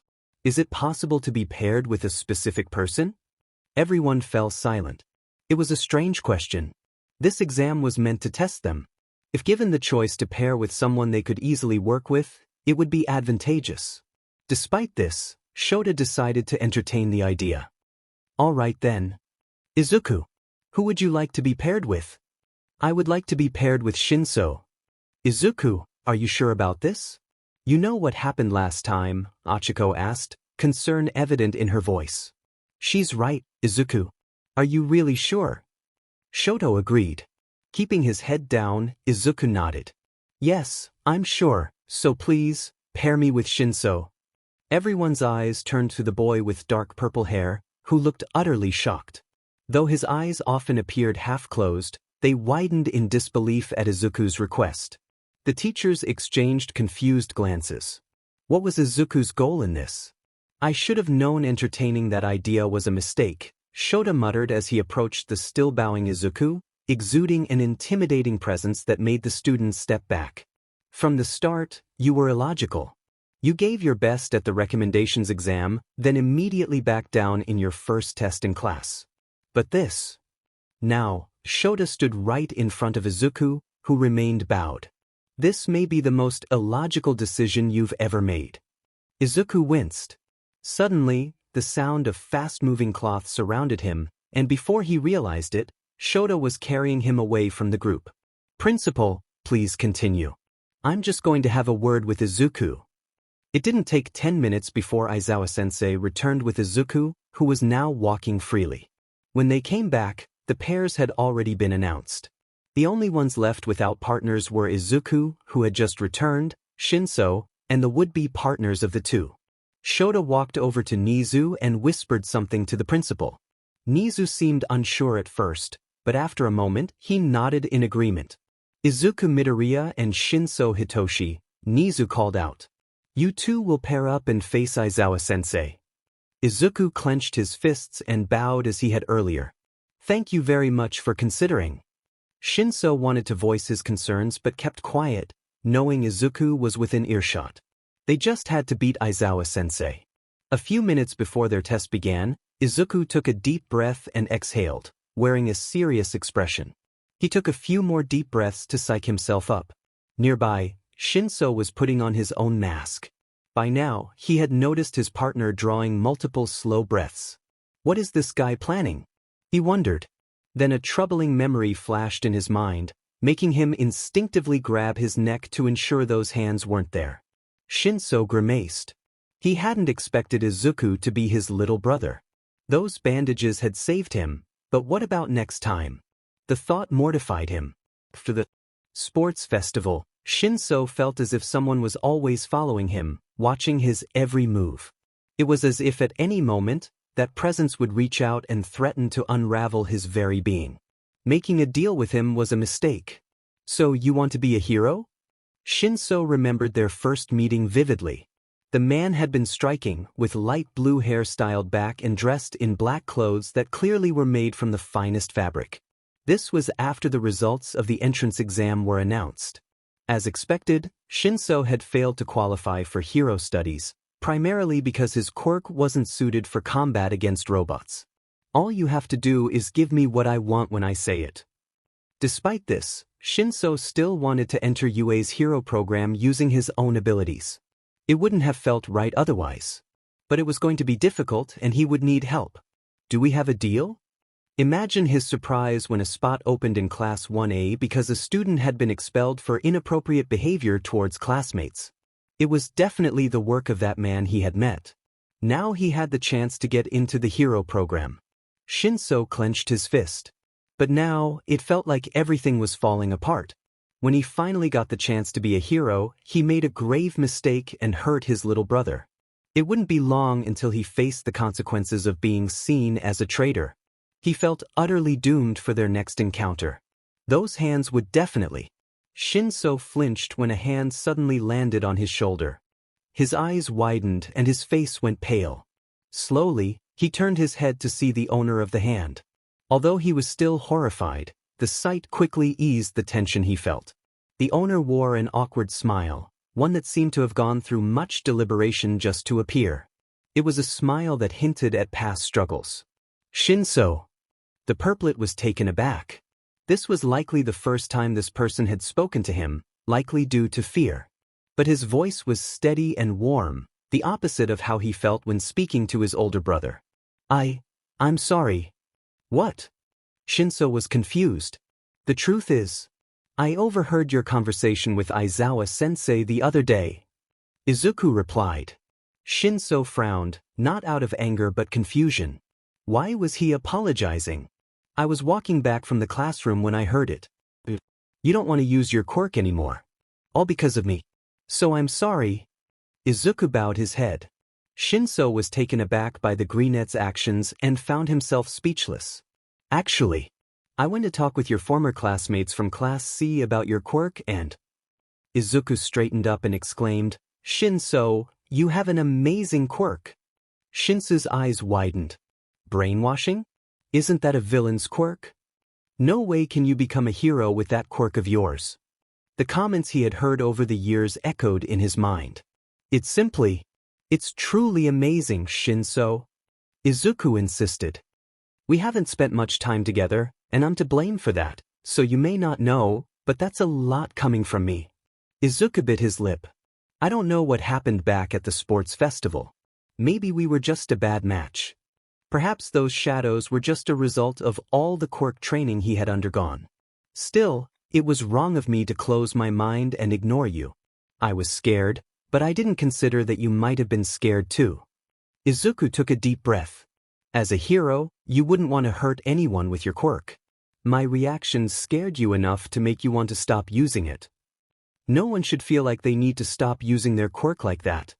Izuku expressed passionately. So, Shinso. Izuku extended his hands toward the purplet. Right here, right now, will you cast aside your fear with me and team up to challenge Aizawa-sensei? This whole time, Shinso had been in a state of shock. He hadn't expected this at all, especially from his little brother. Shinso looked at the Greenette's outstretched hand and sighed. He scratched the back of his neck and replied, Wow, you said a lot. He accepted the Greenette's hand, and Izuku beamed at him. Fine. Let's take on our teacher. Shinso said with a smirk hidden beneath his mask. Izuku laughed nervously, but not too much. I want to help Shinso. I want the two of us to overcome our fears. Izuku's words echoed in Shoto's mind as he sat atop a utility pole just before the escape gate. That kid definitely has what it takes to be a hero, Shoto thought. His brother, however. That man is Tamura Shigaraki, I'm certain of it. But if he is, then why would he let his brother become a hero? He certainly seems against it, so why let his brother go to UA? Is it to act as a spy? Not likely. During that first breach, he had been responsible for calming down the student body and, in the process, injured himself. He was also present during the attack at USJ, even throwing a punch at his own brother, as if he were just another villain. If he had disappeared during that attack, I would have concluded that he was a spy. Izuku definitely has no idea that Tamura is his brother, Shoto thought. He's simply attending UA as a regular student. Shoto stood up and surveyed the suburban-style training ground. Now then, let's see what type of strategy you two will come up with. He's right in front of our escape, Izuku reported as he looked out the window. Shinso was amazed at how the inside of the house resembled a real one, complete with furniture and appliances. Just how much is this school's annual budget? But more importantly, why does a rich kid like you know how to pick locks? Shinso asked. Izuku chuckled nervously. One of our servants actually taught me. So, do you have some kind of plan? I assume you already have one since you plan to be paired off with me, Shinso asked as he stepped closer to Izuku. Huh? Shinso frowned. Huh? What do you mean, huh? Izuku wore an awkward expression and chuckled nervously. No way, don't tell me. I actually didn't think my plan would work, Izuku admitted, rubbing the back of his head. The truth is, even earlier, before I finally had the courage to talk to you, I was still seeing those dark figures, those shadows, Izuku explained. Shadows? Even now, they're still around, but it's not as overwhelming as it was before. Izuku quickly added, all I want to say is, I'm just glad we're on good terms now. He smiled. Shinso, I'm glad we're friends. Shinso forced a smile beneath his mask. The atmosphere grew awkward, and silence lingered for a moment until Izuku broke it. Right? A plan. Yes. Shoto was determined to guard that escape at all costs. He understood both heroes in training's quirks and had the advantage of experience. According to Shinso, who had trained under him during internships, Facing Aizawa-sensei felt like a toddler trying to outmatch an adult. However, Aizawa-sensei relied on his speed and agility to quickly subdue opponents, but he was holding back for the test, so his abilities were limited. That was what Shinso and Izuku were counting on. Using power limb on his legs, Izuku leaped from the roof toward their escape. Shoto noticed him immediately, thinking, "You're not getting past me that easily." He activated his quirk, which caused Izuku's legs to shrink, and he threw him down to the ground. But Izuku surprised him by grabbing onto his capture scarf and dragging him down with him. They managed to maneuver themselves and land safely. Izuku wrapped the cloth around his arms several times to ensure his teacher couldn't escape. "So he's going to keep me here while Shinso makes his getaway?" Shoto smirked. "Don't think it'll be that easy to hold me here." Shoto charged at Izuku and sent a kick his way, only to be shocked when the boy easily redirected it with the palm of his hand. Izuku countered with a kick of his own, which Shoto narrowly avoided. Instinctively, he distanced himself. I definitely cancelled his quirk, which means when he deflected my kick, that was all technique. Not to mention, unlike his usual fighting style, he actually aimed a kick at me, Shoto thought. Martial arts, huh? I see. So that's why you're the one facing me while Shinso escapes. Even without your quirk, you're still very capable. Shoto smirked. Truly, plus ultra. Izuku tightened his grip on the capture cloth. Shoto exhaled sharply before charging at the boy again. Now aware that the greenette was a skilled martial artist, he unleashed his attacks without holding back. The pro hero and hero in training exchanged blow after blow. Izuku deflected Shoto's attacks while Shoto avoided Izuku's. In mere seconds, they had launched dozens of attacks, none of which landed on their intended targets. Throughout the exchange, Shoto kept his eyes open for two reasons: to anticipate Izuku's next move and to cancel out the boy's quirk. If Izuku regained his quirk while they were trading blows, it would mean defeat for Shoto. However, due to the injuries he sustained during the attack on USJ, the time Shoto had to use his quirk was limited. That was what the duo had been waiting for. As his hair fell and before Shoto could fully close his eyes, Izuku's lips moved, and in his voice, he heard, "It's our win." W. The last thing Shoto saw before everything became hazy was Izuku's smirk. From behind a nearby building, Shinso appeared. "I can't believe you expected me to fight you during the sports festival when you're a martial artist," Shinso said to the greenette. Izuku chuckled as Shinso walked over to handcuff Aizawa-sensei. The truth was their plan had never been for Shinso to escape while Izuku distracted Aizawa-sensei. Their plan was to capture him by using Shinso's quirk to incapacitate him. The only way to do this was to trick him into thinking the former was their plan, then surprise him at his most vulnerable moment, just as he was about to blink while exchanging blows with Izuku. After Recovery Girl announced their victory, Shinso snapped their teacher out of his brainwashed state. The moment Shoto returned to normal, he gave the two boys a proud smile. "You two did a great job." "In a way." "We failed," exclaimed the four students on their knees, facing the ground. The four students were Achiko, Yuga, Denki, and Mina. "I can't believe it, I won't be going to the training camp," Mina cried. "Please, enjoy yourselves without me." "In a way. Out of everyone in our group, I'm the only one that failed." Achiko was filled with dread. "It's okay, I guess. Leave the poor one out. I hope you guys have a hard time." Denki exclaimed. "How cruel." "Calm down and quit your antics," Shoto's voice commanded. The four students quickly got to their feet. "While it's good that no one failed the written tests, I'm disappointed that 4 failed the practicals," Shoto told them. "Which is why," he paused, then suddenly flashed an eerie smile, "the 4 of you will be attending extra activities during the training camp. I hope you're ready because we will put you through hell and back." "No way!" "We're still going," exclaimed the 4 failed students. "Of course," Nizu answered. "We simply said that failure would mean omission to push all of you to do your best." The entire Class 1A beamed. "Of course, we expect no one to inform Class B of the changes after this." "Don't think we didn't know they shared info with you," Shoto warned. "Why yes sir," the entire class replied. "Hey, before we change into our uniforms, let's take a picture," Toru suggested. HM? Why? Shoto asked. Because it's the end of our first semester in hero studies. It's something that should be remembered. Come on. I even brought a camera, Toru explained. I think it's a great idea, Momo said. Me too, Izuku agreed. See, the president and vice president even said so.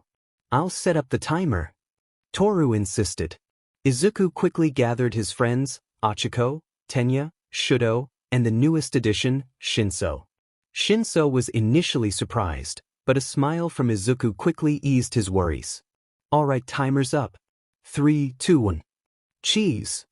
From the door that led to a room further into the hideout, Tenko emerged without his mask, and his hair was unstyled as it usually would be for business. Tamura Shigaraki, these are the 2 new recruits Jiren brought for today, Kurogiri stated. Tenko frowned at the caretaker. Like you said on the phone, he grumbled as he took his usual seat in front of the counter. Well then, aren't you going to introduce yourselves? He said, his annoyance evident. Someone's having a bad day, the girl remarked, her tone grating on Tenko's nerves. My name is Himiko Toga. I think life is difficult, so I want to make the world a much easier place to live in. I idolize Stain a lot and want to become someone great like him, so please let me join.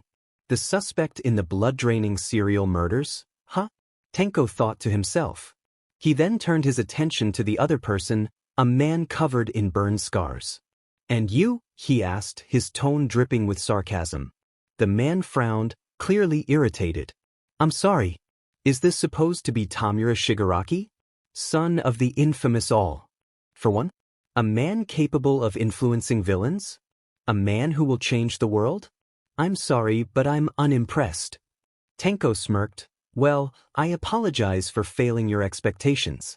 I'm simply not in the right frame of mind to impress someone who hasn't accomplished anything in his life, like the failure that he is. The man restrained himself and replied, You're supposed to be inheriting Stain's will? Someone who gets irritated and easily sidetracked by what I can assume is something petty? You couldn't even keep Stain awake. Tenko scowled. I never said I'm meant to inherit Stain's will. I'm inheriting my father's will, not like I could say the same about you, Daddy's little failure. That last statement pushed the man over the edge. In an instant, he was in front of a now smirking Tenko, blue flames flickering around his arm. But before he could strike, a portal opened between them, courtesy of Kurogiri, preventing the attack from landing on Tenko. Please, calm down, Kurogiri urged the man with burn scars. Tenko couldn't help but laugh. Alright, the 2 of you are in. I apologize for my behavior. I suppose I just needed to let off some steam. The man recomposed himself. Now, what was your name? I don't believe you actually introduced yourself, Tenko said in a semi-provocative tone. The man frowned. I assume you already know what it is, but from here on out I would like to be referred to as Dabi, the man with burn scars replied. Tenko simply grinned. Well then. Tenko stood up. Now that that's out of the way. Walking past Himiko and toward a black jacket, he asked, Kurogiri, where is our little pet roaming today? He should be in the Kiyoshi Ward shopping mall, buying items he needs for their boot camp, Kurogiri answered, and a portal opened. Now wearing the black jacket, Tenko put on the hood and grabbed something from behind the counter. Hope you two enjoy your stay, he said cheerfully to the new recruits as he left through the portal. At the Kiyoshi Ward shopping mall, the entire class of 1A, minus Katsuki and Shoto, had split into smaller groups to buy their specific needed supplies. One of these smaller groups consisted of Izuku and Shinso. Izuku, aren't you going to buy supplies? I noticed you haven't bought anything yet, Shinso asked. Izuku shook his head. Not really.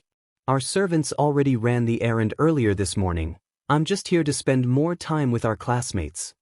Oh, how sweet of you, Shinso replied, a smile forming on his face.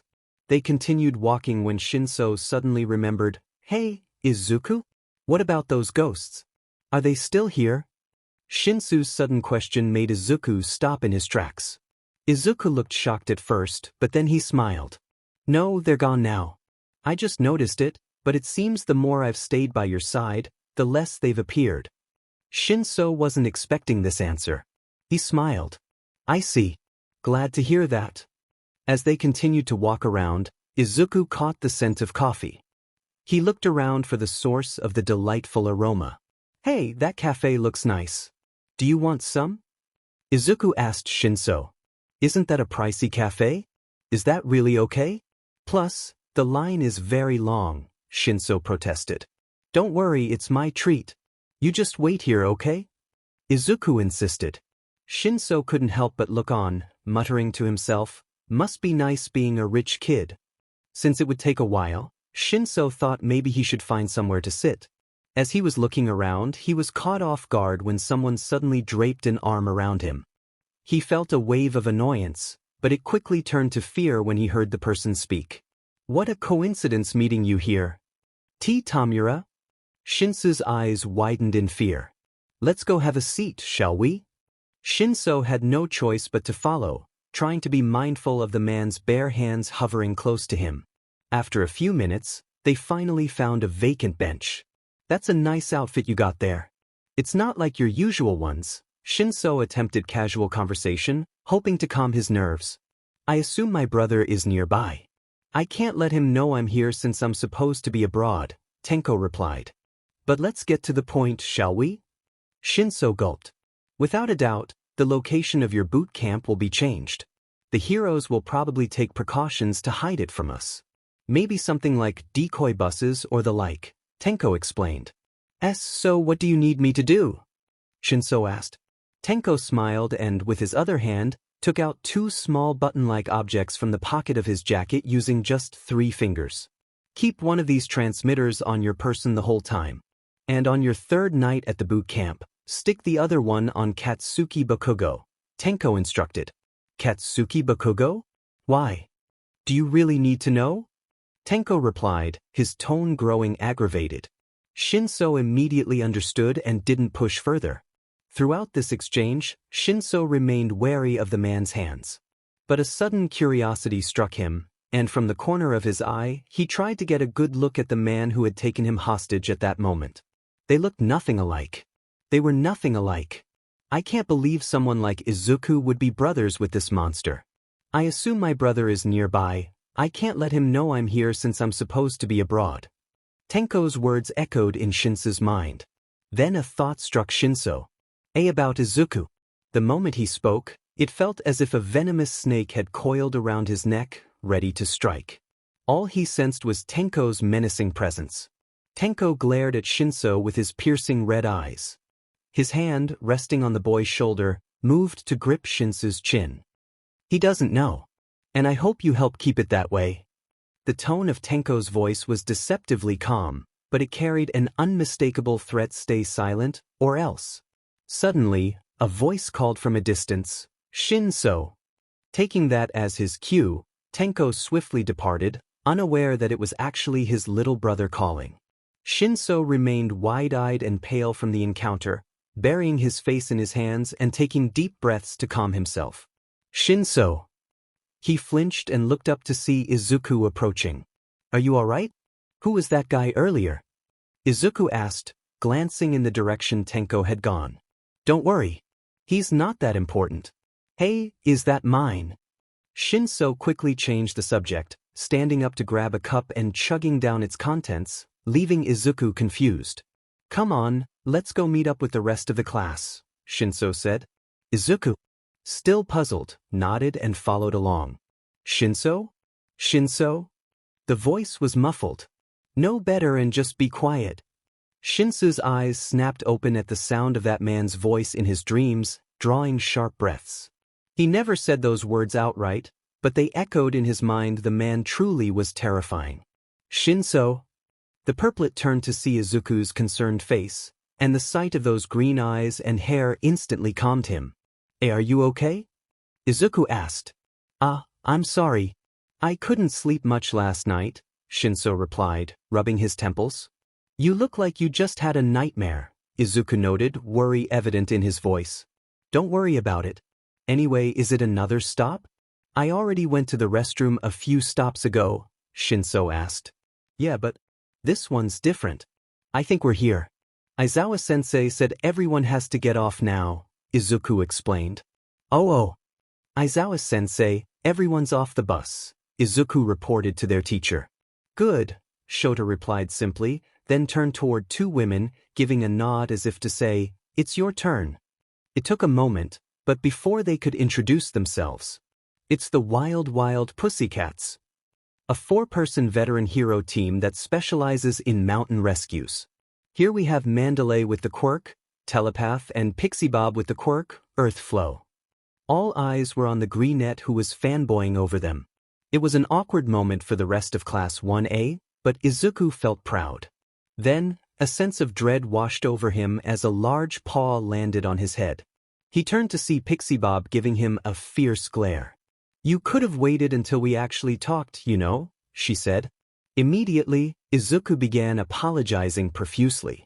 Now then, let's get to the business at hand, Mandalay continued.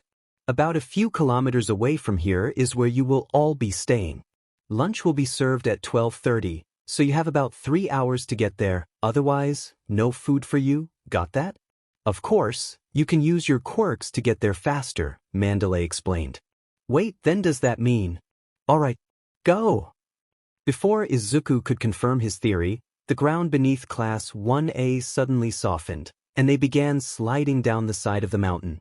Use your quirks, alright? Pixie Bob reminded them from above. I guess that means the training camp has begun, Izuku thought. Darn it, Shinso exclaimed. What is it, Shinso? Izuku asked. My capture scarf is in one of my bags, Shinso replied. Then, from afar, thanks to one of Izuku's quirks, he sensed movement in the forest. Izuku pretended to brush dirt from his face, covering his eyes to hide their changing appearances. Activate quirk, bird's eye view. I think that'll be the least of your worries, Izuku whispered as he deactivated the quirk, but Shinso understood some of it. Come on, we only have 3 hours. I want to eat, one of their classmates exclaimed, and soon everyone started running into the forest. Izuku grabbed Shinso's arm and led him down a different path from the others. Tenya, Shoto, Achiko, come with me. Izuku called to his friends, and the 3 followed. Above the cliff, the 3 pro heroes watched as Class 1A charged into the forest. Oh, did I forget to tell them the name of this forest? Mandalay suddenly realized. It's fine. In the field, you won't know what the enemy has in store. You just need to be prepared, Shoto stated. Mandalay then turned her attention to the little boy who had been with them all this time. Koda, don't go too near the cliff, or you might fall.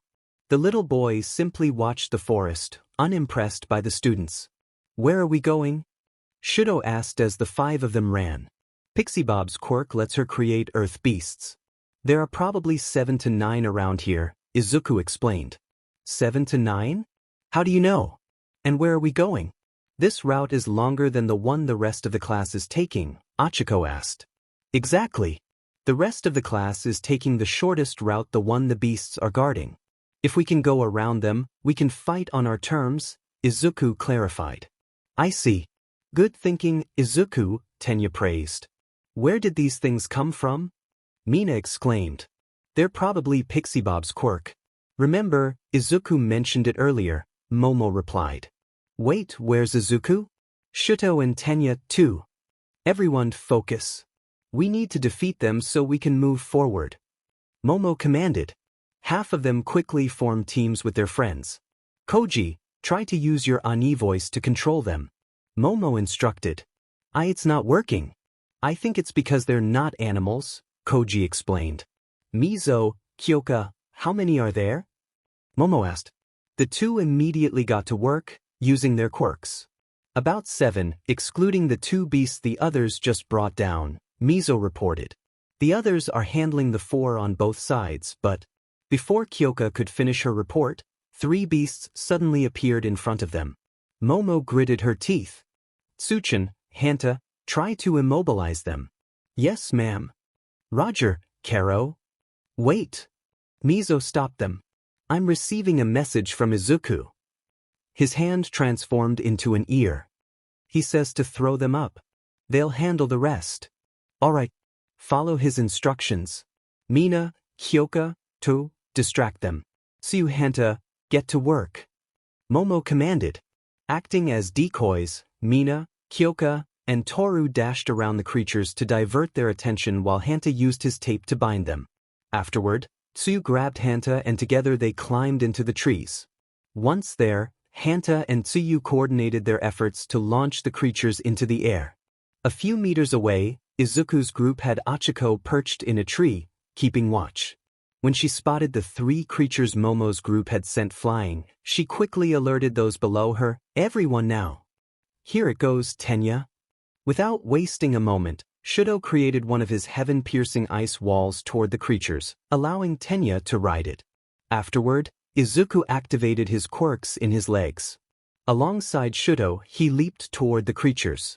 In mid-air, Izuku propelled Shoto forward. The ice wall had reached its limit, but Tenya had already gained enough momentum to soar toward the creatures. Izuku readied his powered arm, and in unison with his 2 friends, they took down the remaining creatures. They maneuvered themselves to land safely just in front of Momo's group. 3 hours, really? We've been out here all day. After finally escaping the beast forest, Class A was exhausted, hungry, and out of breath. Some students had already collapsed to the ground. "Hey, everyone, do you want some food?" Pixie Bob called from a distance. The mere mention of food ignited a spark in the students, and their eyes lit up as they turned toward Pixie Bob, almost intimidating the pro-hero. Despite their exhaustion, they mustered the energy to rush toward the food like hungry predators. Once they began eating, their spirits lifted. "This is so delicious. I feel like I've been revived." The students celebrated their meal. "Honestly, we expected you all to arrive around midnight," Mandalay said as she settled beside the female students. "But you did an excellent job handling my clay beasts," Pixie Bob praised them. "Where's that green-haired boy? The one who interrupted our introduction?" Pixie Bob inquired. Everyone immediately turned their heads toward Izuku, who was eating, causing him to flinch. "Yes, ma'am. After realizing I might have prepared clay beasts, you casually mentioned my quirk to warn your classmates. Then you took the long way to set up a surprise attack. You really surprised me," Pixie Bob remarked. Izuku swallowed his food before responding, "Actually, I only realized there were earth beasts after you sent us down. When Shinso mentioned he left his capture scarf, I prioritized getting him out of harm's way. It was only then that I planned our attack to save the rest of our classmates." "So you left the rest of your classmates to fend for themselves?" Pixie Bob pointed out, causing Izuku to freeze. "And not really. I knew they could handle the earth beasts on their own. They even had Momo to help coordinate," Izuku reasoned. "Oh, right. There was that one girl. What an amazing leader. Where is she?"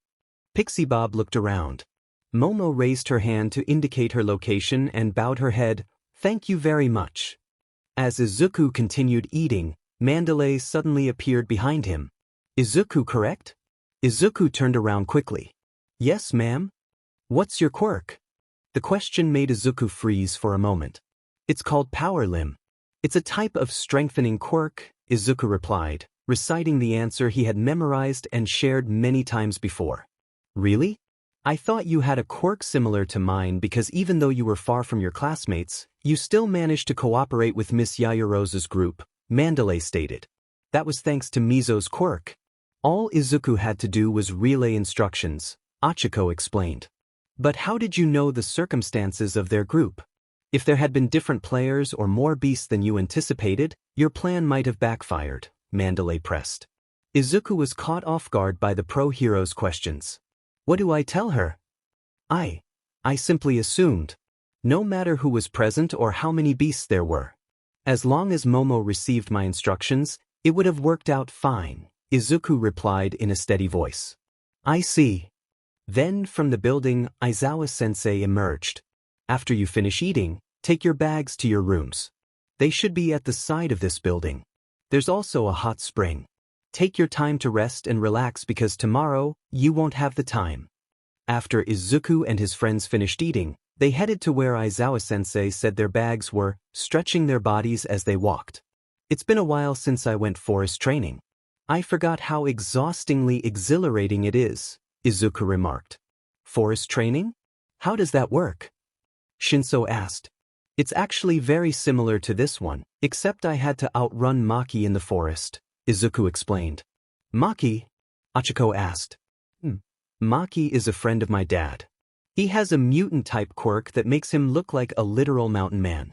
Despite his size, he's very agile, so my dad always has him handicapped during training, Izuku elaborated as they grabbed their bags. As they approached the building's entrance, Izuku noticed a little boy watching their classmates eat with a scowling expression. If I remember correctly, he was also there at the stop. I wonder if he's the son of one of the pussycats, Izuku thought. Izuku made his way over to the child. Hey there. I'm Izuku. The greenette introduced himself. Is your parent a member of the pussycats? The boy turned to him and frowned. Then, as if sensing something, he backed away just in time to dodge a punch aimed at him. However, due to his fatigue, Izuku lost his balance and fell onto the ground. Hey, that's not nice. Izuku exclaimed, drawing the attention of the students and pro-heroes. I don't plan to play nice with idiots like you who want to be heroes, the boy retorted before walking away. Rude brat, Shinso muttered as he helped Izuku to his feet. Mandalay rushed over to apologize. I'm really sorry. I'll talk to him later. No. It's fine. No damage done, Izuku chuckled. As he walked with his friends to their rooms, he couldn't shake off the boy's statement. So he hates heroes, huh? At the hot springs, the students melted into the soothing water, feeling its calming effect on their stiff bodies. Izuku, who hadn't been in one for years, felt as if he were in paradise and nearly drifted off to sleep before Tenya pulled him up and reprimanded him for his carelessness. For a moment there, I actually thought your family owned a hot springs resort, Shinso remarked. I suggested it to my dad and brother, but they said I might end up using it after every training session and get too comfortable, which would hinder my progress, Izuku explained. Shinso suddenly realized the implications. That's right. Izuku's brother and dad are Tamura and All for One. They're villains. Hey, why did your family let you enter the hero program? Shinso asked, curiosity evident in his tone. Izuku looked confused. I mean, from what I heard, your family isn't the biggest fan of heroes, so why did they let you? Shinso clarified. Oh yeah, I wondered that too. Come on, Izuku. Explain. Their classmates joined the discussion. I never really thought about it much.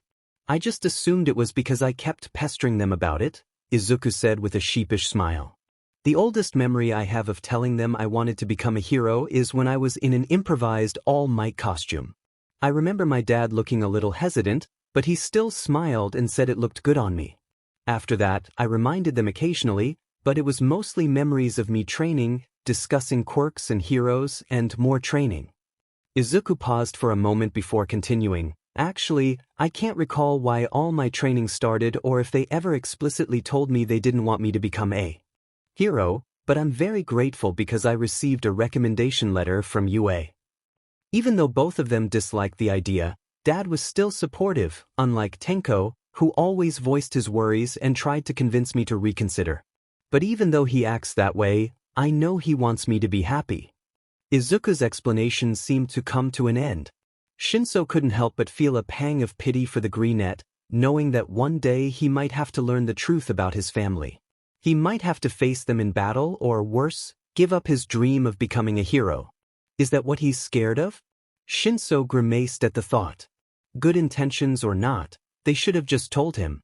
The idea of someone having to give up their dream because of their circumstances made his blood boil. At least if they had told him sooner, it wouldn't be as devastating for Izuku as it would be. Meanwhile, as Izuku spoke, there was another listener nearby, perched on the wall that separated the baths of the two genders. Koda had been listening intently, leaning forward a little more each time to hear better. However, during his latest attempt to lean in, he accidentally slipped. Wah! Koda cried out as he fell. Halfway down, a loud clap echoed through the air, and he was propelled back up to the height of the wall. In that moment, he caught a glimpse of who was responsible for the clap that saved him the greenette he had failed to land a critical hit on earlier. But as he reached the peak of his ascent, he accidentally glanced over to the other side of the wall, the side belonging to the girls. The sudden realization was enough to make him faint, just as Izuku caught him in midair. I caught him, Izuku thought. Did he pass out from the fear of falling? Hey, I'm going to bring this kid to the Pussycats, Izuku told the other boys before he left. Thank you for saving Koda, Izuku, Mandalay said as he set the boy down on the couch in her office. So his name is Koda? Is he your son? Izuku asked. No, he's actually my nephew, Mandalay replied. Oh, so where are his parents? What do they do? It's not common for heroes to act as a child's guardian, Izuku pointed out. Mandalay's expression turned hesitant. Actually, his parents are deceased. They were the water hose who died 2 years ago in the line of duty. Izuku flinched. I'm sorry. That's actually the reason he hates heroes. To everyone else, they died as true heroes, but to Koda, who was too young to understand, they left him and abandoned him for their jobs, Mandalay explained. If Koda had lived a normal upbringing, he would probably be aspiring to become a hero, she added. Izuku bit his lip. I can't blame him for having such views on heroes, he said, piquing the pro-hero's interest. My brother's quirkless, which limited the opportunities he could have had. He was still lucky to have our family's influence and a job waiting for him in the family company, but I can't help but think it might be one of the reasons he and our dad disliked the concept of heroes. There will be people in the world who carry such resentments towards heroes, and not everyone will share our opinions, Izuku said, clenching his fists. But for someone as young as Koda to feel that way, the thought shouldn't even cross their mind. It was 5 a.m. when the loud sounds of metal banging echoed through the boys' room in Class 1A. Come on, young heroes, it's time for your training, Pixie Bob shouted. The sudden noise so early in the morning sent the boys flying out of their beds and out of the room. Except for one. Hey, it's time for training, Pixie Bob repeated, now closer to the greenette. Hey, Pixie Bob called again, but the greenette simply turned to his other side and burrowed deeper into his blanket. Damn it, Tenko. It's 5 a.m. Stop that noise. Training starts at 7, the greenette mumbled, leaving the pro-hero speechless. Tenko? Who's that? Then from behind her came Aizawa-sensei with a frown. Izuku, who thought he could finally return to his peaceful sleep, was suddenly surrounded by Aizawa's capture scarf, bound along with his blanket, now fully awake. Training starts at 5:30, unless you want to skip breakfast and train vigorously on an empty stomach. Then be my guest, Aizawa said flatly. Why, sir, no, sir. I wish to eat first, Izuku stuttered. Good, Aizawa stated as he started walking out of the room, still carrying the bound Izuku with his capture scarf. This is okay. I guess, Izuku sighed in his mind. It wasn't okay. Now it was 5:30, and Izuku was still bound in Aizawa-sensei's capture scarf. He had to eat while in such an uncomfortable state. A few of their classmates, especially Shinso, could only laugh at his predicament, while Tenya simply added insult to injury as they ate. Before we begin, may I ask what kind of training you all think you're going to go through? Aizawa-sensei asked the students after they finally lined up. Kaminari, Aizawa called after a few seconds of silence. The blonde flinched. Isn't it the same as the training we go through at school? Only much stricter? Denki could only muster what Aizawa could call a half-hearted answer. Their teacher sighed in disappointment. Tell me, how much do you think you've progressed? He asked, then called a name, Yaoyorozu. Sir, compared to before we started at UA, we've definitely gained experience and have grown, as seen during the exercise yesterday. We were able to coordinate more efficiently and… Before Momo could finish, Shoto interrupted her, how about your quirks? The question took Momo aback and left her speechless. Tell me, compared to your first day when you had that quirk test, how much have your quirks grown? Aizawa asked. That is. Momo couldn't give an answer. Through all that you've been through during your first semester, you've definitely improved mentally and technically. However, your quirk growth is nothing to be proud of as it is non-existent, Aizawa explained. In this training camp, you will work to upgrade your quirks. Then Aizawa gave them a knowing smile. Be prepared because we will put you through the ringer. The entire 1A felt shivers crawl up their spines. As Shoto watched his class disperse to get into their stations, he heard from behind him the voice of a boy he never forgot. Aizawa-sensei? As for you, Shoto said as he finally released the greenette. You're a different case from the rest, since you've already unlocked the full potential of your quirk. The greenette immediately started stretching and doing warm-ups, as Shoto assumed he always did during his own training sessions at home. But that's where the problem lies. Shoto's words piqued Izuku's interest. He then brought out a piece of paper. From what your brother told me and from what is written on this paper that your doctor provided, it appears that you might have mastered your quirk prematurely, Shoto explained. Your body cannot handle the stress of going full power every time. Which is why instead of focusing on your quirk, we're going to work on your body instead.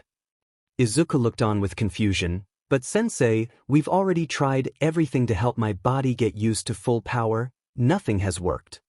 Shoto frowned. From what I understand from these notes, you've trained your quirk ever since it manifested, correct? Yes. Most of your training was for using your quirk? Yes? Yes. And then after discovering the drawback of your quirk, you trained while using a weaker power in hopes of letting your body get used to the stress over time? Yes? Yes. Then tell me, have you tried training just your body once in a while? Izuku was taken aback. I don't think so. Shoto sighed. The problem with your approach to making your body cope with the power of your quirk is that you're rushing. Shoto grabbed onto his capture scarf, letting it float and tense up. Do you know how long it took me to master this tool of mine and combine it with my fighting style? If I remember correctly, 6 years. Shoto cut the greenette off. And not once did I try to rush it because some things don't need to be rushed. Izuku felt enlightened by this realization. So for your training, I want you to sprint, do push-ups, do curl-ups, climb up a cliff, whatever you can do around here, but don't use your quirk in any of them. Izuku took a deep breath and yelled, Yes, sir. Shoto couldn't stop a smile from forming as he watched the boy run, lit up by the hope that one day he may be able to use his full power again. Now then, Shoto turned around. I apologize for making you wait, he told the purplet standing behind him, the boy's own capture cloth floating and tensing. One kick sent the purplet flying meters away. He tried to get up but first had to catch his breath. She cursed. I know I just told your new friend that he should take it slow with training his body, but that advice shouldn't apply to you, Aizawa told him. Compared to the rest of the class, most of whom are halfway done with the lap, you've only just begun the race, still a few feet away from the starting line, Aizawa explained as he walked towards the purplet. If you plan on getting your provisional hero license next semester along with them, then I suggest you pick up the pace. I know that. Shinso yelled as he charged towards his teacher once more for the 40th time that morning. He sent punches, kicks, and his scarf towards the pro hero, but to no avail. Shoto easily dodged every single one of them. After the purplet sent multiple attacks, he simply kicked him away, and the cycle repeated. After the 45th charge, Shoto finally said, Maybe we should get you an easier opponent. Someone you might be able to catch up with. In the meantime, try to work on your speed and stamina, Shoto said as he walked away. Shinso was left there panting as he wiped the sweat from his face with his hands. I had to outrun Maki in the forest. Shinso remembered Izuku's story from yesterday, and it gave him an idea. Then he looked around for the blue pussycat. A few hours later, the entire 1B was walking through the forest, finally near their destination. What? 1's there already? Nito exclaimed, upset that 1A beat them to the site. As we walked and talked, Vlad King explained, I'm sure they're already going through the rigorous training you all will experience. But sensei, the only pro heroes here are you, Eraserhead, and the 4 pussycats, right? How will just the 6 of you manage the training of 40 students? Itsuka asked curiously. The pussycats' quirks are well suited for covering large areas and managing multiple people. For instance, Pixie Bob can easily manipulate the earth to create excellent training partners. Like the one running towards us right now. Just as Vlad King finished speaking, 1B felt the ground tremble as if something was charging toward them. Move, they heard a voice shout. Following the sound, they saw the newest addition to 1A sprinting toward them at top speed. When they couldn't react quickly enough, the purplet leaped over them, stepping on Nito to propel himself further, much to the dismay of the psychopathic blonde. Seconds after Shinso jumped over them, an earth beast leaped past as well, causing everyone to duck. What was that? That was dangerous.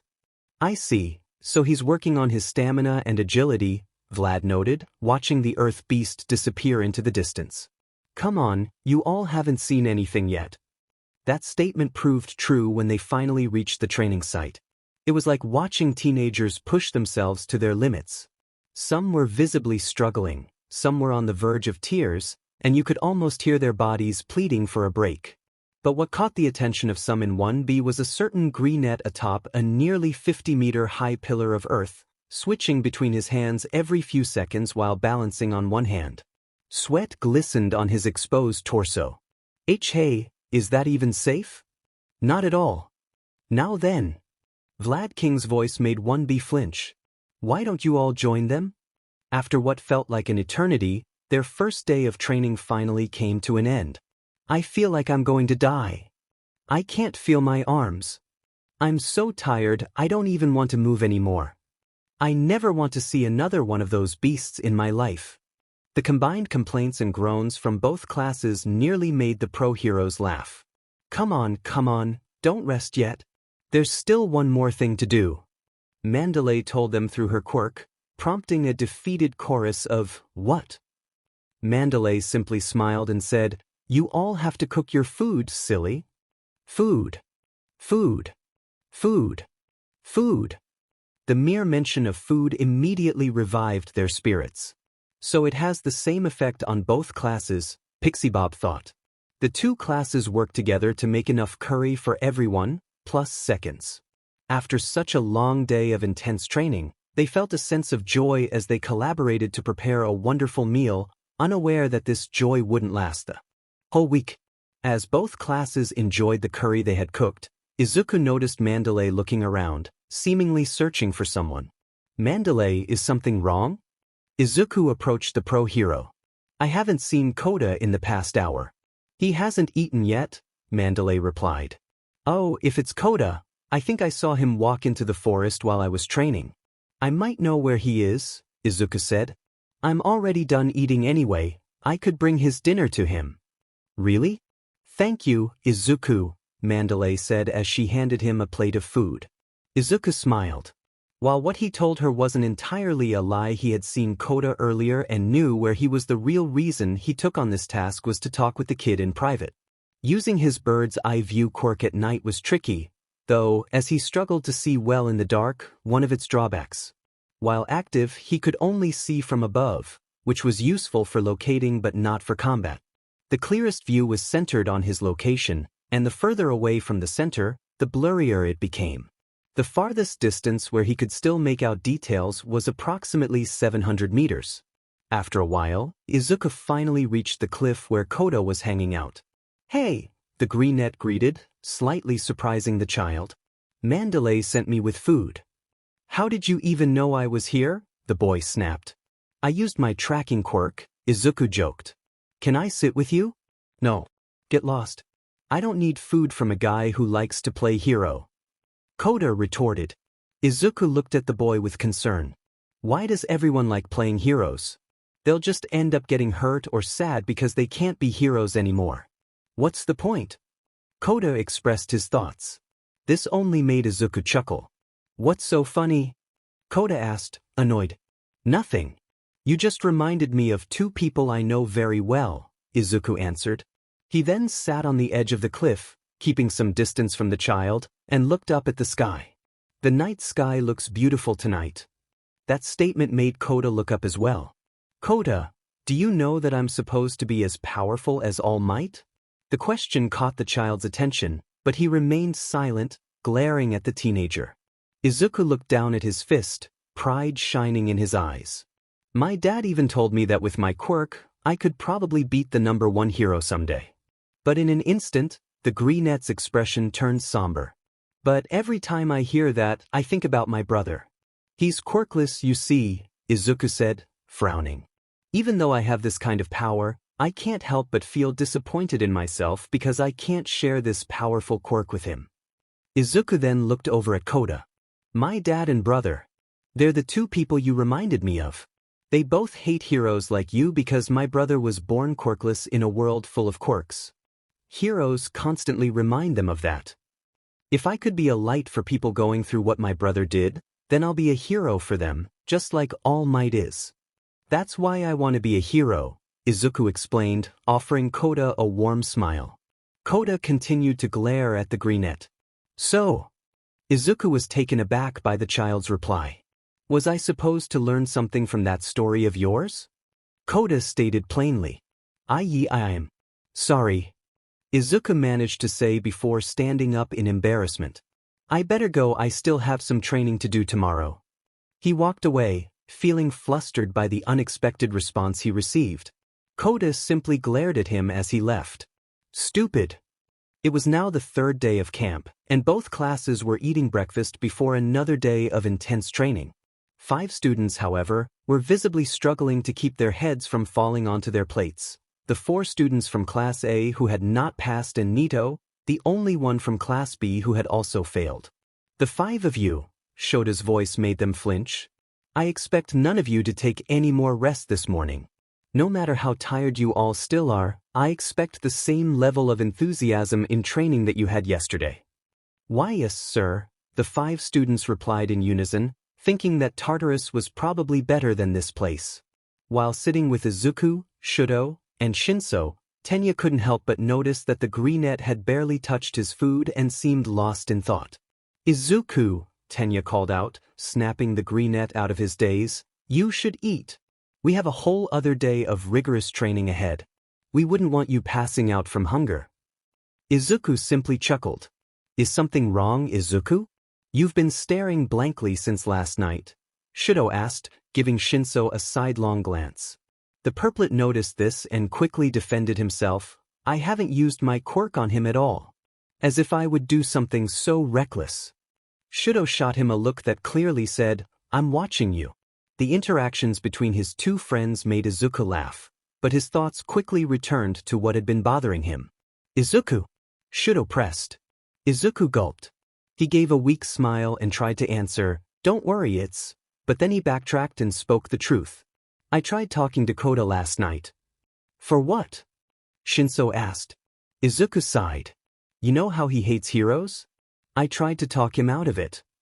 For someone so young to have such a negative view of heroes, especially given that his parents were heroes, just shouldn't be the case. Izuku expressed his thoughts. I've seen that kind of hatred in my brother, how it grew over the years. I don't want to see it happen again, Izuku said, clenching his fist. The mention of Izuku's brother made Shinso look away and continue eating in silence. From the way you're acting, I assume it had no effect? Tenya asked. Izuku nodded, voicing his frustration. I don't understand how it didn't work. Shoto hummed thoughtfully. Well. Izuku looked at his friend, curious about what he had to say. Well. Maybe it's because you're just a stranger to him, Shoto suggested, but it seemed like Izuku didn't catch the hint. Shoto sighed. To him, you were probably just a stranger who decided to talk him out of his beliefs. No one in their right mind would take the word of a stranger. You need to show him. I agree with Todoroki. Actions speak louder than words, Shinso added. Yeah, but... Izuku pointed at the purplet. We never talked before the finals. We were practically strangers, but you believed in my words, didn't you? Shinso almost choked on his food. Well, that was different. You spoke to me, didn't you? That was enough to show me that your words were sincere. Even though you were terrified, you still found the strength to speak to me, and when you did. Shinso almost said, you were the exact opposite of your brother, but he caught himself. Shinso paused for a moment before continuing, there was no fear in your voice. Shinso's words made Izuku smile. I'm glad they actually reached you. Shinso snickered at the greenette's cheesy line. But now that you mention it, he did something similar to me at the sports festival, Shoto said, looking thoughtful, capturing the attention of the 3 other teenagers. He also did something of the sort when Tensei and I faced Stain, Tenya added. Oh. Shinso said with a smirk. Seems like someone has a habit of getting involved wherever there's trouble. Getting involved? Shoto asked quietly. It means he likes to meddle, Tenya clarified for the bichromatic. Izuku chuckled nervously. I can't help it. It stuck with me after Tenko said that a quality of heroes is being meddlesome. Shinso almost spit out his food but managed to stop himself, resulting in a small cough instead. Shinso, are you okay? The greenette asked in concern. Shinso chuckled it off. No, I'm fine. He told Izuku this to avoid worrying him, but his words reminded him of that man's threat. Shinso gulped, feeling the phantom of those hands on his neck and face again. Shut up. I need to shut up, Shinso thought repeatedly. I didn't think we would find ourselves in such a similar situation so soon, both the greenette and purplet thought as they stood meters apart. In terms of combat skills, Shinso is only about 40% below you, compared to his difference from me of 80%, Aizawa said, referring to Izuku. However, since you're more adept and have spent more time training and utilizing your fighting style with your quirk, I'd say that difference has been lowered to 30%. This makes you an easier, but still formidable opponent for Shinso, Aizawa stated, sweat dripping down Izuku's face. Don't even think about going easy on him because he's your friend. If I sense that you are, you too will be joining Miss Uraraka and the other students who didn't pass tonight, he warned them. Shinso, the same as yesterday. Try to land a hit on Izuku. Izuku, I expect you not to use your quirk, Aizawa reminded them. That was the plan from the very beginning anyway, Izuku thought, recalling the time during the sports festival. Alright, begin. Shinso immediately charged toward his friend, throwing punches his way. But those punches proved futile as the greenette easily deflected them to the sides. Shinso cursed in his mind. Then Izuku sent a high kick toward the purplet, who narrowly avoided it by stepping back. The greenette then doubled down with another attack, spinning his body and bringing his other foot down for another kick. Shinso crossed his arms in an attempt to block the powerful kick. Izuku may have been shorter, but he was definitely more muscular, making it difficult for Shinso to push him back. He couldn't use his feet to sweep the greenette's other leg off the ground since they were currently bracing him. With no other option, Shinso decided to retreat for a moment and create some distance between them. They glared at each other during this brief pause, wiping the sweat from their brows. TC each easier opponent my foot. The only difference between him and Aizawa is that he's actually letting me engage with him instead of just dodging and then finishing me off, Shinso thought. But he was caught off guard when Izuku suddenly charged at him, launching a series of kicks that forced Shinso to backpedal to avoid the strikes. Another thing. Izuku's fighting style right now is vastly different from when he uses his quirk. Instead of throwing punches, he smoothly deflects his opponent's attacks with his hands, relying primarily on kicks. Shinso noted.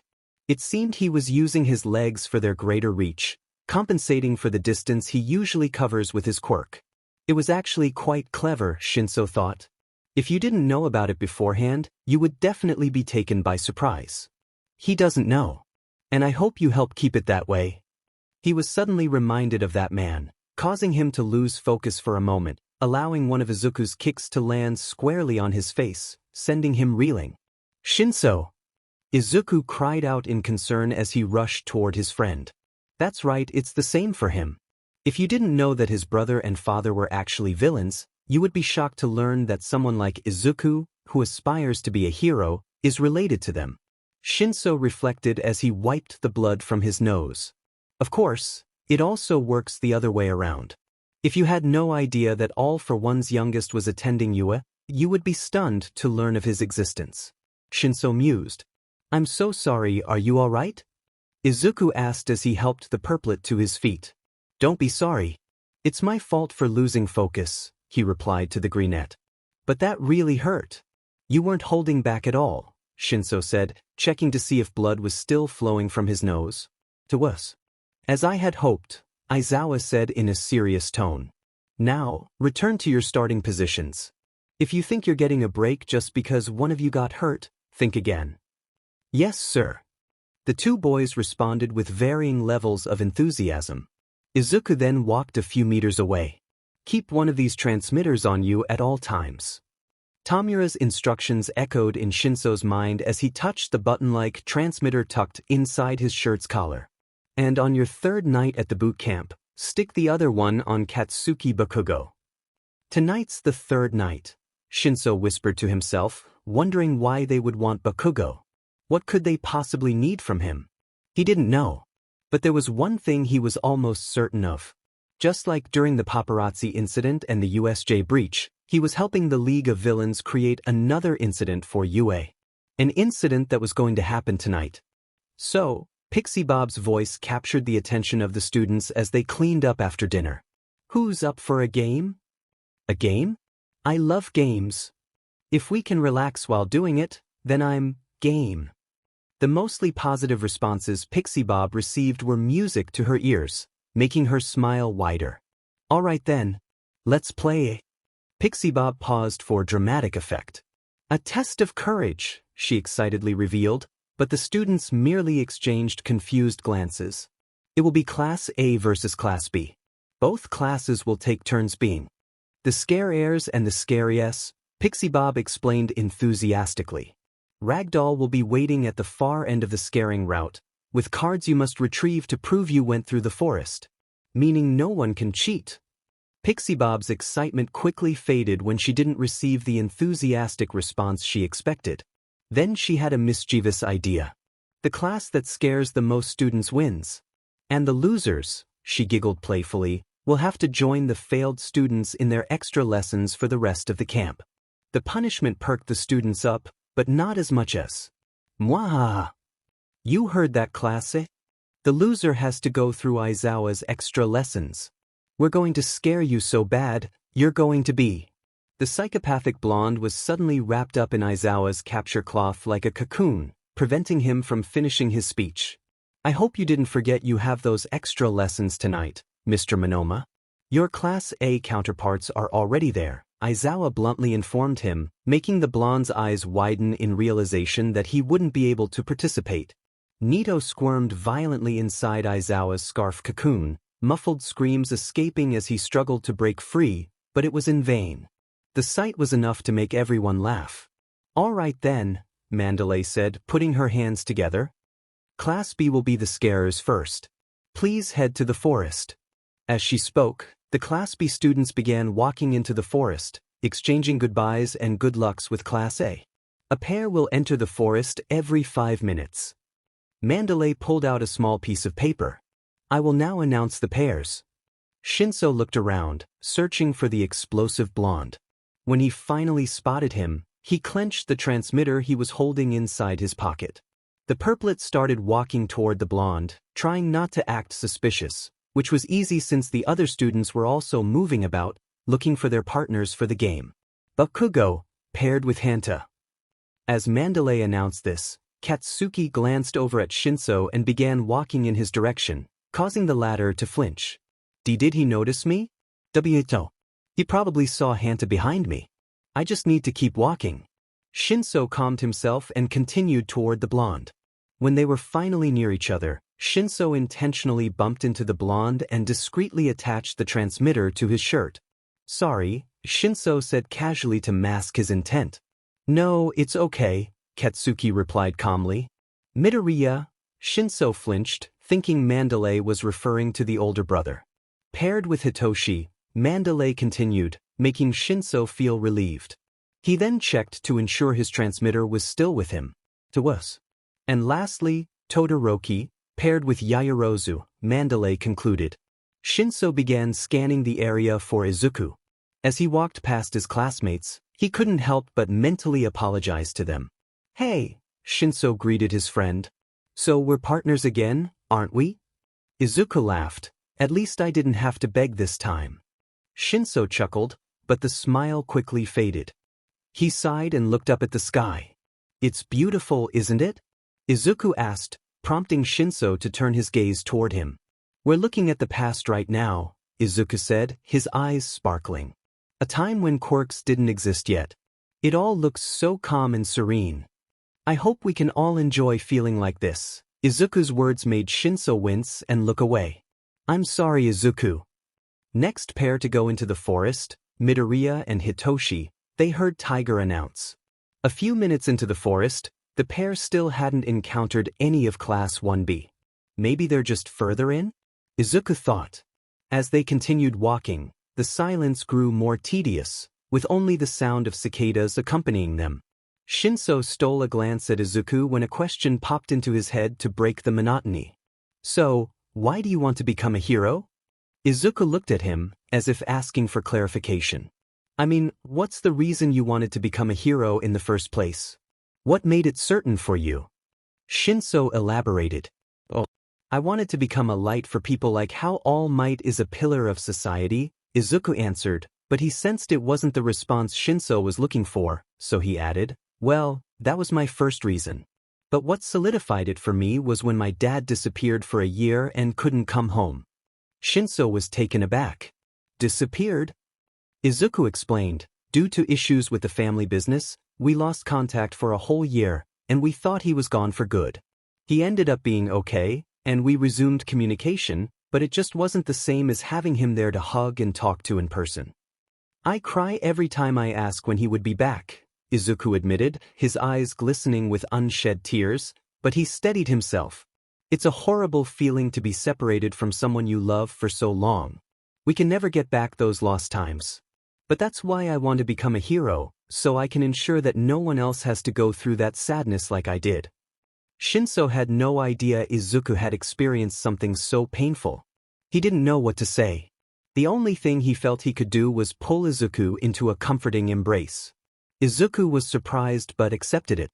After releasing all the bottled-up sadness, the first thing he wanted was a hug.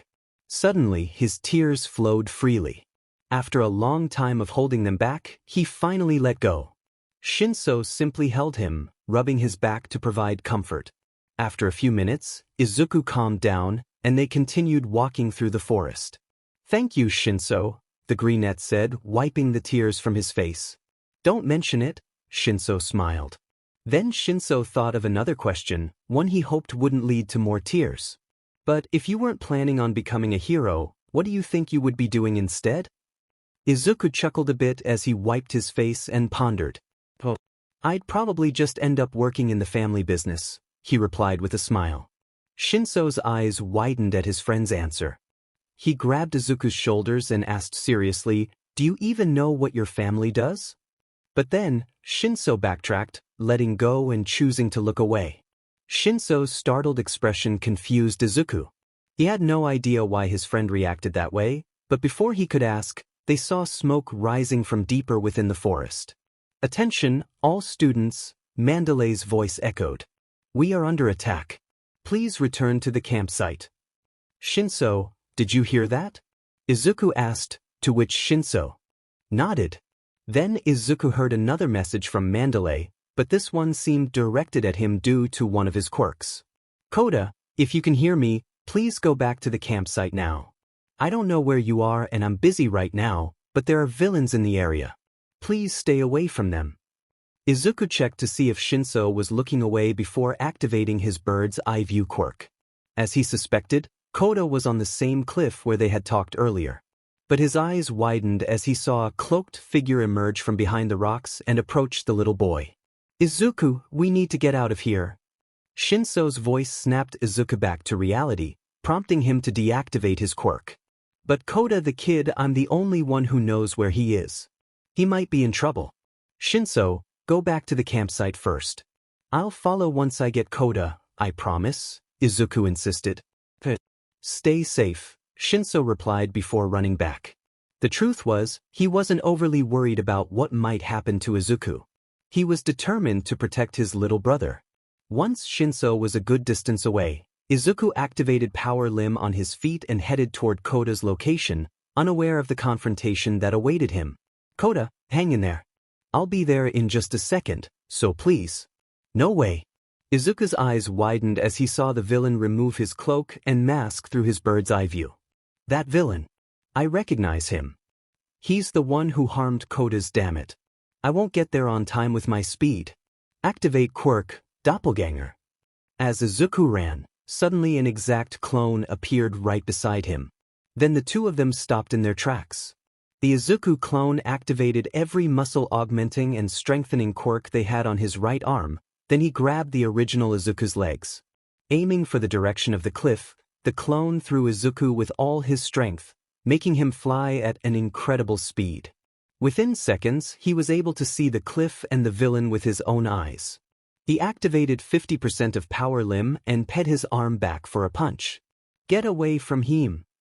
At the League of Villains hideout, Kurogiri watched as All for One's eldest child walked out of the inner door, almost with a smile on his face, then took his usual seat in front of the counter.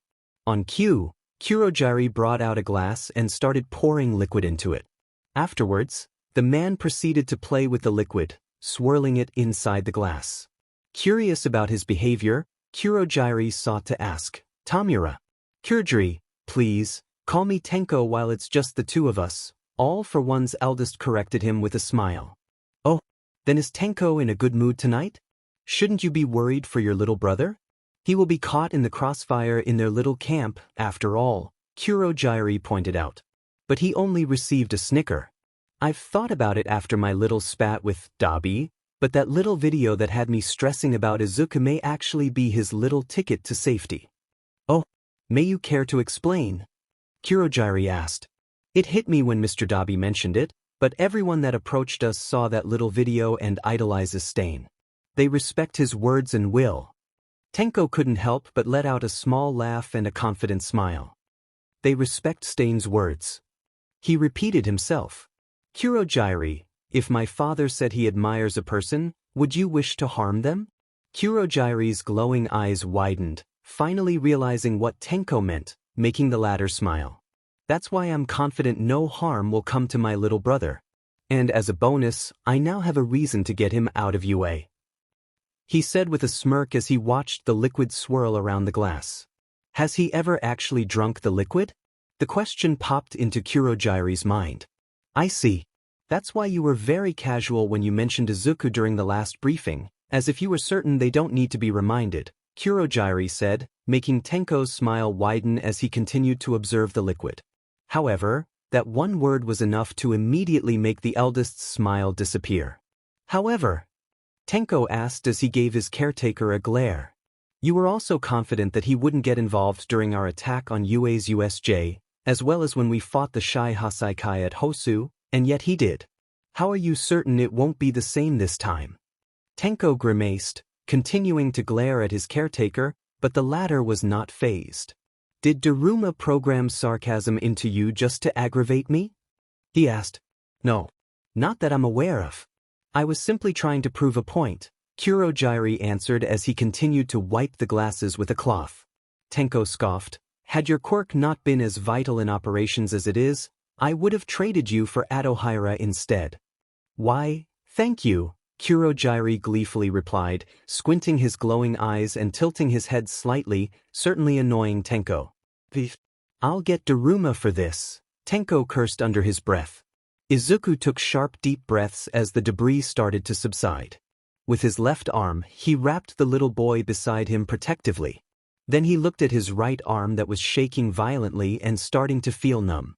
The same arm that the clone used full power on to fling him to the cliff. Even though it was only a clone, he could still feel the burning sensation he would feel had it been him who used that amount of power. It didn't help that he also used the same arm to send that punch towards Muscular. The little boy noticed the teenager's arm as well and could tell that it was hurting badly. "Come on, Kota.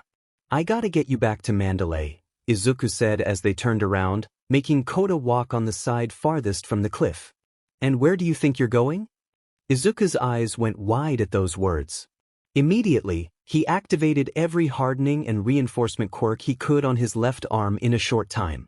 But it wasn't enough, so he, along with Kota, was sent flying towards the side of the mountain. Thankfully, he was able to use his body to cushion the child, but the surprise attack still caused Izuku's left arm to hurt. "Izuku!" Kota cried in worry. "And no way. He was able to withstand half of Power Limb's full power? He's almost as powerful as a handicapped Maki." Izuku thought. "Don't worry. I'm fine. Are you all right?" He tried to hide the surprise in his voice. "Why are you worrying about me? You're going to get hurt. We're going to get hurt." He's going to hurt us like how he hurt my parents. Kota started to let out tears. Izuku forced a small laugh. Don't worry, Kota. I'm not going to let him hurt you. I'm going to protect you. Kota's eyes went wide at the teenager's statement. Po, I recognize you. You're that little guy Stain likes. The villain let out a menacing chuckle. As all the dust finally settled down, the villain's appearance with his quirk was revealed. I gotta admit you got me good. That was a powerful punch you had there. The villain then flashed a sadistic smile. Let's have some fun, shall we? Because of that, he knows its strengths and weaknesses like the back of his hand. And right now, he knows very well. I can't beat him and protect Kota at the same time. All I can do is buy enough time to. Before Izuku could finish that thought, the villain launched a punch toward the two boys. Izuku barely managed to evade it, putting more distance between them. I see. So we have the same quirk. This'll be interesting, the villain said with a menacing enthusiasm. Kota, Izuku whispered urgently, I'm going to buy some time for you to escape. When I tell you to run, I want you to go, okay? Kota's eyes widened. What about you? How are you going to beat that monster? That's exactly why I want you to run. At my current state, I have no chance, Izuku thought bitterly. He forced a smile. I told you already, didn't I? I'm as powerful as All Might. What? Why are you? Kota wondered silently. To tell you the truth, the villain interrupted, catching the boy's attention. Tamura told us not to harm Stain's little favorite because he wouldn't want that. The villain chuckled darkly. But like hell I'm going to do that. Not now that I've learned you're the same as me. Izuku snapped back. I'm not the same as you. I would never use my power to do any wrong. I'm going to be a hero. The villain laughed at Izuku's declaration. You won't do any wrong. In this world, those who win are the ones who are right. And those who die are wrong. I never joined the League of Villains to follow Shigaraki or Stain. I joined because I want to fight. Fighting is all I want to do. So come on, boy. Why don't you give me your best shot? Kota, run now. Izuku shouted as he pushed the little boy away and activated 50% of his power limb combo on his right arm, which was already aching. Activating the quirks in his legs, he charged toward the villain with his arm drawn back.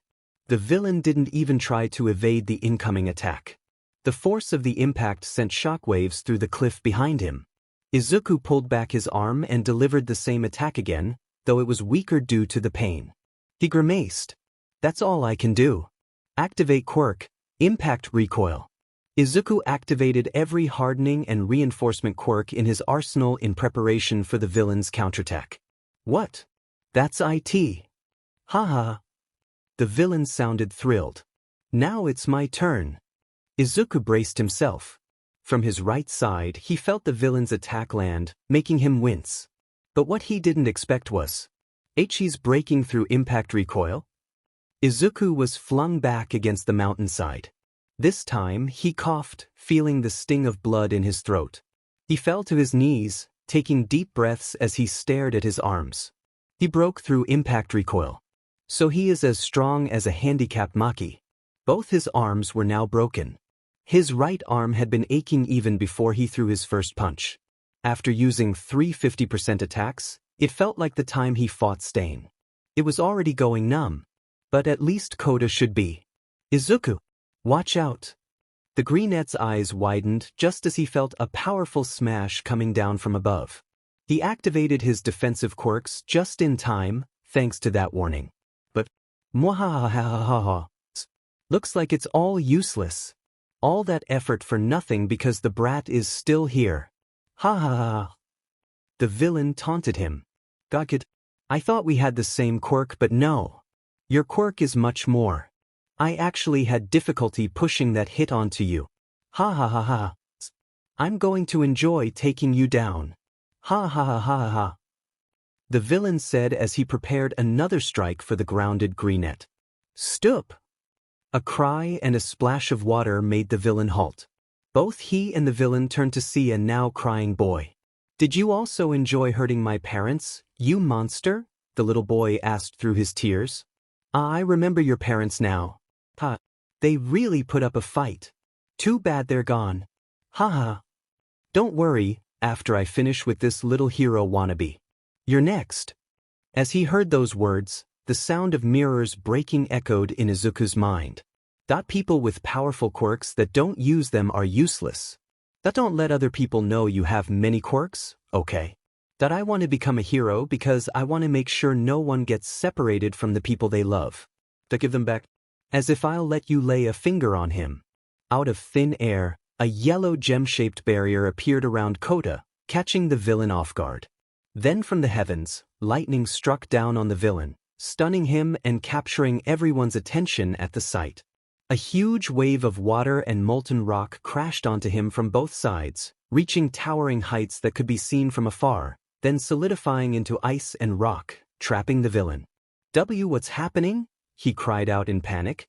His eyes widened as he saw the greenette stand up, surrounded by black lightning with a green glow. Lightning strike can target any point within my range. Water cycle allows me to control water in its 3 phases. And lava flow turns the earth I touch into lava, making it an effective weapon. Their eyes met, and he felt the malice radiating from those eyes, as if he were staring into the gaze of a Shinigami. Who is this kid? His body froze in fear. The greenette gritted his teeth and clenched his left fist, ignoring the pain. You had no right, he said, his voice trembling. In an instant he appeared in front of the villain, his right arm swelling and twisting as he activated power limb beyond full power. You had no right to take away his parents from him like that. At point-blank range, Izuku landed his super punch on the villain, shattering the ice and rocks that bound him and sending shockwaves through the rest of the mountain behind him. The sound of bones cracking echoed throughout the villain's body and the teenager's arm, even within Kota's barrier. The little boy started to cry as he watched the teenager's arms return to a semblance of normalcy, though they still appeared twisted, likely from the strain he had put on himself. But why would you risk your life? It wondered. Because, Kota, the teenager replied, and the little boy's eyes widened as a memory of his parents surfaced, one he had almost forgotten. We risk our lives to save others because that's what they need in a world full of uncertainty, someone they can rely on to help them through tough times. If I can be a light for those going through what my brother did, then I'll be a hero for them, just like All Might is. That's why I want to be a hero. Izuku. Thank you, the boy said, tears streaming down his face. Izuku. Kota cried from inside the yellow barrier as he watched his new hero fall to his knees. Izuku appreciated the boy's concern. His voice was a reminder to stay awake. Looking up at the sky, he took deep breaths and let out a soft chuckle. I can't believe I told Shinso earlier that I hoped everything would stay peaceful. I hope he's okay. The greenette stood and walked toward Kota, causing the barrier to vanish as he approached. He knelt in front of the boy and asked in a soft, tired voice, Kota, are you okay? Are you hurt anywhere? Me? What about you? Your arms are messed up. Idiot, Kota retorted, his tone almost playful, which made Izuku smile, knowing it meant the boy was fine. Don't worry about my arms, Izuku said gently. This is bad, I'm getting sleepy. I'm sure the doctors will fix them in no time. Come on, I need to get you to Mandalay. I'm sure she's worried, Izuku said, turning his back to the boy, intending to let him ride on his back as they ran back to the site. But then he realized it might be uncomfortable for Kota since he couldn't support him with his arms. Wait, I've got an idea. Izuku took a deep breath and, with whatever strength he could muster, lifted his left arm. A silk-like cloth appeared in his hand. Here, he handed the cloth to the boy.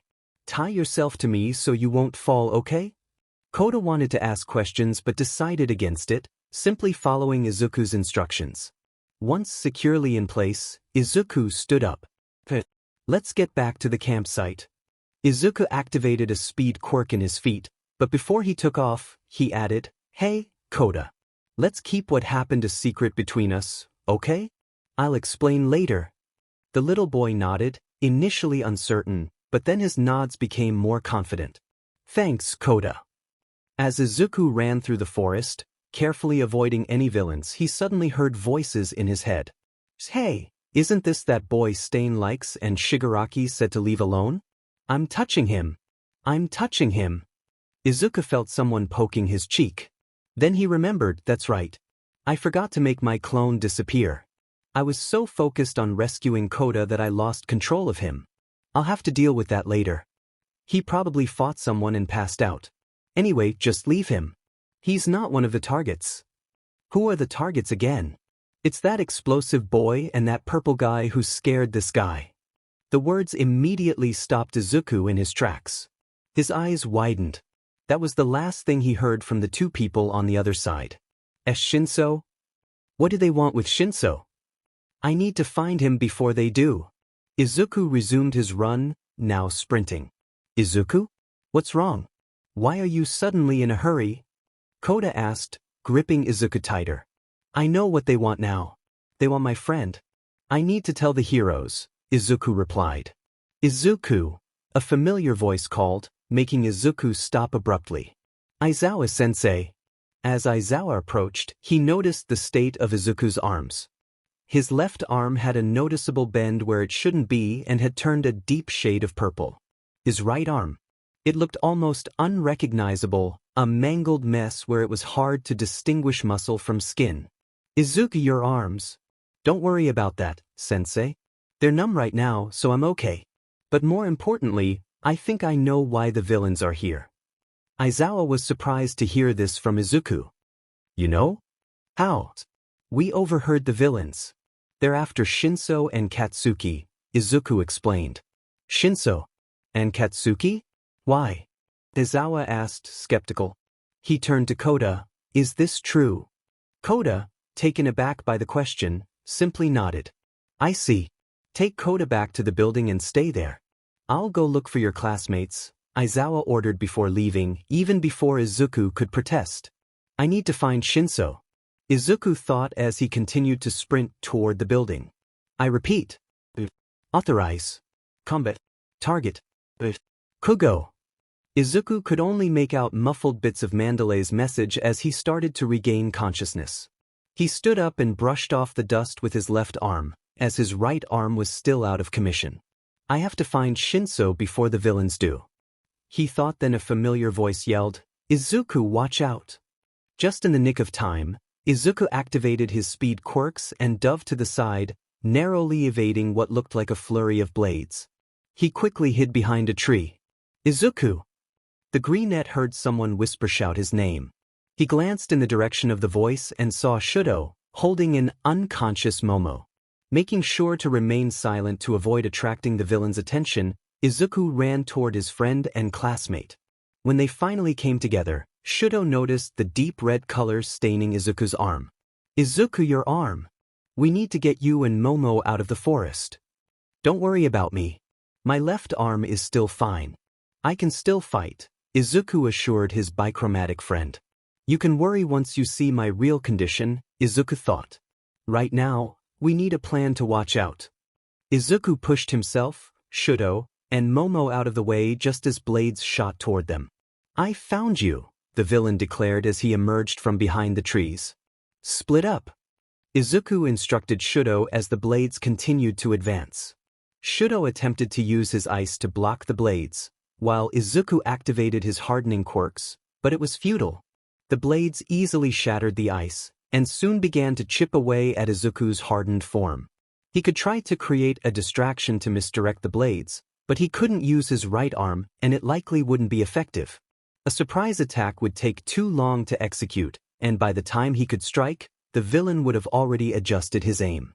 We also need to protect Momo. I need to think of a plan, fast. Izuku thought. Meanwhile, on the other side of the forest, the original Izuku dashed through, leaving trails of green lightning as he explained to Koda what he owed him. No way! You can get as many quirks as you want. Koda exclaimed from Izuku's back as they ran. Yes, but I don't get to choose what quirk I get or when I get it. It would be helpful if I could, then I could just wish for a healing quirk, Izuku replied, wishing he could find Shinso with his clone. But why keep it a secret?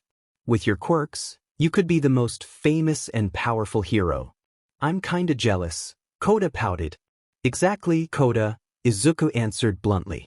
Having more than one quirk is rare and can make people jealous. Out of jealousy, they might spread lies to bring me down, like claiming I steal quirks. That's what happened to my dad before. It's much safer to just show and use one quirk. But why that quirk you keep using? It hurts when you use it, right? Kota asked. You shouldn't call a quirk ugly, Izuku chuckled nervously. And I told you before, right? I want to be a hero like All Might. He continued, also, I find his quirk fascinating. It's not just a simple enhancement, his attacks are much more than that. I've analyzed countless quirks and figured out how most of them work, but All Might's quirk. I just can't explain it.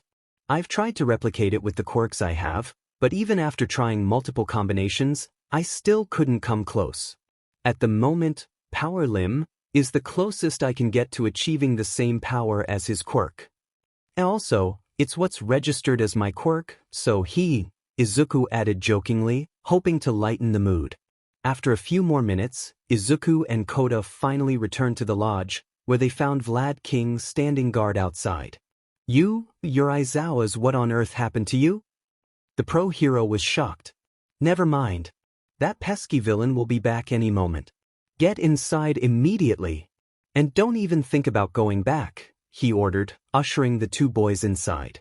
You can put me down now, Kota said as Izuku continued to carry him on his back.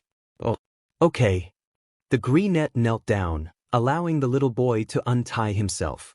Once Kota was free, Izuku stood up and stretched his back. Kota looked at Izuku's hands and remembered what he had told him the day before. They'll just end up getting hurt and then sad for the rest of their lives because they can't play hero anymore. Hey, Izuku? Kota said in a near whisper. Yeah. Izuku looked at the little boy. I just want to say thank you again. You know, for saving me. Kota said, his voice filled with sincerity. Izuku smiled and knelt in front of him. I told you it's what heroes do. And I'm sorry. Kota's sudden apology took Izuku by surprise. But you shouldn't be. But I do. Because you got hurt. And you might not be able to fight anymore because your arms are hurt. Kota said, on the verge of tears. Izuku understood, but he flashed a warm smile at the boy. I told you, didn't I? I'm as strong as All Might. This is nothing. I'll be good to go after a visit to the doctor. So don't feel sorry, okay? Izuku encouraged the little boy before they continued to where his classmates were taking their extra lessons, where he was met with the usual shocked expressions. Izuku, where are you going? Achiko asked as the greenette headed out the door. I'm going to find Shinso. He's still out there. Izuku suddenly fell to his knees. Izuku, his classmates exclaimed as they rushed to help him sit in one of the chairs. The pain had finally caught up to him. Wait here, I'll go get the first aid kit from the other room, Denki told them before leaving. Izuku, you need to rest. Your teacher already said he'll find him, right? You've already done so much. Kota urged. Kota's right, Izuku. I'm sure Aizawa-sensei will find Shinso, Achiko assured him. So please try to rest. She pleaded. Izuku looked into Achiko's concerned eyes and sighed. Fine. I'll just have to leave finding Shinso to my clone, the greenette thought. Impact recoil would be very helpful right now, but I overexerted my real body in that last fight. Even this body is feeling the effects. Izuku cursed in his mind as he watched the villain patrol the area while he hid behind a tree with Momo. The greenette activated his bird's eye view quirk. The two of us aren't enough to take him down. We're running out of time.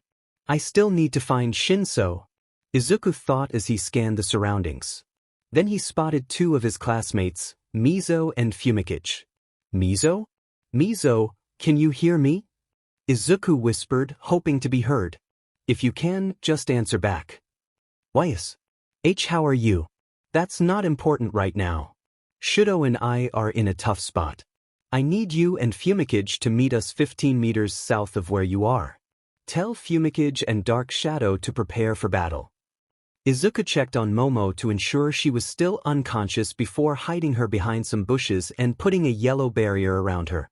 He then emerged from his hiding spot, surprising Shoto, and shouted to grab the villain's attention, Ichui. I'm over here. The villain turned sharply and began heading toward Izuku. Shoto, Momo's fine. Come with me, we'll need you for this plan. Izuku activated his speed quirks and called for his bichromatic friend. Shoto quickly joined him as they ran toward the designated rendezvous point with Mizo and Fumikage, taking about 20 seconds. Mizo and Fumikage were hiding behind trees. As Izuku and Shoto ran past them, Fumikage sent Dark Shadow to subdue the villain's weaponry. Fumikage, hold them still for a few seconds. Izuku instructed as he and Shoto halted and faced the villain. Shoto, restrain him with ice. The sound of crackling ice filled the air as Izuku activated power limbs on his legs and leaped several feet in front of the villain. He then pulled back his left arm and delivered a powerful punch that shattered the villain's blades and ice, rendering him unconscious. Shoto encased the villain in ice once more. Thanks for the help, you two, Izuku said, turning to Mizo and Fumikage. Have either of you seen Shinso? No, I don't think I have, Fumikage replied. Izuku looked to Mizo, hoping he might have caught a glimpse of Shinso with his quirk, but Mizo shook his head. Damn it! Izuku exclaimed. If I'd known the villains wanted him, I wouldn't have left him alone. Don't blame yourself, Izuku. Let's try to get back to the lodge, he might already be. No, he's not, Shoto. He's still somewhere in the forest. Izuku interrupted. He knew Shinso wasn't at the lodge, otherwise, he would have deactivated his clone already. I just hope the villains haven't captured him yet, he muttered under his breath. We'll continue to look for him. Mizo, you'll be our eyes and ears, keep your senses alert for Shinso and any villains. Shoto, guard our rear.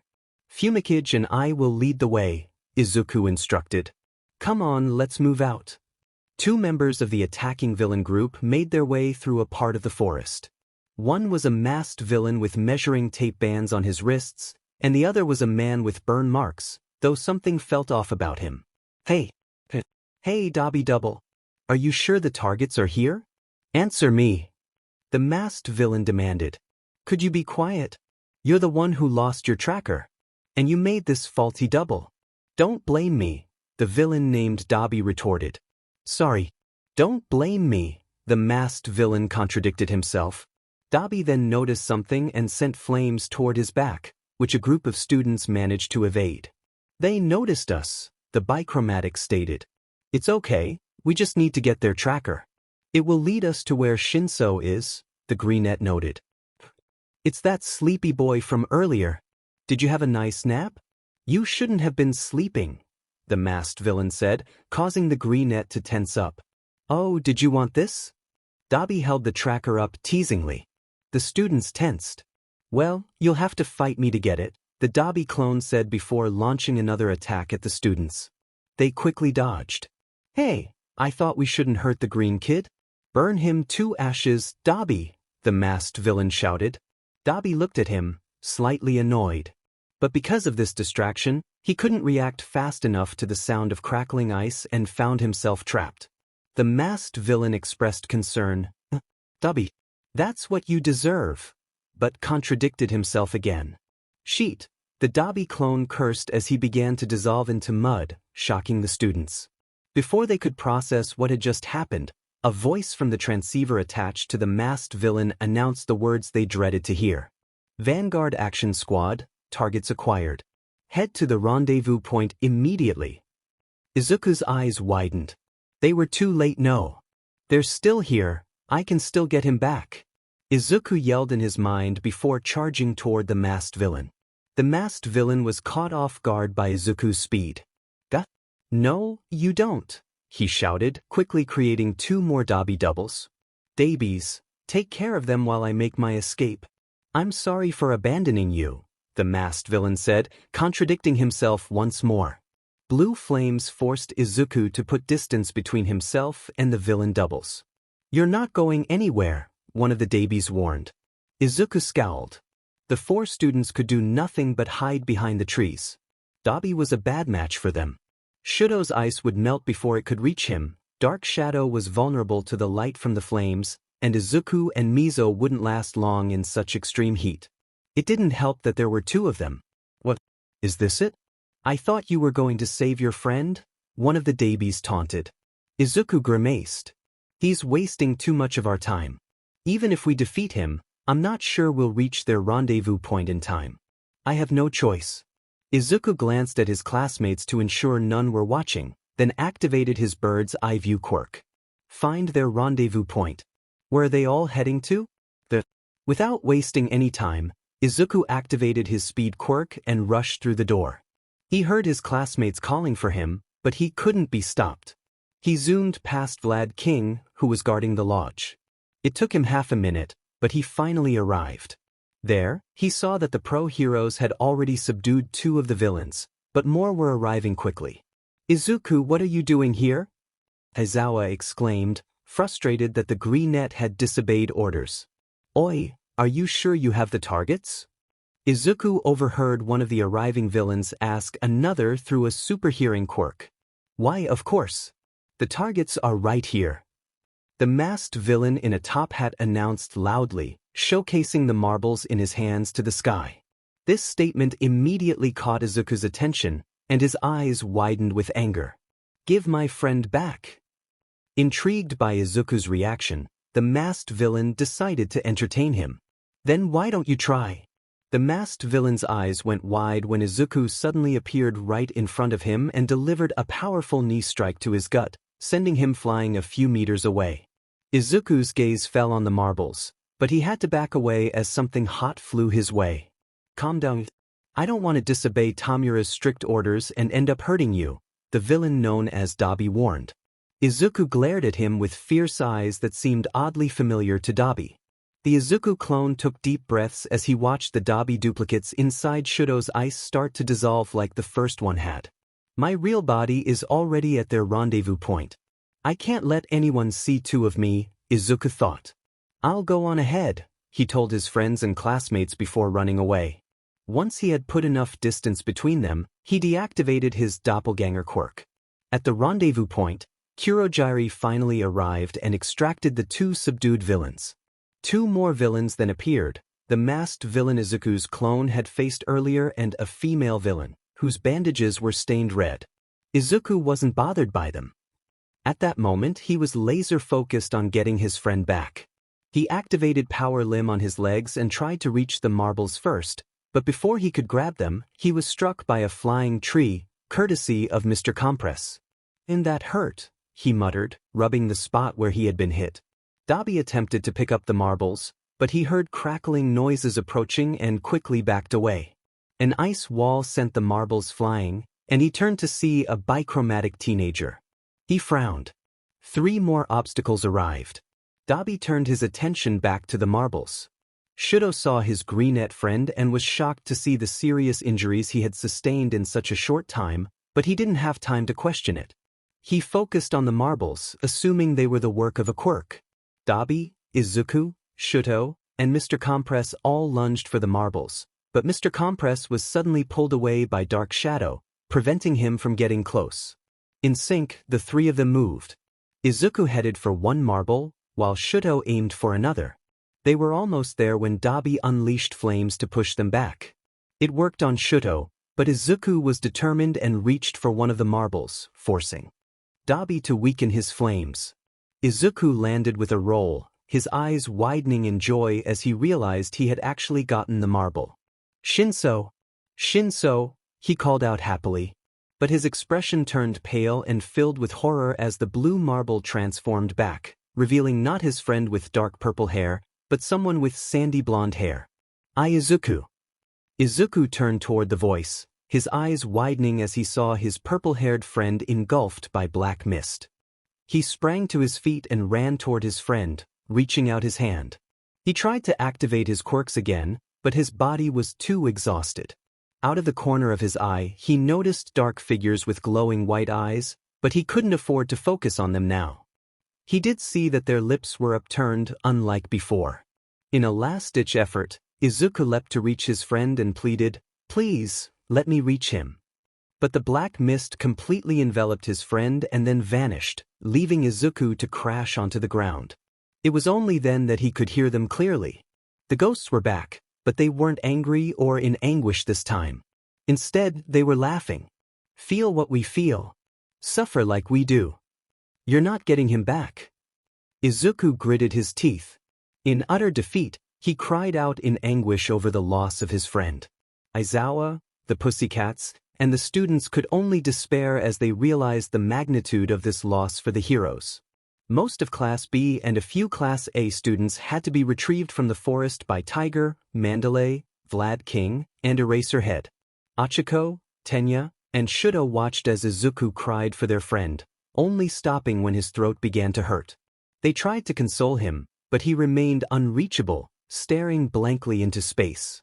15 minutes later, medics, police, and firefighters finally arrived at the campsite. Out of 40 students, 27 were injured, and 1 was captured. The medics provided first aid to the injured, but for those with serious injuries like Izuku and Pixie Bob, they were immediately sent to the hospital. Izuku remained silent on the way. The firefighters acted quickly to prevent any further spread of the forest fire, while the police were dispatched to apprehend the villains who had not managed to escape, specifically Muscular, Moonfish, and Mustard. They were horrified by the state of the forest where they found Muscular's remains. It was as if a hurricane had swept through, leaving devastation in its wake. Trees were uprooted and scattered across the landscape, and the mountainside appeared to have been blasted away. The condition of Muscular's remains was shocking. His once formidable muscles were now torn and unrecognizable. It was hard to believe he had been one of the most dangerous villains. Neither the police nor the heroes had any idea who could have caused such destruction. Meanwhile, at the villain's hideout, before the events mentioned above, Dabi and Shinso arrived to find Tamura quickly placing a GG over Shinso's mouth, which locked into place. He then dragged him to the sofa before taking a seat at the counter. Tamura glanced at the time. Time's up. Seems like no one else is coming. Kurogyri, were you able to grab the other one? Tamura asked. Unfortunately, no. Eraserhead was quick to protect him, Kurogyri replied. So we only got the other one. How unfortunate, Tamura muttered, swirling the liquid in his glass. We would have gotten the blonde one if it weren't for Stain's little favorite. That kneeing still hurts, Mr. Compress said, rubbing his sore knee. I saw him too, exclaimed the villain girl with messy buns. He looked so cute with those red-tinted bandages wrapping around his wounds. I think I have a crush on him. Tamura paused at her comment. It was surprising he could still move in those conditions, Dabi noted. I wonder who he faced to end up like that. If I had to guess, Muscular. That man seemed like he was only there to fight. I wouldn't be surprised if he caused all that damage to a kid, Mr. Compress speculated. The whole room flinched when they heard a loud slam and the sound of glass shattering. They turned to see Tamura's hand bleeding and covered in shards. Tamura, Kurdri began, but was interrupted by the sound of a chair scraping against the floor as Tamura stood up. I'll go get myself wrapped up, he said, leaving the room. Everyone watched as he entered the inner room.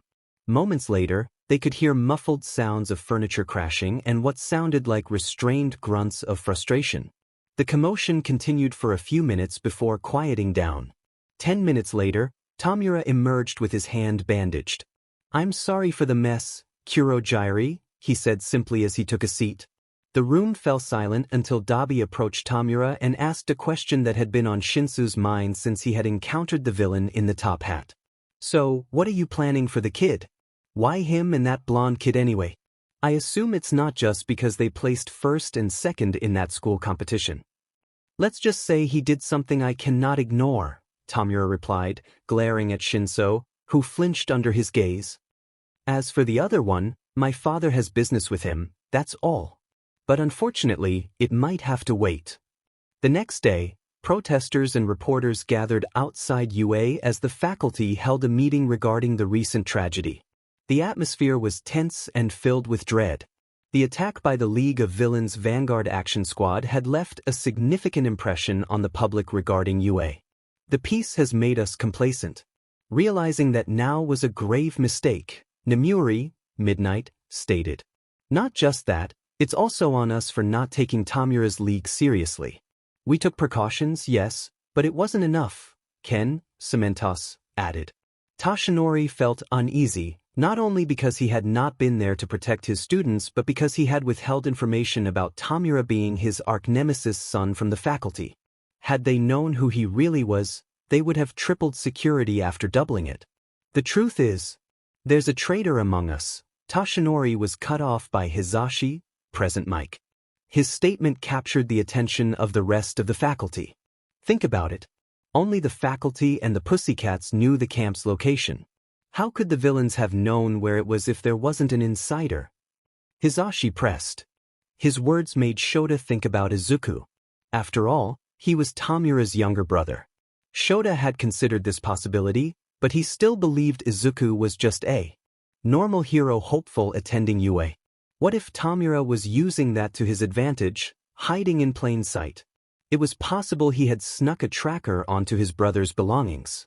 We shouldn't start suspecting each other, Snipe advised. We can't let something tear us apart from the inside when there's already someone trying to do so from the outside. Snipe is correct. The faculty has my full trust. But I still have some doubts about the situation. Nizu was suddenly interrupted by All Might's ringtone. One day later, at a hospital not far from the campsite, most of Class A was present. They had just finished visiting Momo, and now it was time to see their green-haired classmate. Everyone exchanged hesitant glances, silently asking if it was really okay.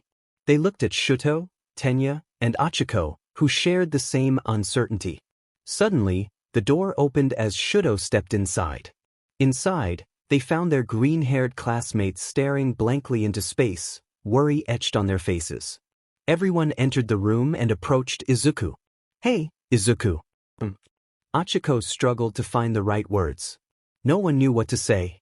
He hadn't spoken to anyone since the night of the incident, not even to the doctors. "I'm sorry." Their classmates turned their attention to the bowing boy with 2 different hair colors. "It's my fault the villains got Shinso. I shouldn't have." "Your fault?" Izuku interrupted, his voice hoarse. "It's not your fault at all. It's my fault for leaving him alone. It's my fault for taking too long to get to him. It's my fault for saving the wrong person. It's my fault for being weak." The green-haired boy continued to blame himself as tears began to form in his eyes. "He was right there and I let him go." Izuku couldn't help but let his tears flow. His classmates fell silent for a moment. Finally, Shoto spoke up, "But what if we can save him this time?" For the first time in 2 days, a glimmer of hope sparkled in Izuku's eyes. "Shoto, what are you talking about?" Tenya asked, confusion etched on his face. "I overheard this from my father. After we left Momo to lead the villain away, Yosetsu from Class B found her. On their way back to the lodge, they encountered a Nomu that the villains had brought with them.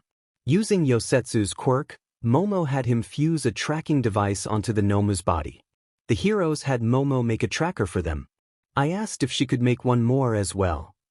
Izuku's eyes widened with hope. But Achiko interjected, "You're not actually planning on rescuing Shinso yourselves, are you? Shoto-kun, Izuku-kun, please don't. Just leave it to the pro-heroes. I trust that they'll save Shinso-kun. Just like how Aizawa-sensei told me that he'll find Shinso, and I trusted his words?" Izuku shot back, his voice low and cold, sending chills down his classmates' spines. "However," Achiko pressed on, "I know how you feel, Izuku. I was stuck at the lodge the whole time and couldn't help you. Even after you got there, I couldn't stop you from hurting yourself more. I felt useless. I know that the 2 of you must be frustrated, but you need to calm down. If you think with your feelings and go along with your plan, then you'll be no different from Tamura and the other villains." Fuyu advised them. Izuku furrowed his brows, deep in thought. The door opened, catching the students' attention. "You're Dr. Ujiko!" Tenya exclaimed upon seeing the old doctor. "Yes. Izuku's friend from a few months ago. I see that you were all worried and visited Izuku," the doctor said as he approached them. "But I would like to ask all of you to leave so that I can have a private talk with Izuku." They complied. Before Shoto left Izuku's side, he handed the green-haired boy a folded piece of paper and said, "Read it as soon as you can." Dr. Ujiko watched as Izuku's classmates left. The moment the door closed, he began his lecture. "TSK, TSK, TSK, Izuku, What do we even do with you? What should have taken at least a few more years to happen, you made happen in 1 semester at UA. I would say I'm impressed, but that would mean tolerating your behavior. The doctor's words made Izuku lower his head. I was soft on you last time because that's what your father asked of me. But this time is just, the doctor let out a frustrated sigh. Flattening the side of a mountain. Izuku could swear he heard a laugh in that last statement, but it still felt like a reprimand. The doctor took a deep breath to calm himself. He sat in the chair beside the bed and spoke to Izuku in a more composed manner. Thanks to the help of Recovery Girl's Quirk, as well as the doctors in this hospital, you will be able to move your arms. However, due to the extreme stress your arms went through the other night, it's possible that if you continue to use power limb on them, even at 20%, your arms might give out one day, and you could lose their use entirely. The doctor's words horrified Izuku. You'll be discharged tonight at the latest. Since I'm not a doctor at this hospital nor a hero doctor, I wasn't able to work on you myself. But I will try my best to help you after Hisashi brings you to my hospital. He attempted to comfort the boy, if only a little. He then stood up from the chair and noticed a peculiar red object on the desk beside Izuku's bed. Oh, and what's this? He picked up the red picture frame and examined it. Izuku looked up, curious about what the doctor was referring to. What's that, Dr. Ujiko? Izuku asked in a hoarse voice. Seems like your classmates left this for you when they came earlier. Ujiko examined the photo and noticed something interesting that made him let out a small laugh and smirk. I wonder if he knows. He thought. Here, why don't you take a look? The doctor handed the picture frame to Izuku before walking toward the door with a smirk. Izuku's eyes widened, and tears began to form. He hugged the picture frame tightly. He then remembered Shoto's letter from earlier. Struggling a bit, he finally managed to open it. Inside, it read, "We're going to go save Shinso tonight. We know you should be resting, but we know you'd be upset if we didn't let you at least know. If you want to come, meet us at the front of the hospital. We're leaving at 7. From a small gap at the door, Dr. Ujiko watched as Izuku's expression turned serious. He let out a quiet laugh as he walked away. Izuku had been discharged from the hospital. All that was left was to pack up his things and wait for AleahLRB to pick him up and bring him back home. But not just yet, Izuku thought. I just need to do one more thing. The door slid open, and in walked AleahLRB. Master Izuku, it's time to go home. Izuku took a deep breath and looked at his family's loyal servant. I'm sorry, AleahLRB, but there's something I need to do before I go home. Izuku walked toward the light blue-skinned man and handed him his bags. You can bring my things home first. He walked past the man and toward the door. But before he opened it, he reminded the servant, Don't tell Tenko, okay? AleahLRB watched as the green-haired boy walked out and closed the door behind him, smiling as he took out his phone. Outside the hospital, Shoto, Tenya, and Momo were waiting, along with another person. Shoto! Tenya! The green-haired boy's voice immediately caught their attention, and the four of them turned to the hospital entrance. They watched as the green-haired boy's expression darkened with anger upon seeing the other person with them. He clenched his fists and charged toward the blonde, delivering a punch that sent Katsuki tumbling to the ground. When it seemed like Izuku was about to continue his assault, Shoto and Tenya quickly intervened, trying to pull the green-haired boy back. You're the reason they took Shinso. If you hadn't been there, I could have saved him. I could have saved him. Izuku shouted, directing his frustration at the blonde. Izuku, stop. Tenya pleaded. No. I'm going to make him pay for what he's done. Izuku yelled, his voice strained. Izuku, he's here to help us save Shinso. Momo's words cut through the tension, causing Izuku to pause. Instead of lashing out further, he suddenly burst into laughter, surprising his classmates. Him! He exclaimed in disbelief. Why would he even want to help us? Izuku questioned. The blonde finally stood up and began brushing the dirt off himself. I have a good idea of what the villains wanted with me. I don't know why they targeted Shinso, but he was probably just caught in the crossfire between me and Tamura. So it is your fault, Izuku snapped at him. Shoto and Tenya exchanged glances, slightly frustrated by their friend's behavior, But they understood the reason for this sudden change. Once they got Shinso back, they were sure Izuku would return to his usual self. I'm also here to keep the three of you, especially you, the most prone to acting on emotions from fighting, the blonde said. That's why I'm here as well, Momo interjected. If I'm responsible for letting you guys put yourselves in danger, then the least I can do is make sure you don't get hurt. That is the plan, Tenya affirmed. This rescue mission will be covert. Once we get Shinso, we're getting out immediately. No engaging in combat. Is that understood? Tenya asked, looking at Izuku. Yes, Izuku replied. At the villain's hideout, Shinso kept his head down as he sat on the sofa. He was allowed to look around and sit where he wanted, but he chose to stay where Tamura had dragged him upon his arrival. He wasn't restrained, but he didn't dare attempt an escape. Tamura, is it really okay to leave him like that? Shouldn't we tie him up? Dabi asked their leader, leaning against the door to the inner room. Why bother? He knows better than to test me. That's how he ended up here in the first place, Tamura replied. Dabi scoffed, his gaze drifting to the door behind him as he pondered Tamura's outburst after hearing about the Greenet's fate. Speaking of that kid, Dabi recalled, the first time I met him, something felt oddly familiar. At first, I couldn't put my finger on it, but now I think it might have been because he seemed similar to Tamura. He was absolutely determined to get his friend back, and I felt that conviction. I suppose that's why Stain liked him. Dabi couldn't help but smirk a bit. Wait. Dabi backtracked. Stain liked him, yes, and because of that, Tamura gave us strict orders not to hurt him. But was that enough reason for Tamura to react so strongly after hearing one of us disobey that order? No, unlike Stain, that kid isn't a favorite of Tamura. Hearing that one of us hurt him isn't enough to warrant such a reaction. There's just no connection. Unless... Dabi's eyes shifted toward their captive. Let's just say he did something I will not simply ignore, Dabi recalled Tamura's earlier statement. Hey, Tamura, Dabi called out to their leader. Tamura glanced over at him. Dabi leaned closer and whispered something in Tamura's ear. A loud thud echoed in the room as Tamura slammed Dabi against the door. Tamura's hand wrapped around Dabi's neck, fingers pressing firmly. Tamura glared at him, clearly displeased by whatever Dabi had said. Dabi could only let out a laugh at the intensity of Tamura's reaction. Looks like we're even now. You know my secret and I know yours.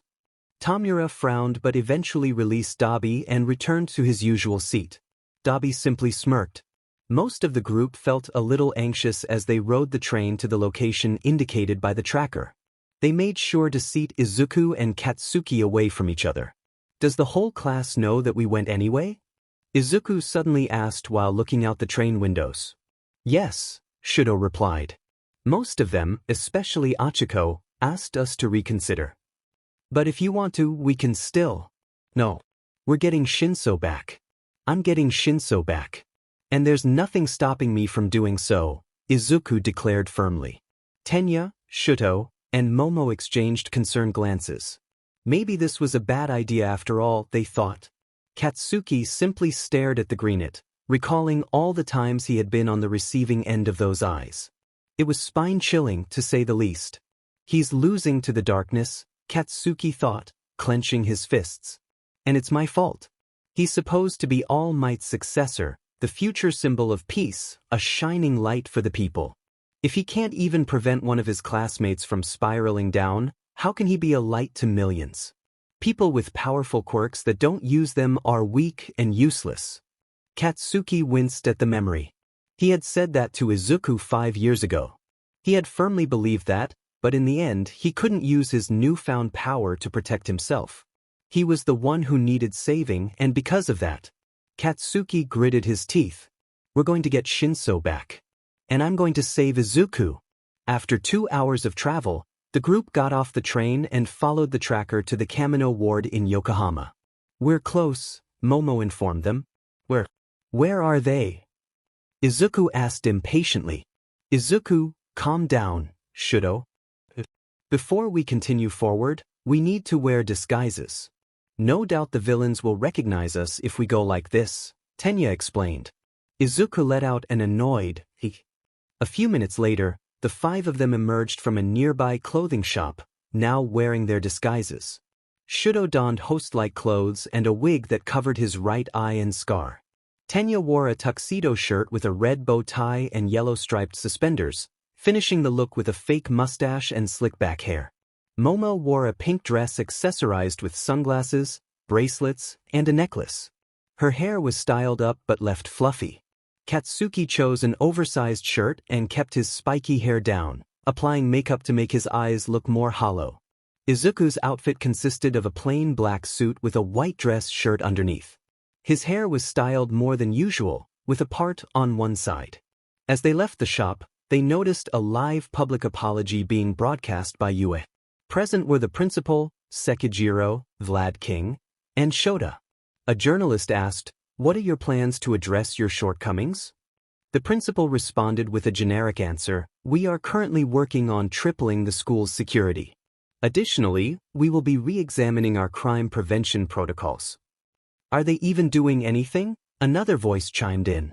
"They let a student be kidnapped. That's the worst." "Some hero school they are," someone muttered. Tenya, Shoto, Momo, and Katsuki noticed that the people around them didn't seem convinced or impressed. Izuku scowled at the monitor. "What are you even doing? Act already." Meanwhile, at the League's hideout, the villains were also tuning in to the public apology. Most seemed satisfied with the outcome of their attack on UA. This is happening because this hero society is unjust. Instead of selflessness, heroes are only acting as heroes for the compensation. Spinner preached. Dabi agreed, feeling gratified by the unfolding events. However, he was bothered that in such a victorious moment, Tamura was merely focused on his messages. Dabi took a seat beside Tamura and asked, "Shouldn't you be the one celebrating the most? You got your target, and your objectives were met. What do you plan on doing with the kid anyway?" Dabi added, "Tell us, do you have any plans on rescuing the kidnapped student?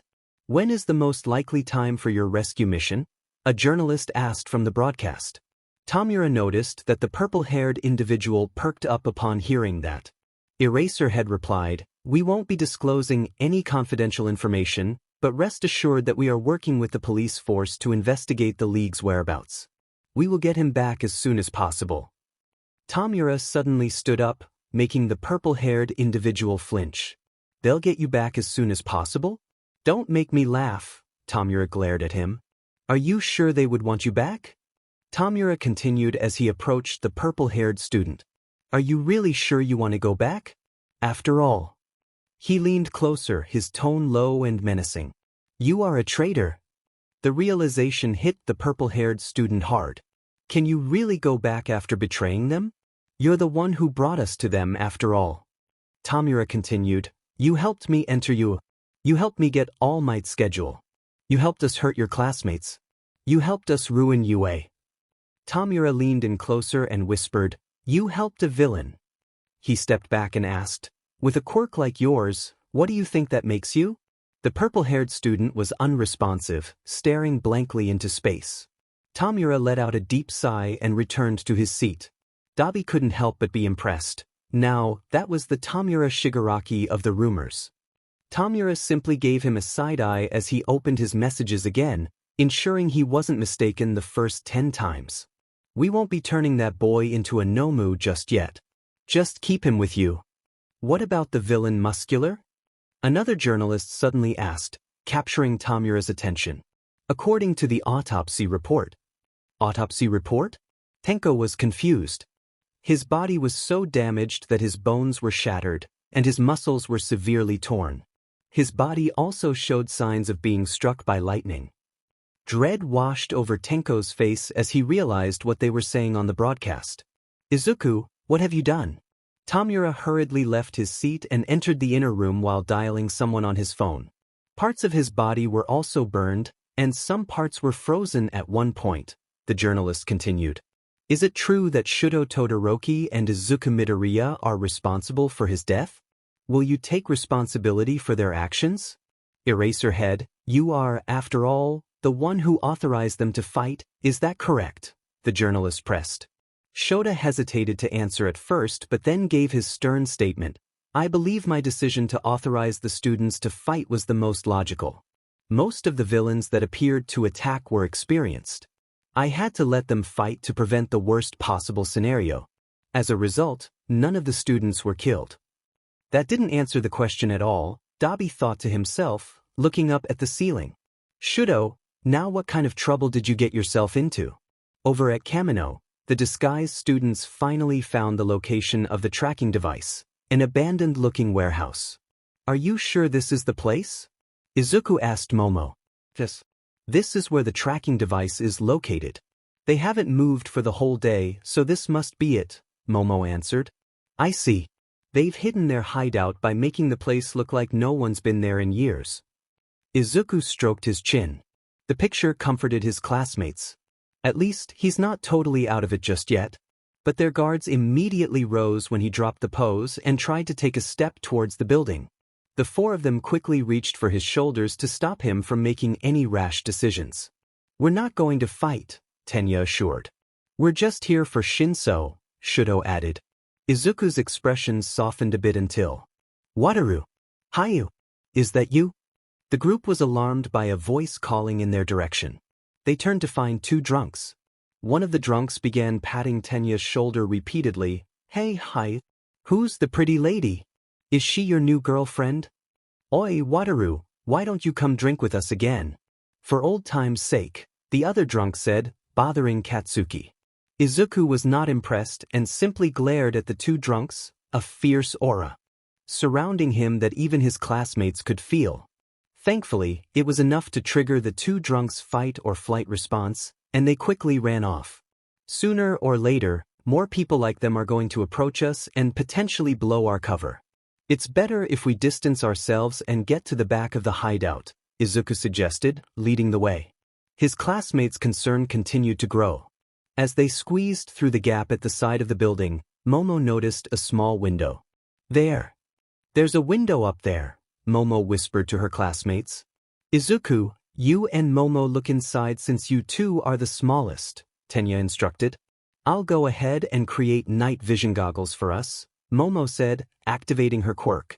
She handed one of the goggles to Izuku, while Tenya and Shoto raised them up to the window.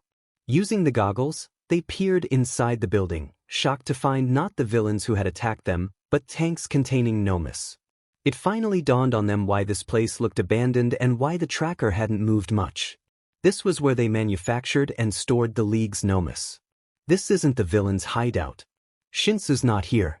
He was never here, Izuku thought in frustration. At the bar hideout, Tamura seemed increasingly restless since emerging from the inner door. Kurojiri noticed and raised his guard, anticipating another outburst. He hadn't been able to contact Izuku or Adohira for the past half hour. He needed to talk to his little brother. Izuku had taken a life, after all. Tamura raked his fingers through his hair in frustration, which only slightly amused Dabi. Tamura, Kurojiri began, trying to offer comfort, but was interrupted by a knock at the door. Another knock drew the villain's attention, though Tamura merely glared at the door. Pizza do, came a voice from the other side, leaving the villains confused. Then in an instant, smash! All Might broke through the wall of their hideout, catching the villains completely off guard. They cursed and prepared for battle. Kurojiri gates, Tamura ordered, but before he could open any portals, Kamui Woods appeared and bound the villains with his quirk. Damn it, Dabi cursed, trying to use his flames to escape, but an old hero knocked him out. Don't even think about escaping, the old hero warned. The whole building is surrounded by the police force and other pro-heroes. Don't underestimate us, came the voice of Edgeshot as he entered with more police officers. We've got you now, League of Villains, All Might declared. The villains were restrained, and the building was surrounded. Kurojiri attempted to bring the Nomus to their location but found he couldn't, realizing the warehouse had also been raided. All Might scanned the room and found Shinso sitting quietly on the couch. He approached, but Shinso remained unresponsive. What have you done to him? All Might yelled at Tamura, who stayed silent, further agitating the hero. All Might grabbed the villain leader's collar to intimidate him. Calm down, All Might. He's fine, maybe a little shaken up, but he's fine, Gran Torino reassured him as he moved to aid Shinso, easing All Might's worries. I see, so the public apology on TV was just a front while you were working against us, Tamura mumbled, a grin hidden beneath his mask. Perfect. Suddenly, the branches binding Tamura began to deteriorate, shocking Kamui Woods and the other heroes. Tamura reached for All Might, forcing the number 1 hero to back away. I've been holding it together for 2 days now, but I can't anymore. I just need to let off some steam. Looks like you guys arrived at the perfect time. Haha. Tamura burst into laughter, unsettling the heroes. Kamui Wood's branches continued to deteriorate until Gran Torino had to cut them off. This allowed the other villains to free themselves before the deterioration reached them. Now then, All Might. Let's have a rematch, shall we? Tamura said as he touched the floor. The heroes had to retreat as the ground and walls began to crumble. Tamura, I think it's best we retreat now, Kurogyari suggested, but Tamura ignored him, lost in his chaotic mindset. Kurogyari could only sigh. Meanwhile, at Kamino, the 5 students were in shock as a truck and a giant foot slammed into the warehouse before them. They watched as MT Lady, Tiger, Best Jeanist, and Gang Orca swiftly infiltrated the building, apprehending the Nomus while coordinating with the raid team at the villain's true hideout. Seeing the heroes in action reignited the spark in Izuku's eyes. They're doing everything they can to save Shinso, Izuku thought, feeling guilty for doubting the heroes. Come on, Tenya urged, we don't have to do anything here. Let's leave it to the pros. Izuku smiled and nodded, bringing smiles to his classmates as well, signaling that he was finally back to his usual self. Ragdoll, they heard Tiger call out as they were leaving. Ragdoll had been in the warehouse the whole time. Ragdoll, wake up. Tiger tried to rouse her, but she remained unresponsive. As the 5 students made their way out, Izuku suddenly stopped, drawing the attention of his classmates. They turned to see his eyes wide with fear and his face pale. That he's here. Run away. That he's going to take them away. The ghosts appeared, alarmed and frightened, and Izuku felt their fear, even without understanding it. From the other side of the wall, footsteps approached, and a man spoke. I'm sorry, but she won't be able to respond while she is in a comatose state. My doing, unfortunately. Sensing danger, Best Jeanist acted quickly, restraining the man hidden in the shadows. Everyone, don't lower your guard. This man's dangerous. Jeanist warned his teammates, but the mysterious man merely chuckled. Before they could react, the entire place was obliterated.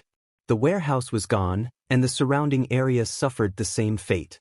The man had seemingly taken down 4 pro heroes in an instant. I was expecting you heroes to show up, but to think you'd move so soon. It seems I miscalculated, the man stated as the dust began to settle. The 5 students were speechless, frozen in place by the man's menacing aura. Shoto, Tenya, Momo, and Katsuki felt as if they were witnessing visions of their own demise flashing before their eyes. Izuku, however, was experiencing something different. That he's here. That get away. That he's going to harm you. That run. Run. The whispers of the ghosts surrounded him, urging him to flee. He could feel their fears coursing through him. Their grips were still as cold as ever, but instead of wanting to tear him apart, they seemed to be trying to pull him away from danger. Izuku gritted his teeth. If even these ghosts were that afraid of him, then what kind of monster was the man behind them?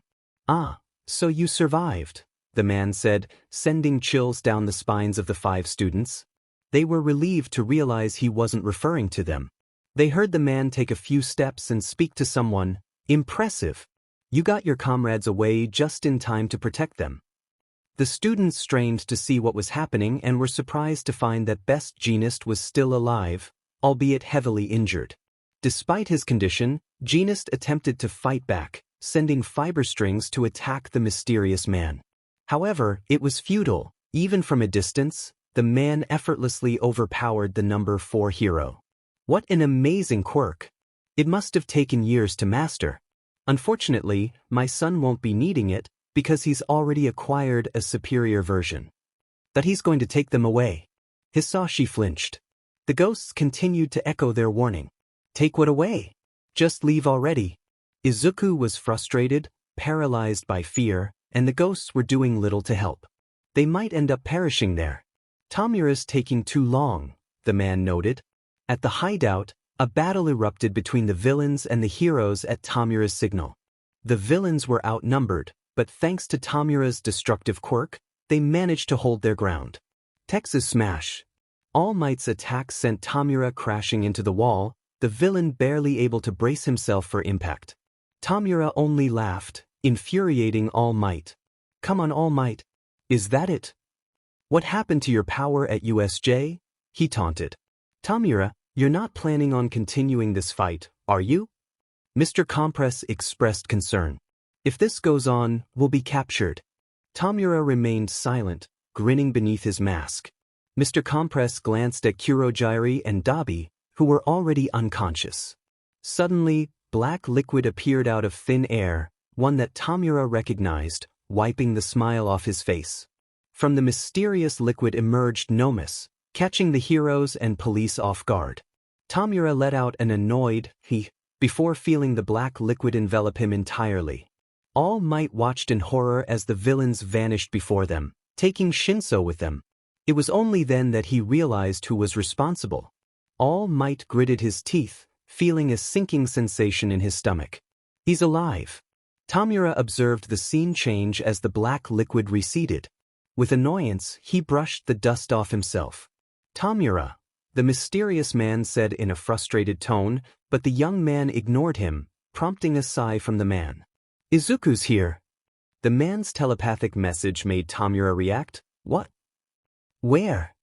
Tamura asked mentally, knowing his father could hear him, but he received no answer. At that moment, the rest of the villains and Shinso finally arrived. From behind the wall, Izuku perked up upon seeing Shinso. It was as if all the fear he felt moments ago vanished, and he almost stepped out of their hiding place, but Shoto and Tenya quickly stopped him. They gave him a scared and stern look that clearly said no. Understanding their pleas, he refrained from acting rashly. However, he gritted his teeth at the sight of his friend sitting on the ground with a blank expression. The man looked in a random direction and grinned beneath his mask. He's here. Through one of Izuku's hearing quirks, he sensed something moving towards them at incredible speed and immediately recognized who it was. All Might. All for one. All Might shouted as he suddenly appeared from above, attacking the mysterious man, who effortlessly blocked the hero's strike. Are you going to kill me again, All Might? The villain replied with a laugh. The clash between the two titans generated shockwaves that forced Tamura and the other villains backward. They felt something pull them away from the battle. Eventually, the two titans were forced apart. As the dust settled, All for One could be seen brushing off the dirt, mocking the number one hero. You're late, All Might. Did Nomu do that much damage to you, or have you been this weak for 6 years? All Might glared at the villain. I thought I killed you all those years ago. And you did, but I came back, All for One interrupted. I won't make the same mistake. This time, I will ensure you're put behind bars along with your offspring, All Might retorted, but the villain only smiled beneath his mask. All Might charged towards the villain, but All for One caught his attack and countered with a blast wave composed of the power of 2 quirks, sending the hero flying several blocks away. How do you like that new attack? I've been learning a few tricks over the past 5 years, All for One grinned. Izuku's eyes widened as he began to sweat, realizing that attack. No way. Izuku immediately covered his mouth, stifling a whimper. It was just like his own. Tamura, time for your escape, All for One instructed his eldest, his fingers beginning to darken with red circuit-like patterns. The young man was taken aback by his father's command. All for One's fingers extended and touched the unconscious Kurogiri. Hey, what are you doing?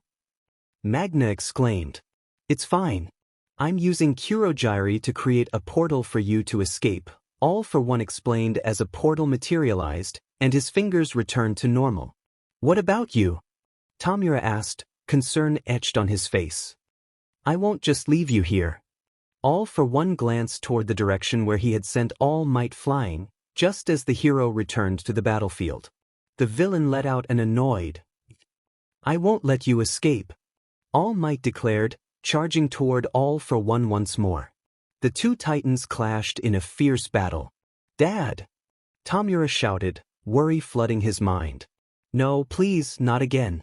Tomura, we need to leave, Mr. Compress urged, turning Dabi into a marble, but Tomura was determined to stay. Don't worry, Tenko. I promised Izuku I'd be back, didn't I? All for One communicated telepathically to his eldest.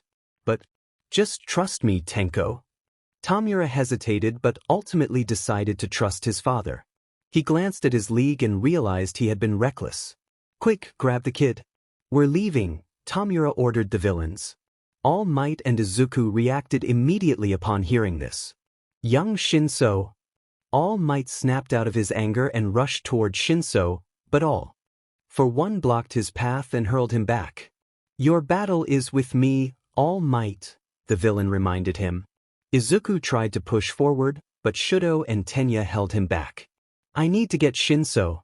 How are you going to do that? You're still not fully healed. You can't fight them all, not while that monster is there. Tenya scolded the greenette. Izuku gritted his teeth. As much as he hated to admit it, their options were limited. Shinso was surrounded and unresponsive. We need a plan. A plan that will allow us to save Shinso and escape. Izuku racked his brain for a solution, but the stress clouded his thoughts. Shinso's right there. He's right there. Will I really let him go again? Izuku closed his eyes and tugged at his hair. The villains aren't allowed to harm you. Izuku's eyes widened, and he turned his head, convinced he had heard someone whisper in his ear. Was it just his imagination? Regardless, he now had an idea on how they could rescue Shinso. Tenya, Shoto, I have a plan to get Shinso, the greenette announced to his friends. And I'm going to need all four of you. Twice and Mr. Compress approached the unresponsive boy.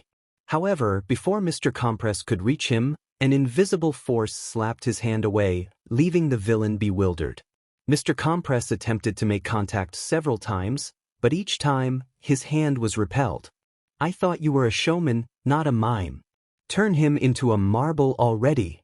Twice urged Mr. Compress, but no matter how hard he tried, he was met with the same invisible barrier. Eventually, Twice grew impatient and decided to carry the boy himself, but the moment he took a step, he was sent flying, leaving the villains even more confused. What's taking so long? Tomura demanded angrily. Before anyone could respond, Izuku burst through the wall where they had been hiding, catching the villains and Tomura off guard. Using speed quirks on his legs, Izuku dashed toward Shinso. The villains quickly reacted, attempting to stop him.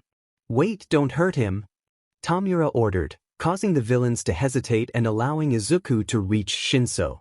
Izuku wrapped his arm around Shinso, snapping him out of his daze. IIzuku, Shinso murmured. The greenette smiled reassuringly at his friend before glaring at the villains. He activated 3 quirks on his left arm: muscle augmentation, fortify, and unbreakable, and slammed his fist into the ground, causing the villains to lose their balance. Meanwhile, Shoto's giant ice ramp reached its peak, and a loud explosion echoed from where Izuku had burst through. That explosion was from Katsuki, using it to propel himself and Tenya up the ice ramp and into the sky. As they ascended, the rope tied to Izuku allowed them to extract both him and Shinso from danger. Katsuki set off another explosion to propel them further. Tomura was caught off guard by his little brother's actions. Seeing that the trio and Shinso had completely captured the villains' attention, Shoto and Momo took it as their cue to start leaving. The villains, however, were not quick to give up. Magna and Spinner worked together to throw Mr. Compress toward the group of students, giving him momentum. Izuku and Shinso's eyes widened as they saw the villain approaching, but suddenly, Mr. Compress was struck by another invisible force, cracking his mask and sending him crashing to the ground. Not long after, they watched as wind was esiki into that spot, and an attack similar to an air cannon was unleashed toward the teenagers, finally propelling them out of the battlefield.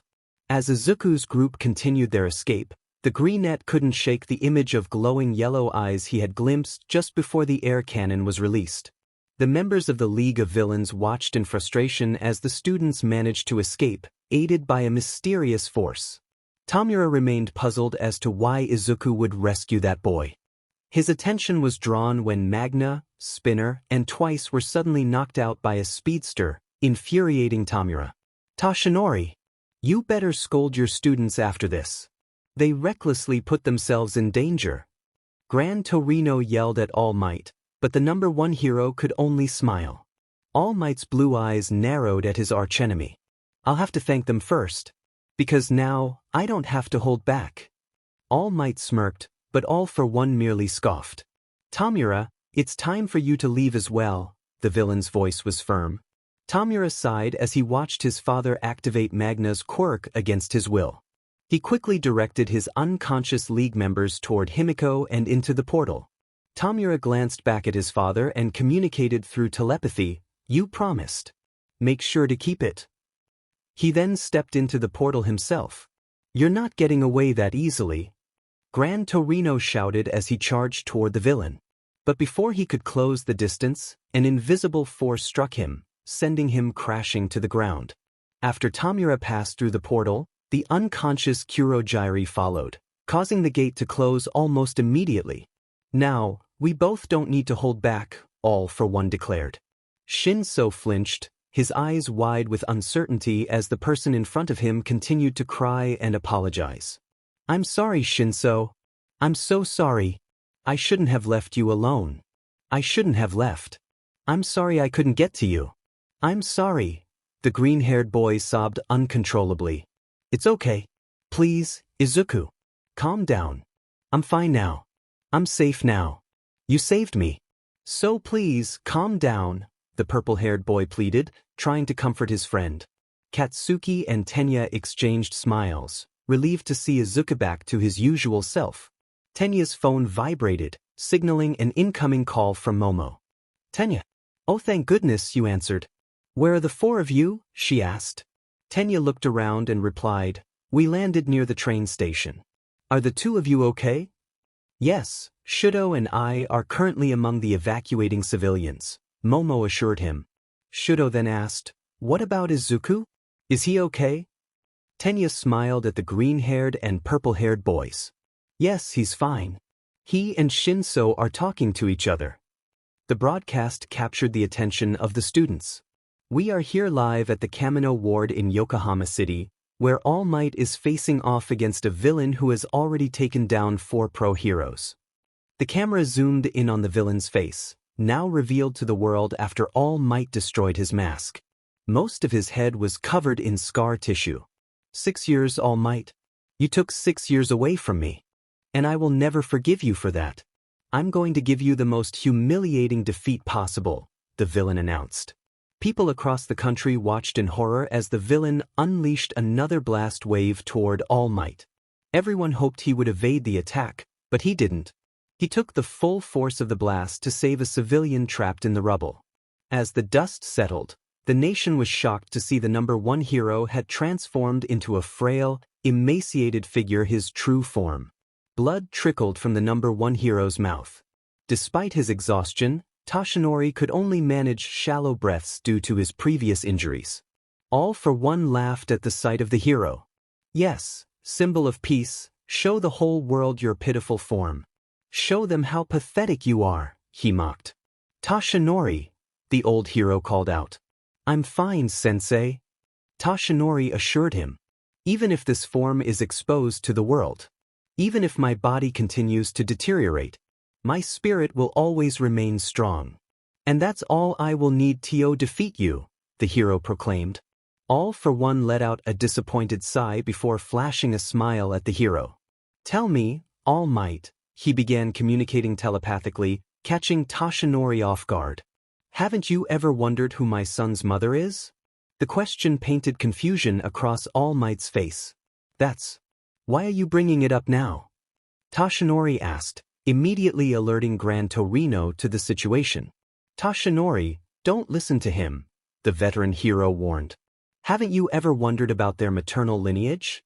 the villain continued, further irritating the number one hero. "What on earth are you talking about?" Tashinori exclaimed, agitated. "Don't listen to him, Tashinori," Gran Torino urged. "Their grandmother, Tashinori.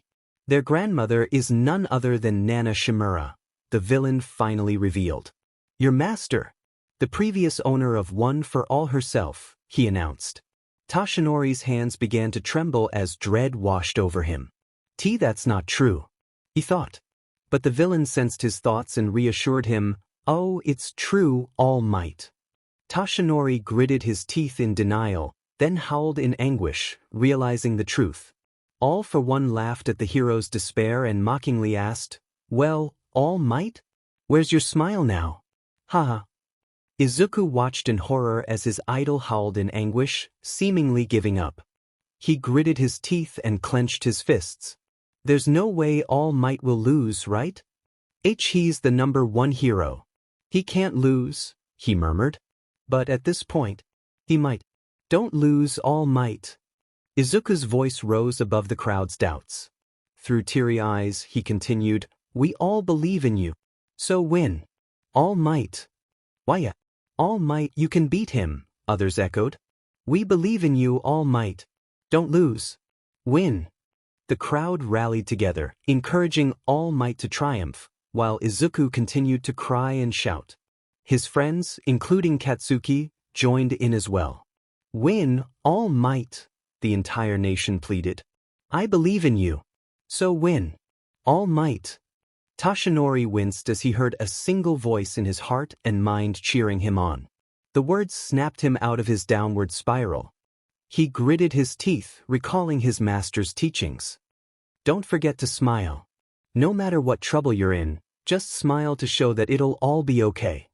All Might managed to bring a smile back to his face and activated his quirk on his right arm, irritating All for One. You're not giving up? The villain said, clearly annoyed. Heroes cannot just give up, All for One. Not while we have someone we must save. Not while we have someone to protect, the hero proclaimed. The villain sighed. How unfortunate, he commented as he levitated off the ground, preparing to unleash another blast wave toward his archenemy. Tashinori braced himself for the impending attack. But suddenly, huge flames surged toward the villain, forcing him to use his blast wave to extinguish them. They've arrived, All for One muttered under his breath, frustration evident in his tone. What are you doing, All Might? What's with that weakened form? Endeavor shouted, his irritation palpable. Yet, Tashinori felt a surge of relief at seeing him. I'm glad you agree with me, number 2 hero, the villain said, preparing another blast wave aimed directly at Endeavor. But unfortunately, I can't allow you to interfere. I won't give you the chance. Edge Shot suddenly swooped in from above, launching a flurry of rapid attacks at the villain. Together with Endeavor, they fought valiantly against their foe. Kamui Woods joined the fray, despite his injuries from Tamura. He worked tirelessly to rescue the warehouse raid team and free civilians trapped beneath the rubble. All Might, we're doing everything we can to help. We believe you can defeat him.